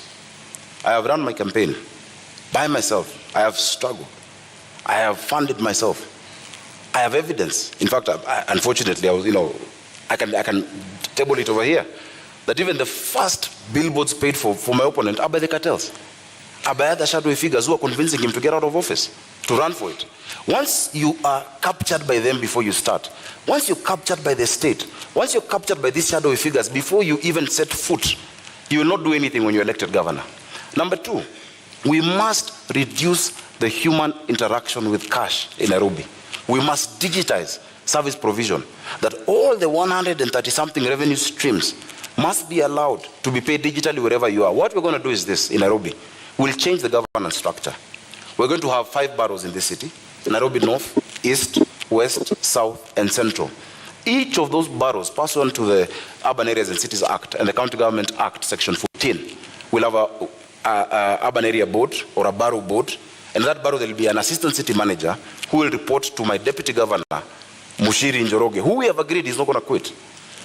They will report to Mushiri Njoroge, and Njoroge Mushiri is going to be the chief city manager. Now, once you localize them to an area that these few sub-counties, these are how we'll deal with garbage, these are how we'll deal with water, these are how we'll deal with education and all those issues, then you reduce the capacity of that corruption. Na Bwana Igathe, unakubali muda wako umekwisha, samahani Seneta. Bwana Igathe, unakubali kwamba mapendekezo wanayotoa ndio yataweza kukabili wale ambao unawaona kama cartels katika kaunti ya Nairobi? Samahani, muda wako umekwisha Seneta. Naomba muda wako umekwisha, tumpe nafasi aweze. Mambo ya Nairobi ni mazito. Tafadhali baada ya zungumze utuongezee dakika. Shida za Nairobi hawezi taja na dakika moja. Kama mnataka watu wa Nairobi wasikie vizuri, kwa heshima kubwa, naomba kwa heshima zaidi, kisha utapewa muda zaidi. Utapewa muda. Wao wanataka majibu. Senator Sakaja, with all due respect, you did come late, and in keeping time, there are rules that we announced at the beginning of this debate, and an answer to a question is 1.5 minutes, and you can see it clearly on the screen here. Rebuttal is 1 minute, and we did accommodate your lateness. But we summarize answers. Over to you, Igathe. Ukosefu wa nidhamu ni jambo la kawaida kwa watu ambao hawajamaliza shule. Let me move to, this is what we want to do. This is what we want to do. We want to improve the society in Nairobi by ensuring we tackle the issue of hunger and depravity in the city, by tackling the issue of poor access to education in the city and poor quality access to healthcare. We want to fix the economy in Nairobi by ensuring decent jobs, proper mobility and transport. We are going to form what I'm calling the Nairobi Go portal. It's really e-government, making sure we have time and attendance for every employee. We make a fit-for-purpose government to serve. And lastly, to really fix the environment, kuimarisha mazingira yetu, maji na mambo hayo. Your time is up on that, but there was something he brought up, and he said even he claims to be funding his own campaigns, and says you're under state capture and you have a right to respond to this. 1 minute for that in terms of those who are funding your campaign. My campaign is funded by myself and my friends, and I would like him, because he has said so, to provide that evidence before the morning. That is a liar. Those are lies told by a lying liar. I'll be glad to do that. Please. You say you have some evidence to this effect. Of course, we have receipts. We have receipts of billboards and of, different meetings of chiefs, meetings of DCCs, them being casual. You cannot force individuals, DCCs, assistant chiefs, and many of them, represented here, know the meetings at St. George's Primary School, where they're being asked to support those candidates. We know all of that. It is obvious. But if you'd like me to table that, I'll be glad to table it before the country. I will in equal measure table all the false documents Senator Sakaja has cited to the Republic of Kenya and to constitutional institutions tomorrow morning on my Twitter. All right, tomorrow morning there's a lot of news to look forward to, and do you agree? And then you will know what we are facing, because the contest on 9th of August is a simple contest. It's a contest in this country. It's a census, actually. It's not an election. How many Kenyans believe in competence, character, capability, honesty, unity moving forward? And how many believe in lies and all the other bad things we don't want and don't value? as a society. That's the contest. We've moved into the governorship domain of this conversation, and we just like to cover more issues here. And there was a mention of Nairobi Metropolitan Services, NMS. First of all, do you agree with it having been brought in as an intervention? And in your view, was it because of failed leadership? No, I celebrate the Nairobi Metropolitan Services, the NMS and General Body and his team have done a wonderful job. And it was a creature of the law. We saw how it was formed. And because it's a creature of the law, it extinguishes naturally by law in November of this year. Look at what they have done. They have sunk 193 boreholes in the metropolitan area. 144 of those boreholes has been in our informal settlement. That has truly helped us fight COVID-19. The Metropolitan Authority has further worked on pedestrianizing the central business district, which is something we must do in this city.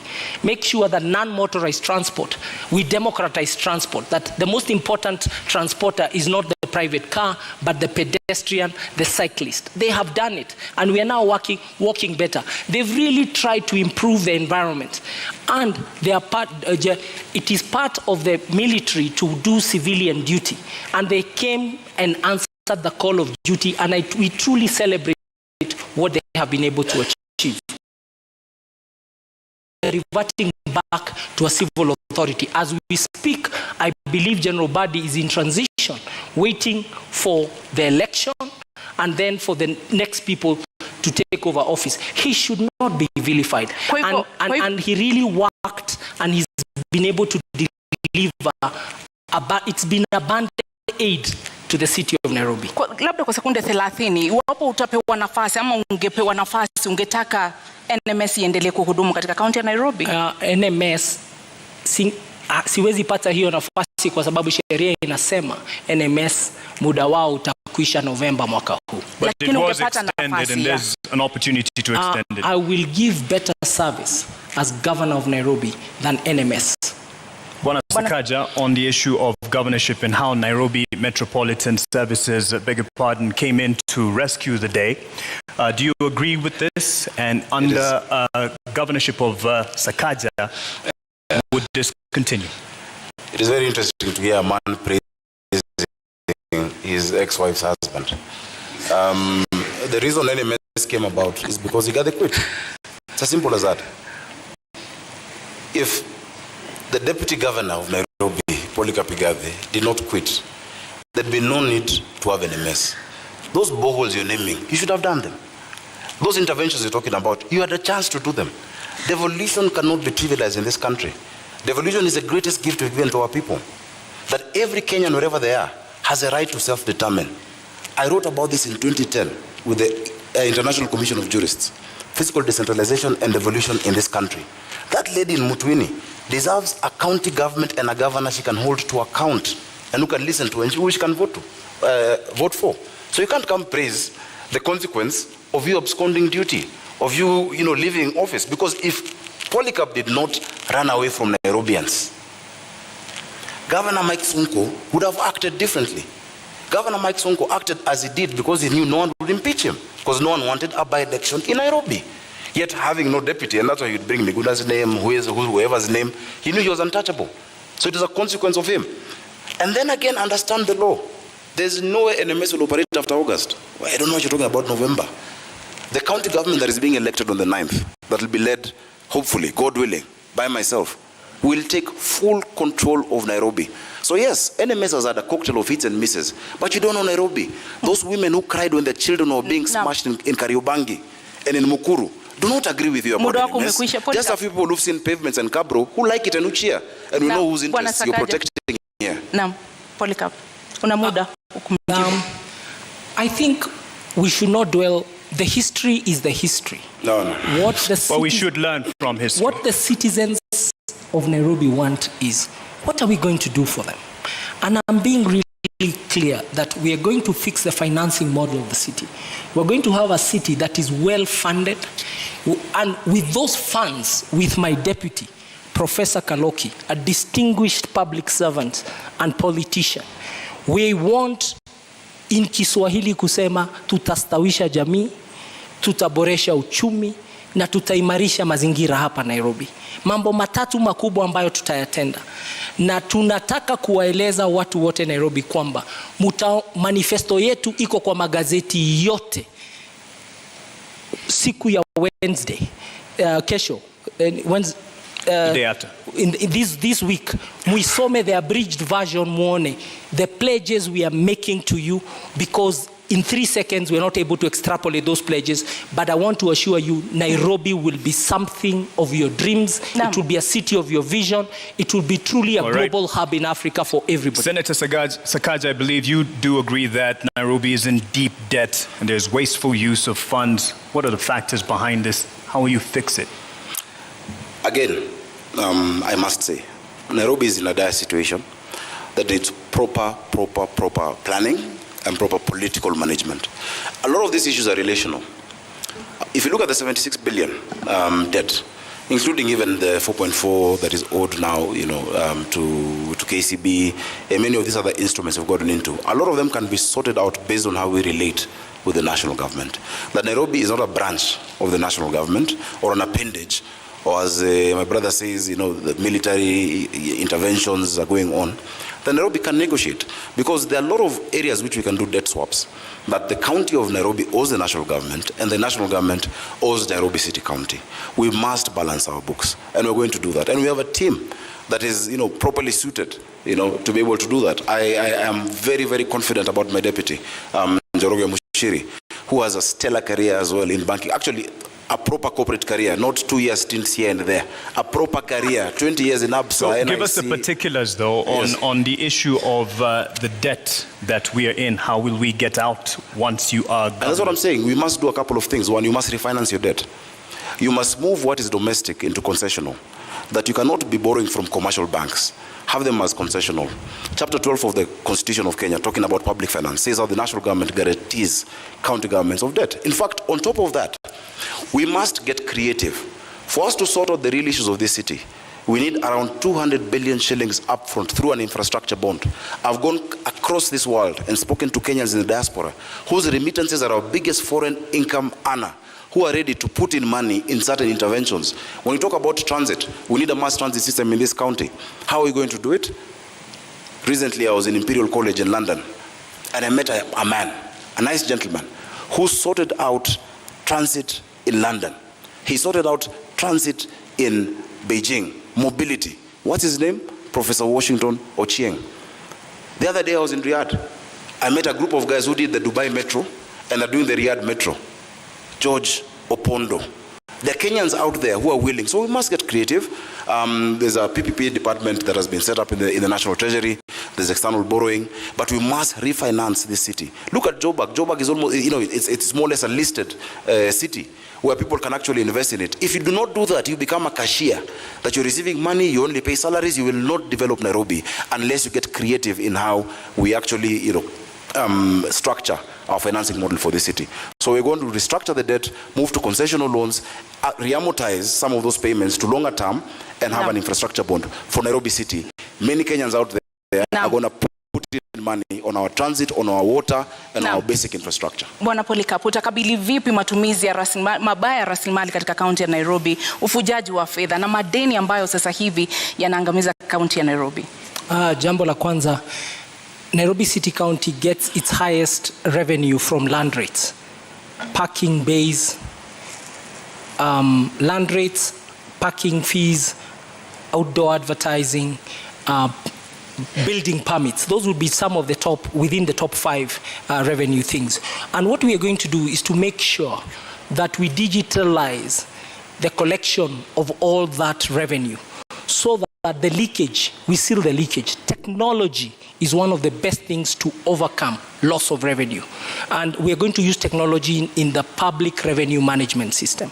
Then secondly, we will deploy that money. Our own source revenue, I can promise, we and Professor Kaloki have done a study, and we've even checked the reports of the Commission for Revenue Allocation. With 6 revenue lines, we can generate 80 billion own source revenue in Nairobi. And with that money, we will build 1,000.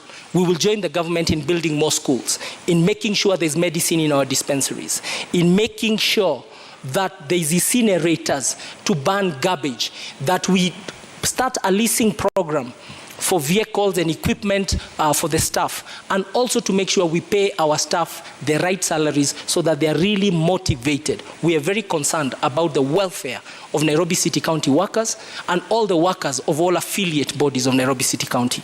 Only motivated workers can deliver essential services, and that's what Nairobians want. And that brings me to the next issue, and that is the competence of the Nairobi City County staff, and you will both have an opportunity to respond to this. How will you address the competence or lack thereof, overemployment, cases of ghost workers, and the issue of productivity to make those staff workers, the workers of Nairobi City County, that they will deliver the services for the Nairobians? I'll start with you. Every employee of Nairobi City County, from the 10th of August, we shall have a performance agreement with them. We will bring back to life performance contracting. And that performance agreement means what do they do every day, the few things they do every day to deliver the output Nairobians expect. And that output will be captured in a scorecard. So each one of us will have a scorecard and a performance agreement. The performance agreement is the input, the scorecard is the measure. And who will measure is the neighborhood associations. We're going to run Nairobi with the neighborhood associations as per the Neighborhoods Act. There is an act that demands the city is run in a see-through way, let me not call it transparent, that, and I want to use the analogy of an egg. The executive of Nairobi City County will be the yolk. Surrounding it will be the county assembly as the egg white. The egg shell will be the residents of Nairobi. Kwa sababu, we will not pay an invoice for a road or a broken sewer before the neighborhood association, say of Kayole, sends us a photo. So there's crowdsourcing. We are going to use technology and the cloud and a data center that can really be able to serve the city of Nairobi. And we shall decentralize services from City Hall. City Hall will be the headquarters of the corporate services. There is no use for a waiter, like I found a waiter, a restaurant, somebody working somewhere in Umoja, telling me they have to come all the way to CBD ati anakuja kutafuta food handler certificate. No. That food handler certificate, they should be able to get it in Umoja. Sakaja, I think you were tickled there again. Was a point to mention the cloud issue, but how will you address the staffing for Nairobi County? Unajua mavijana wa Nairobi wakisikia vile amesema hiyo story ya mayai, atasema anatubeba kimayai. Many of those ideas, really, you know, this is not equity, this is not corporate. You must take the bull by the horns and give practical solutions to our city. And let me give you an example. You're talking about, you know, one of the highest revenue streams, you know, being rates. Have you talked to us about the rate classification of those rates? Why is it that people in Igathe are paying the same rate as people in Runda, which is just, you know, a doorstep away, yet they have Mabati structures and these ones have 5-star houses? You know, let's be practical, because that is what Nairobians want to be able to hear. Now, the sectional properties bill that was passed in Parliament recently prevents an opportunity. I've heard him saying he's done a study with Professor Kaloki. I know Professor Kaloki is a professor, and maybe that's why we've not been seeing you guys campaigning, because you're doing studies. But look at what KPMG has spoken about Nairobi, look at what PwC has said, and the CRA. It is not just 6 revenue streams that are going to increase how much we collect. Just the sectional properties realignment and the revaluation that starts in January 2023 is going to take us up another 50 to 53 billion shillings. Every other revenue stream then must be geared towards making Nairobians more productive. The NMS that you praise has been going around this city with GSU, harassing our traders and our hawkers, throwing them into, you know, those pickups, tetanus field pickups and roadworthy. By the way, on the 9th, if you're listening and you're a scrap metal dealer, come to City Hall. Revenue has gone down to 7 billion. Why is that? Because you're not explaining to the people of Nairobi the services you're offering with the money you collect from them. We will have a people-centered leadership. Cloud is a tool. Na muda umekwisha. Your focus must be on the people you're serving. You can't be. Muda umekwisha bwana seneta, lakini umekuwa seneta wa kaunti ya Nairobi. Umewajibika vipi katika kuona kwamba pesa za kaunti ya Nairobi zinatumika namna inavyostahili, hakuna wizi, hakuna watu wasiofanya kazi ambao wanalipwa? Umekuwa seneta, wewe ndiye macho ya kaunti ya Nairobi. Zubeda, nadhani kabla kuja hapa mlifanya utafiti. Umewajibika vipi seneta katika kuhakikisha kwamba pesa za kaunti ya Nairobi zimetumika vyema? My time is counting while you're talking.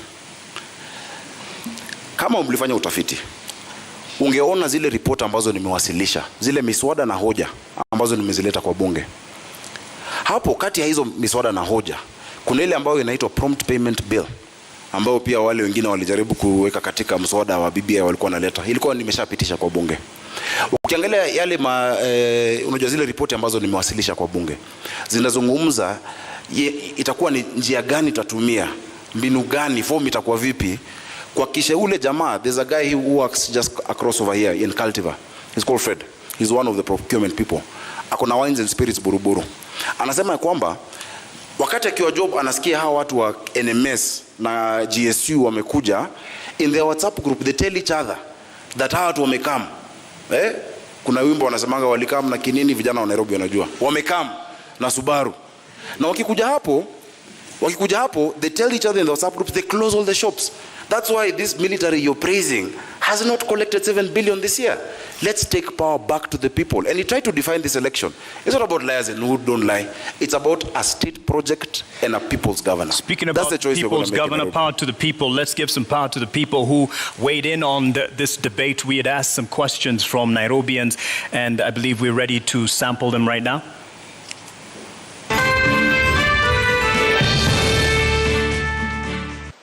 My name is Mercy Masila Achola, an executive program leader with the Maxwell leadership team and also serving in the Kenya Daima Steering Committee.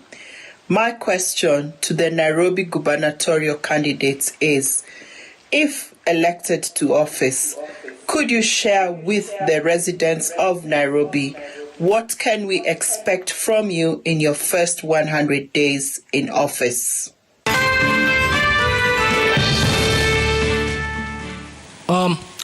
In the first 100 days, I pledge with my deputy to have a very fit for purpose organization to deliver essential services that Nairobians have been deprived of in the past, and especially Nairobians in the informal settlements and in low-income areas.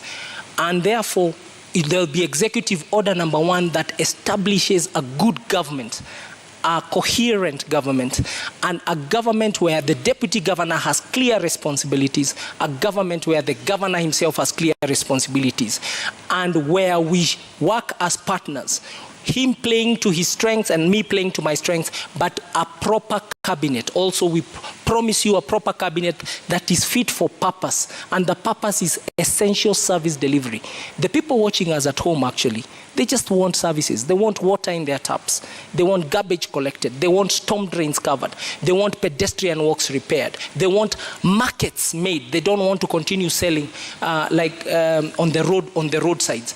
They want their bills on time, and they want to be treated with honor, and they want to be treated like citizens of Kenya, and they want to be enabled to do their businesses. So the first 100 days is about reconstructing the organization called Nairobi City County, because it does not exist, and we have a lot of demotivated employees. Make sure that we convince them, they start to see their salaries are paid, they are well taken care of, career development is sorted. Thank you. Thank you. I want to thank the lady from Maxwell for that question. Maxwell Leadership Institute on Valley Road is an extremely important, pillar in mentoring many of our young people. I've actually taught many programs of leadership there, and I've been a participant in that. I think when she asked 100 days, maybe what she wanted to hear from me, Polycarp, was just to say, I will not quit fast, as the beginning. Thanks for answering for me. Go ahead. Please keep reminding people, because people are afraid to watch a komata. But secondly, I want to say this. In the first 100 days, I've said that you will not sort out Nairobi using quick fixes. The issues of this city don't need 100, and I'm not seeking a 100-day term. It's not quick fixes or bandage solutions that will sort it out. We have a 10-year vision and a 5-year vision with milestones. But in the first 100 days, what we're going to do, number 1, is to implement the Urban Areas and Cities Act together with Section 14 of the County Government Act to create the 5 boroughs that I'm talking about in Nairobi. That if the person in charge of garbage in Kayole does not need to think about Westlands, the person in charge of a road in Langata should have nothing to do with Roysambu or Marurui. Because that lack of accountability, when you ask them, okay, mbona hapa kuna takataka, pole boss kulikuwa na sijui crisis in Mukuru. So we'll set up the governance structure that will deliver to Nairobians. That is the first task, and that includes the county assembly. The second thing that we're going to do is to implement the standing orders that we've actually been working on, even as I've been in the Senate, proper standing orders for the inspectorate. We cannot have people criminalizing business, chasing our hawkers, throwing sticks at them. They must have proper, like any discipline force, standing orders. And finally, we'll implement the one business permit. You can't have businesses with 10 licenses. Today there is fire, tomorrow there is war. It will be one license. And I will pay every other entity that needs to be paid from that one license that you pay in Nairobi. Bwana Polycarp, mmekuwa mkizungumza kuhusu tatizo la maji taka katika kaunti ya Nairobi. Awali ulitaja kuhusu cartels. Je, unaamini kwamba ubinafsishaji wa huduma hizi katika kaunti ya Nairobi utasaidia katika kusuluhisha baadhi ya matatizo ambayo yamekuwepo kuhusu usimamizi wa huduma hizi? Huduma za maji zimekuwa ni tatizo kubwa. Juzi nimetembea kule Ruai na muliona picha. Sikujua kuna mahali Nairobi watu ubeba maji bado na punda. Pia, so you learn every day. Now, if you go to Ruai, the problem is a problem of way leaves, which the senator perhaps was even ignored in Senate. There is a way leave issue between Kiambu and Nairobi, because today we are consuming 500,000 cubic meters of water every day in Nairobi. But that's really the level of production of water from our water sources, Ndakaine, Roiro Dam. But the Roiro Dam and the Northern Collector Tunnel, we need to connect it. Na hiyo shida ya way leave ni shida ya kisiasa, lazima tutatue. Na hiyo kitatuliwa, there'll be an extra almost close to 100,000 cubic, so we'll go to 600,000 immediately. And people, watu wataanza kusikia relief. But in 5 years, we have to build new water sources and work with the national government to build new water sources. But you've got the government that builds new water sources has to be a government that does not believe dams are for eating and stealing, because dams have to be done in places like the Nyandarua ecosystem, Maragua Dam in Murang'a, and that's why Nairobi has to be secured by being assisted by the neighboring countries to the metropole that is Nairobi City County. Senator Sakaja, the taps in many homes and other businesses are running dry, but their water bowsers full to the brim and coming at a premium. How will you sort this? First, again, it's really nice that we're at a university, because I need to school my friend about water. There are many things you've said that are completely false. Number one, the quantity that we consume is not just 525,000 that you're speaking about. Nairobi has 4 water sources. The first water source is Kikuyu Springs, just after Kikuyu campus. That was set up in 1907. After that, we developed Ruiru Dam in 1936. It provides 4%. Kikuyu Springs provides only 1%, which is 4,000 cubic meters of water. The third one is Sasumwa in Njambini. Sasumwa produces 11% of our water requirement in Nairobi, comes through Kabete treatment plant, then comes down this way. And the fourth one, the biggest of course, is Ndakaine, which gives us 84% of our water. Now Ndakaine was last developed in 1997. There were 3 phases. After 1997, there's been no additional source. So every single day, the people of Nairobi require 850 million liters of water, but get 525.6 million liters per day. You need to bridge that gap. In fact, you'll be shocked, Polycarp. 70% of the people you're talking about, the ones you didn't know carry water in Mutungi, 70% of them, of Nairobians, have never had a shower from the top. They bathe bottom up, like with a bucket. Bottom up is how many of us shower in this city. We want to give our people dignity. There is no dignity when women are scrambling outside these, boreholes that have been created and the water sources every day for water. The issue of distribution then is the next thing that must be. I asked about this time thing because I've just spoken about the quantity. So when we finish Northern Collector, December 2023, under our administration, I don't like saying our administration, we'll move into Northern Collector 2. One will sort out 85% of the water need, and then 65%, and then Northern Collector 2 will give us 85%. Now the second most important issue, if you allow me quickly, on your time, let's give him an opportunity. Let's give him an opportunity. Just keep time. The challenge of water. The debate in Nairobi is not about what needs to be done and how. There is consensus that we are short of sources of water. It is who will do it, because you need to be trustworthy and you need to be capable to get it done. That issue of who is the most important issue in this election. And on the issue of water, for sure, the supply and demand, there's too little supply for very high demand. And the numbers are what it is. The metropolitan area, because Nairobi even supplies Machakos, the EPZ area, with water, the biggest challenge is new sources of water for the city county of Nairobi. And that is a task between ourselves and the national government. And thank God we have Martha Karua, the original champion of water as Minister of Water during Kibaki's time. And she understands the task, and we are ready to work with her in Nairobi. For Nairobi, it will be a responsibility. On to housing, a majority of Nairobians live in informal settlement. I just want to cover as much as we can. And a majority of the populace here live in informal settlements. And how are we going to change this housing demand and give quality housing and other services for Nairobians? I'll start with you. Thank you. I'll just take the same time to finish on water. I've heard him mentioning Martha, earlier he mentioned Raila. These are people we all, we know and we've worked with many years. Don't run away and hide behind them when you don't have the point. Just say the point as it is. Because Nairobians are electing you to be governor of Nairobi, not Martha Karua, not Raila Odinga. They're electing you. If they elect you, if they make that decision, which I know they will not make, you must sort out the distribution issue of water, because water goes hand in hand with housing. So I've spoken about the quantity. And it's not about waiting for an angel from national government to do it. Already we're at 90% with the Northern Collector 1. The piping has been, or rather the tunneling has been done. The piping is at 34%. This side from Apro Isambu, coming from Kiambu Institute of Technology to USIU, moving down, is already going on. We have so many areas that do not have piping. I've never had piping in Nairobi. There are people who actually build houses across what were the physical levers. They shut it down, they collect water, and then you see these bowsers moving around the city labeled clean water or NMS. That will come to an end using SCADA technology. Where as governor, I'll be able to see on my phone, Mali wamekata maji. Now, urban housing is a huge challenge in this city. And it's also something that the built environment has made people lack dignity in this city. The county government is not in the business of building houses. We shall facilitate the private sector through proper land tenure and giving them proper land of government to actually partner with them to build these houses. We can actually do it through the silo model, where you build and people move and come in there. Urban renewal is being resisted in Eastlands because of lack of trust of that institution or body that he is praising here today. I wish you go there tomorrow and tell them what you said about NMS. Bwana Polycarp, maji ni mojawapo ya shida ambazo zinakumba wale ambao wanaishi katika mitaa ya mabanda katika kaunti ya Nairobi.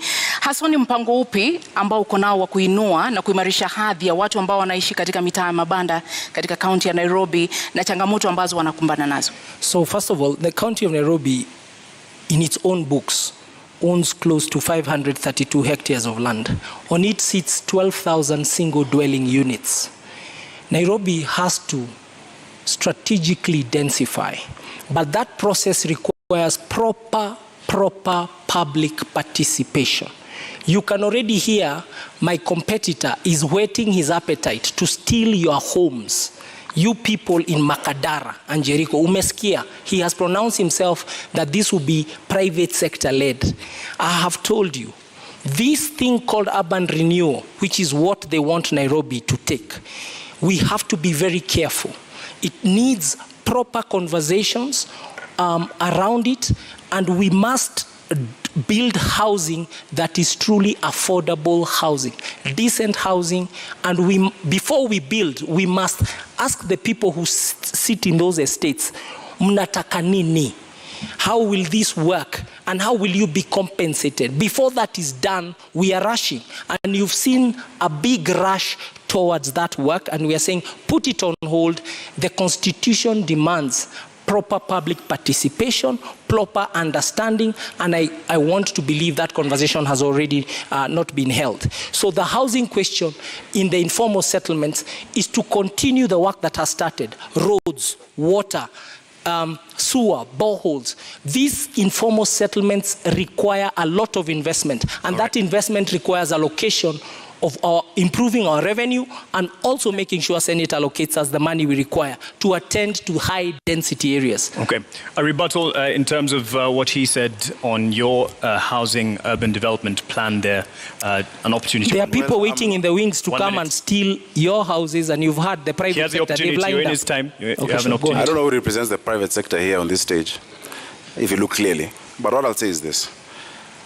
While you are away, when you ran away from Nairobians, Polycarp, I represented the people of Majengo in Kamkunji in court to fight what you're talking about.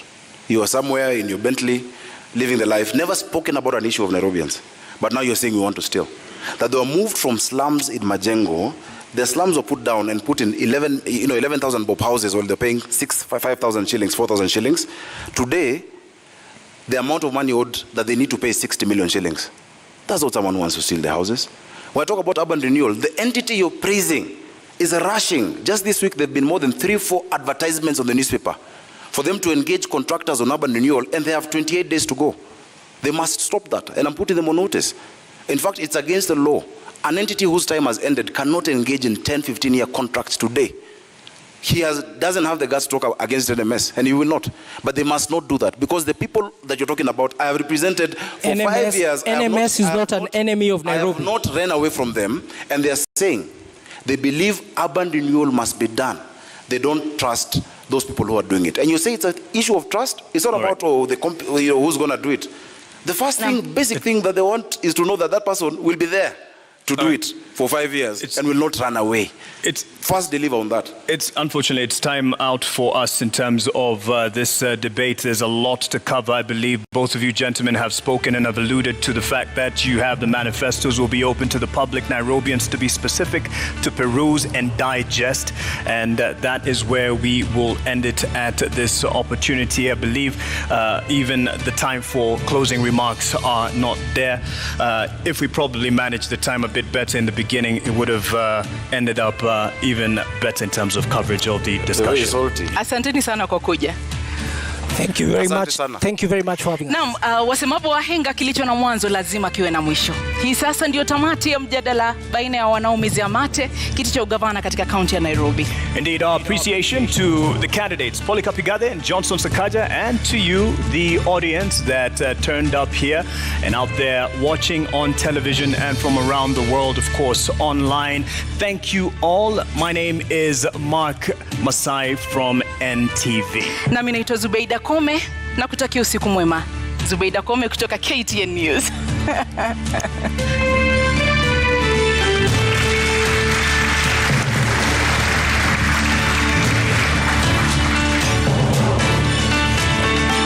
And the teams are invited to join.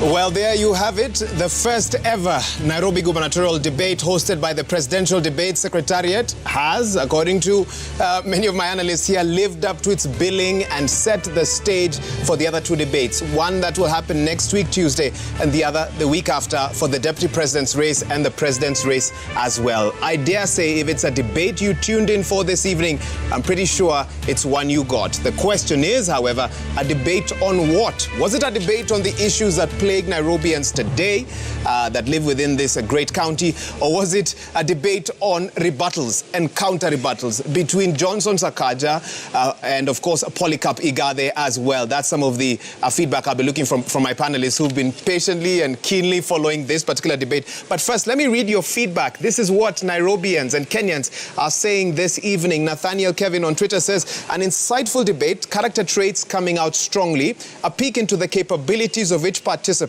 and excavation of their track records as well. I perceive admirable leadership qualities. Let us vote wisely. Limuki Flora says, can these two candidates really articulate the real issues affecting the city, apart from throwing barbs at each other on quitting and degrees and stuff like that? And Paulo Lind says, debates even chaotic ones, offer a great insight to a politician's character than any political rally. I'll also be reading some of your SMS messages, and we are getting them, but my panel are here with me, and I don't know where to begin. Professor Igathe, I think let me start with you and get your immediate reaction to that debate. What do you take out of it? What do you now know about these two men that you did not know before the start? There were two debates. At the same time? Yes, there were two debates. So the first debate was a debate about madness. A debate where people were abusing each other, were shouting at each other, and were focusing on themselves and on the other side. I hated that debate because it didn't help me. I liked the second part of the debate because in the second part of the debate, I started hearing issues. Unfortunately, there were too few issues. The issues that I had that for me made me happy. I like the ideas from Governor Sakaja about governance. The ideas about Barrows, I think, was an excellent idea. I like his grasp of Nairobi. He knows Nairobi and he knows the facts. That for me was extremely nice. Professor Igathe, I have the unfortunate task of interrupting you. I promise I will give you a chance to finish your point. Frederick Muitiriri, I do have a debt that I owe this man, but I'll come back and repay it. Frederick Muitiriri, I'm told you're on standby with one of the candidates. Let's hear that immediate reaction minutes after that debate concluded. Shukran sana Wahiga Mora kutoka Citizen TV. Nashukuru sana mie Frederick Muitiriri kutoka TV 47. Ninaye hapa mwaniaji wa kiti cha ugavana Polycarp Igathe, na pale ndani mwaniaji kulikuwa kipute ambacho kilikuwa kikubwa sana. Unahisi kwamba zile miezi 6 ambazo zimekuwa zikitajwa sana, huenda wa Nairobi wakawa wanakuona kwa njia tofauti kutokana na wakati ambao ulihudumu kama naibu gavana? Wacha niseme hivi. Umeona wapinzani wetu, kazi yao kubwa ni kuamini kwamba wewe unatakikana ufanye kazi, wewe unatakikana ukae kwa ofisi upate mshahara bila kupata kazi. Hiyo ndio swala kubwa sana ambalo wamegusia leo. Lakini sisi ni waadilifu, sisi ni waaminifu, sisi tunaajibika, sisi ni wachapakazi, na ni heshima kwa katiba na kwa wananchi wa taifa la Kenya. Wewe ukiona hauwezi fanya kazi, uachane na mshahara wa kiserikali. Lakini hilo ndio jambo ambalo wanaona ni kubwa sana. Jambo la kudanganyana makaratasi, jambo la ukosefu wa masomo, jambo ya wizi. Hao masuala hawaoni kama ni makubwa kama hilo swala la lingine, lakini ndivyo hivyo, ni wenzetu, tutaendelea na tutawashinda. Asante. Lakini kabla haujaondoka nikuulize kwamba wakazi takriban ama wapiga kura takriban milioni 2.4 wamekuwa wakitazama mjadala wa jioni ya leo. Unadhani kwamba umeweza kujieleza kama kiongozi ambaye ataweza kupigana na ufisadi vilivyo, kwa sababu lilikuwa ni jambo ambalo limeleta tumbo joto hapo ndani? Natumai nimewaeleza na pia tutaendelea kuwaeleza katika kampeni zetu. Inajulikana vizuri sana hapa Nairobi mambo ambayo yanaendelea ya ufisadi. Ni mambo ambayo yameandikiwa maripoti mengi, kuna nakala mingi ambazo zimeandikwa na institutions mingi sana, na hiyo kazi inajulikana. Kwa hivyo hakuna debate about kupigana na ufisadi. Asante. Tunakutakia kila laheri. Wa Kenya, wana Nairobi wataamua ifikapo tarehe 9. Asante. Tuelekee sasa upande ule mwingine, Leila Mohamed pamoja na Francis Gashuri ambao kwa sasa wako na seneta wa Nairobi Johnson Sakaja. Twende kule. Thank you very much, Beatrice and Frederick. It's been 180 minutes, 90 minutes of the second debate. Quite a heated one, Francis. Quite an encounter, a banter that many Nairobians this evening were hoping for. Senator, good evening. For a moment there, we were skipping our heartbeats, hoping you would come, you would not come. You're here. Do you feel you have punched above or below your weight? I feel we needed more time to talk about the real issues of the people of Nairobi. Those issues are real. Today, their families sleeping hungry. There are people who don't know where to go to tomorrow. We have millions of young people without jobs. I wish we had more time to focus on that, apart from the side shows that are, of course, choreographed by those I'm running against. But all the same, I'm glad with the time we've had. We've been able to at least speak about certain policy proposals that we have for this city. Nairobi is for all of us. Politics is not an enmity. I believe in siasa safi. Politics is not an enmity. After the election, we'll have one county that we must remain in. And let us also not be divided in terms of parties. Let's not be divided in terms of tribe. Let's remember that we're one tribe called Nairobi. Thank you very much. Absolutely. And Sakaja, feels like a rematch should be coming up because that was a real debate. Is there something that you felt that probably you needed to respond to, particularly that touches on people of Nairobi, in a minute? At some point last year, I went to donate desks in Dagoretti, in a school called Gatina Primary. And when I gave them desks, normally you ask the children, what would you like to get from me? And they say, oh, Super Senator. And I thought they'd ask for sweets or for a bowl or for a school bus, even when they're ambitious. And they said they wanted food. We have, as a parent, that broke my heart. We have too many children who are out of school because of food, because of, the COVID era and the poverty in Nairobi. As I said, urban poverty is the worst. And so I wanted to talk about the school feeding program that we're going to institute in Nairobi for all our children, that, at least you'll be able to lower the cost of living for those parents. You save them close to 3,000 shillings a month, and attendance goes up. Many schools, at 12:30, they tell the kids to go look for a meal. They don't come back. They're missing a third of the education. If you want to finish a country, you finish the children. So I really want to talk about school feeding. I want to talk about how to clean up Nairobi. I want to talk about the recycling plant and waste to energy in Dandora, and just moving that away. We have an entire wing at Kenyatta and Igathe for respiratory illnesses for the people of Dandora.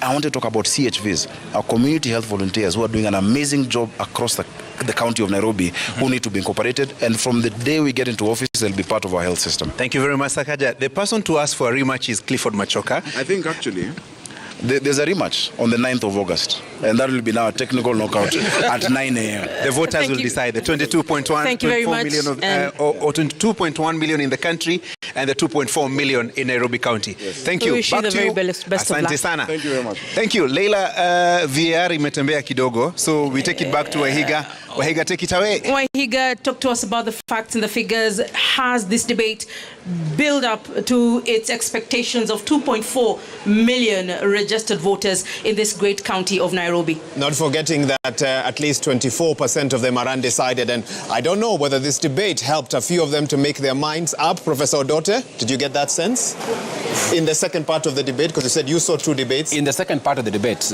but unfortunately, I don't think that it will help a lot because they spent too much time on the other things. So let me finish my conversation in terms of... and I'll ask you to be brief in the Yes, very brief in terms of what I liked also about Polycarp. I liked his conversation about involving citizens. I think that was a good conversation. I also like his debate about the unique status of Nairobi in terms of the relationship between national and county government. The things I did not like, I didn't like the fact that Johnson, my good friend, did not apologize for coming late. Shockingly, despite his conversation about Siasa Safi, I didn't like his arrogance. And lastly, I did not like the conversations from Igathe of over-focusing on Johnson and not himself. So those are the things I didn't like about the debate. What you call arrogance, others call confidence, but depends on which side of the table you're seated. Let's hear from you, Wanjiru. Bruising, exciting to listen to. I'm not sure the 26% will be able to decipher, but we definitely got a lot. Igathe, I got a sense that he had prepared and articulated his implementation strategies pretty well.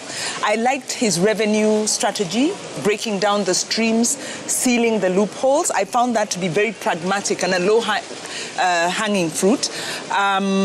Whether he links it into the cloud, I got a sense that he imagines digitizing is going to cure the governance culture gap. That's not necessarily accurate. I liked the eggs, the neighborhoods, of course.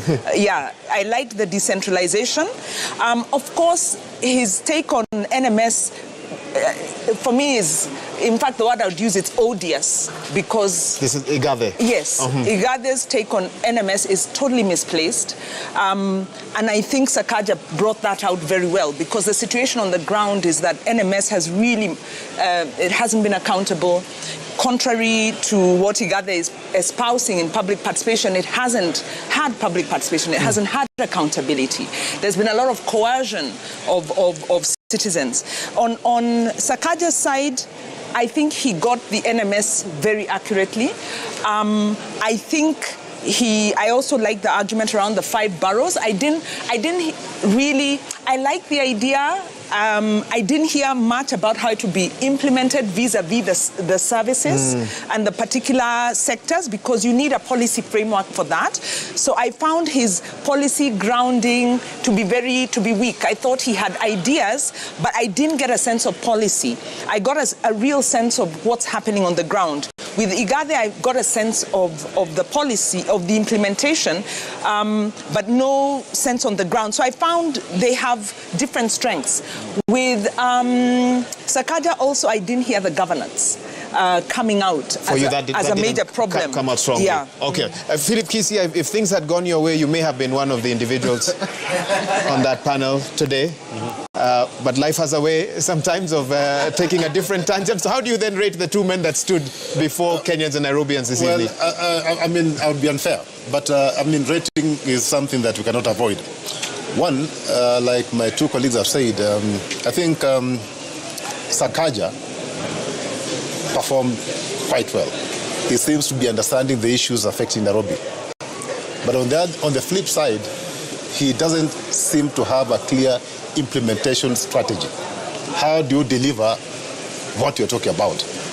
On the other side, Polycarp could have been a bit weak on policy and on strategy, developing strategy. But he seemed to be very clear on how it can be implemented. You sound like you want a candidate with both. Do you want to merge the two? Yeah, you must have both. Would that be the perfect governor for Nairobi? But what was disappointing is the fact, like what Prof said, is the fact that somebody who is expecting to provide leadership to a county like Nairobi comes in late. He doesn't apologize. In fact, he appears to be quite arrogant. And I'm telling you this because Sakaja is my friend. I'll tell him even tomorrow if he's not listening to me. On the other side, just as Prof said, as I've said, they spend almost 60% of their time on personality issues. And very little time was spent on the real issues.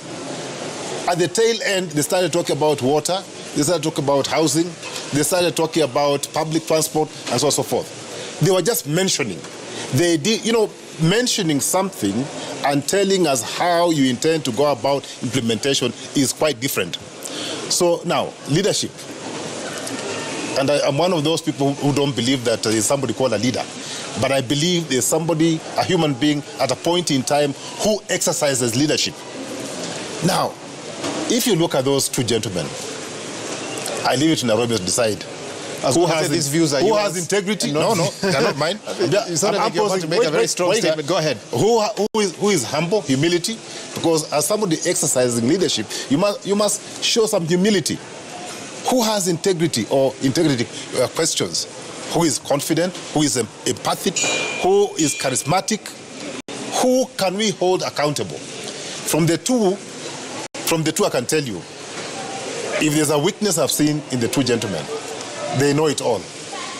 So they may end up being very poor team players. So if they don't have a party that can whip them and remind them that they are there to serve people, we are again getting into another disaster. Okay. We had poor leadership, but now we can have arrogant leadership. And that's your concern this evening. Yes. Professor Omenya, I know you have notes and incisive analysis of the debate, but let me first ask a basic question. Did anyone emerge a winner tonight from that debate? You were very clear earlier with your marking scheme for the earlier debates. I'm going to pose the same question to you. What's your marking scheme showing you for this debate? Yes, Who won? I'm not afraid to give marks because that's one of my key roles. I think despite coming late, Sakaja won by 65%. You didn't dock him for the lateness. And Igathe, in fact, I think it'll be a draw if you bring in the lateness. Igathe was at 63%, so they're very close. But I can justify why I actually believe that Sakaja did win this debate. And I think when it comes to governance, I was a bit surprised that Igathe did not speak to the law relating to governance of the city. Which is basically Urban Areas and Cities Act. And Sakaja elaborated that very well, with the 5 boroughs and so on. And those can actually be aligned, with the wards and so on. I thought that was a very, very good idea. When it came to the issue of revenue, I think both of them had pretty interesting ideas that are workable. However, my big problem with both of them, so they scored poorly there, was that again, counties and citizens don't just exist to pay taxes. We want counties to be engines of economic growth. So none of them actually articulated how Nairobi can grow its economy. In fact, Sakaja was talking about borrowing on the other side and financing debt and stuff. And Igathe was talking about land rates and so on. And I was fearing for Nairobi that both of those fellows are going to milk you dry when they get into office. And then just moving quite quickly on to another issue that they engaged with, which is the final one. When it came to the idea of housing, I think I liked Sakaja's idea. Because, of course, Igathe knows that his Jubilee government has failed to deliver any houses. So trying to do the same thing is stupid. You should know that, and that's partly why, for me, he lost the debate totally. Sakaja says, look here, these people, poor people living in formal settlements, we can improve their lives without necessarily building houses. We can put infrastructure there. We can put in water. We can put in these basic services and so on. So in a way, we're close, but I think Sakaja had an edge. And I think Sakaja was speaking more to governance and politics, while Igathe was, like an elected NMS. If I can call it that's how the professor sees it. Karen, coming to you, earlier on you said Nairobi doesn't need a politician, doesn't need a businessman or a corporate titan, it needs a leader. Did you see a leader on that stage tonight? Yeah, both gentlemen showcased qualities of leadership. And let me just point out a few things that I liked and what I did not like in how everything went. Like a number of us have said, I expected that Sakaja would actually apologize for showing up late. But I'm glad he still showed up anyway. But just that apology would send a statement to people that, you know what, I actually respect your time. But that did not come out, so that wasn't good. However, his idea about what he has in terms of housing, in terms of water, resolving the issue about revenue generation policy implementation, I think that was good because it was quite practical. Igathe, on the other hand, I liked what he said, that he would like to continue with the work that has already happened or work that has already started. Because then a lot of times when there's regime change, you then see new MPs, new governors coming up and starting fresh projects and leaving stalling projects, and that is problematic. Something else that I liked with what Igathe said was about performance contracting, making sure that you're getting paid and yes, you're actually performing, because then we can see that is already working very well in public service. The other bit, at the beginning, he actually sort of tried to be relatable to the Nairobians, to the residents of Nairobi, by saying, mimi ningependa kuhudumia watu wa Nairobi. Mimi, I am a product of healthcare, public schooling, and being relatable. I think he did a good job in terms of that. A potential danger, though, although I think maybe it could have been just him getting back at Sakaja by saying wale watu ambao hawakwenda shule wanakosa nidhamu and stuff like that, because then we have a number of individuals, especially young people, who dropped out of school, who are not in training, not in education, and they are like over 40% of the population of the unemployed young people. So I think hapo kuna shida kidogo, but generally this was such a hot, heated debate. It was really good. I like the way you've put it. Just one. Go ahead. I think it's only unfortunate that we didn't have choices. We have either Sakaja or Igathe. What do you mean you didn't have choices? There are no choices. Four other candidates, duly cleared by the IBC, those guys with manifestos. The entire panel gave them 3 out of 10. Now, you see, if we had more choices, and this is why I regret why Timothy Wanyonyi. Yes. Timothy Wanyonyi was denied this opportunity. Because Timothy Wanyonyi has everything we are looking for. Correct. He's humble, he shows humility, he has experience in leadership, he is a good manager, he's a good team player, he has everything that you are looking for. It is extremely unfortunate that the powers that be never gave him an opportunity to serve. And I know I'm saying this at the cost of a very high cost. I thought you aligned with Azimio. No, I'm saying this at a very high cost. But I better say it than keep quiet. That we should have had many choices. Then Nairobians would have said, okay, maybe this one is arrogant, or maybe this one doesn't, but this one has a certificate, this one has a certificate, and this one's a big private sector. You need somebody with all those skills put together. And that should have been Timothy. Wanjiru is vehemently agreeing. Yes. It was a point. I think the 26%, I think the 26%, a large number of those are unhappy with the choices. Exactly. Because they are saying we deserved better. Exactly. We've invested. You know, we've seen Tim Wanyonyi grow his career. He's been MP now for 2 terms. He's done very well. Been a councillor. And there was an expectation. But what guarantee do you have that if he was here today, you wouldn't be putting him through the same scrutiny that you've put through? No, he would be put. He would be put, but it's the expectation that we would have a choice. Now we have a tailor-made. We've got a project, and we have, somebody else, and we have to choose between these. And like you said, it's not cut and dried. Hence the 26%. Prof. Omenya? That is what happens when you have good people who are qualified, who have a track record, who don't present themselves up to run for office. He did present himself, but then there was the party rigged him out. Prof. Omenya, go ahead. Yeah, I think I agree 100%. I'm just adding to those sentiments that, again, overall, tonight we've been disappointed because Nairobi is the biggest economy outside of Kenya. And the governor of Nairobi, we expect to be a person capable of running this country.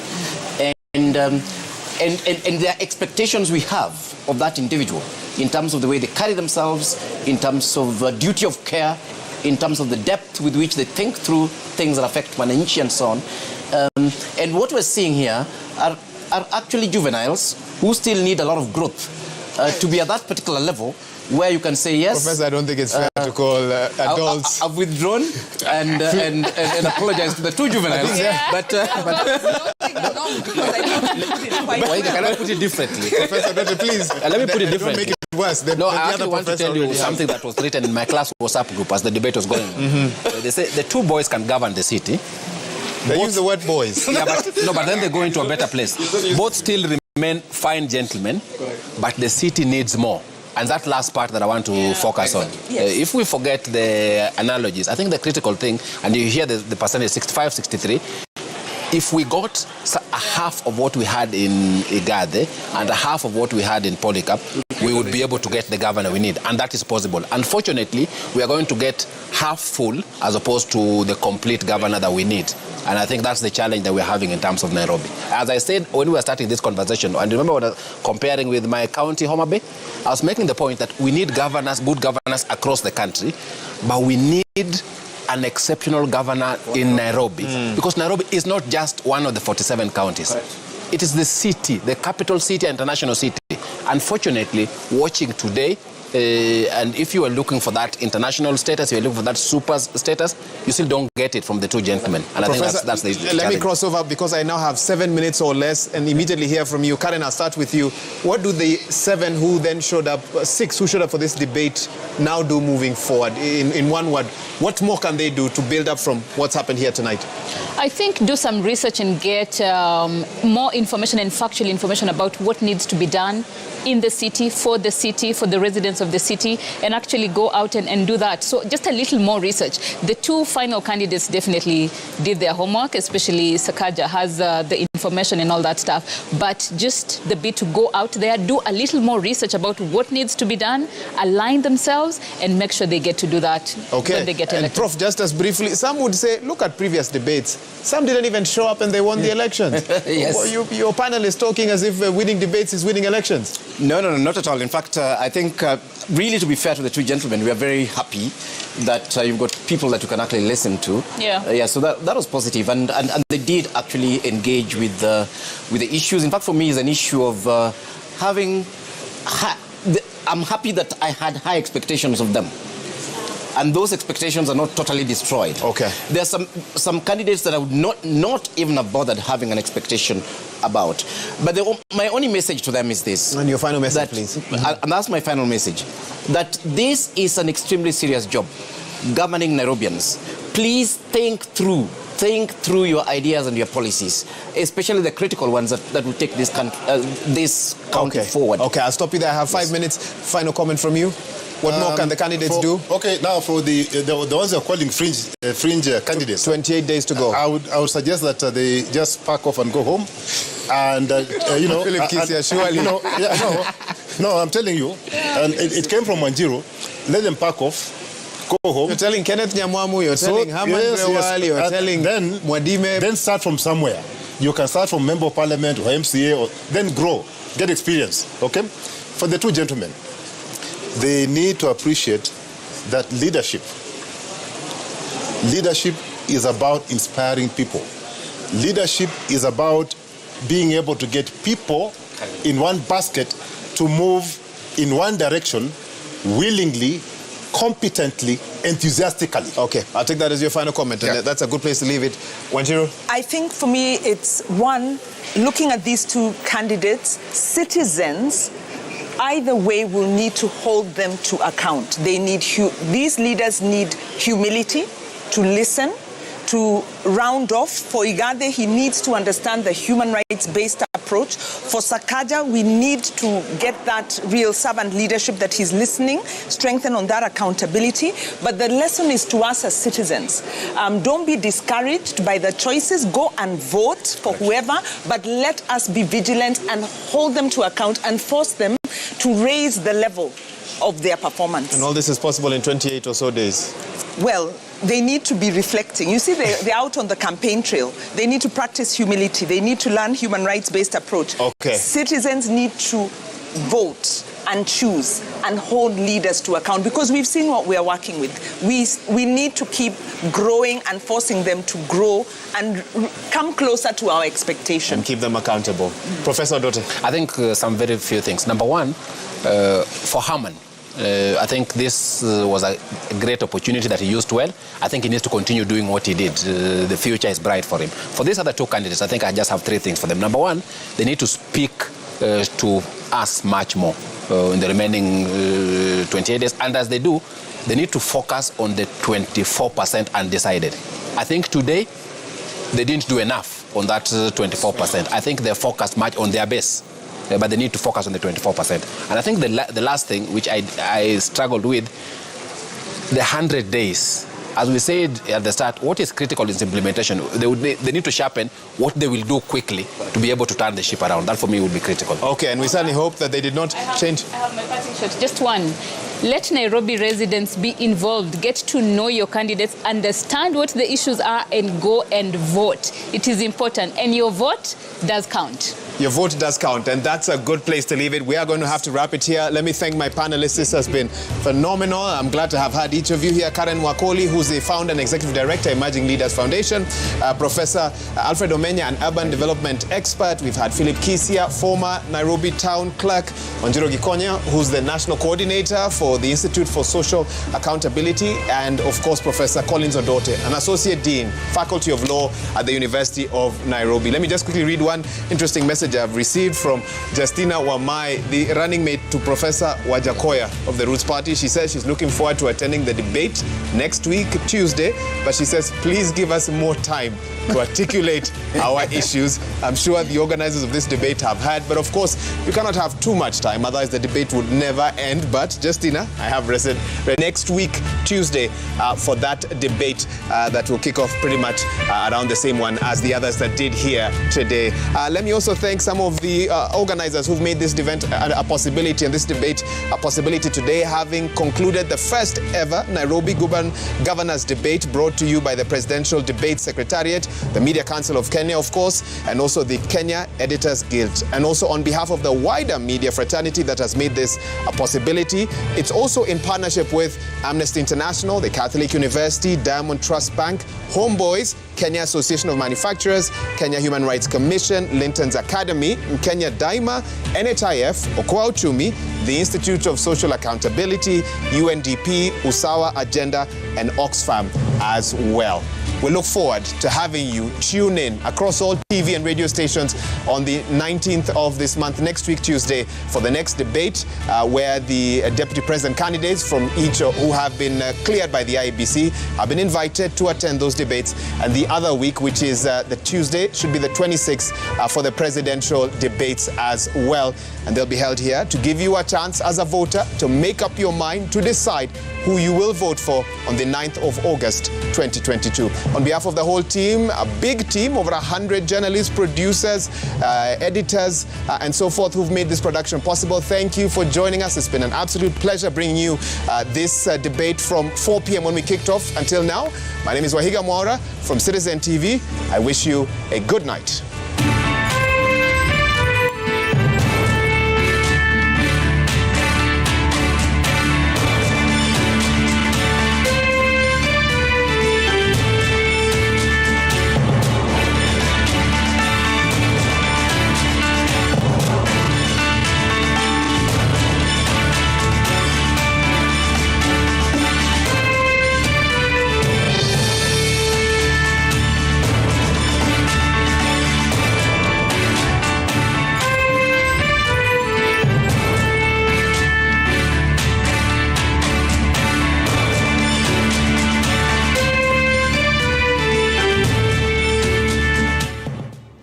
Watching the first ever Nairobi Governor Debate right here on Citizen TV. It was a joint media production across all media houses, 100 members strong, making sure that you know the choices you're making. This is just part of the presidential debate that begins today. The deputy presidential debate coming on the 19th. Special thanks to the team that made this possible. More than 100 journalists across media houses and broadcasting live on all the media stations.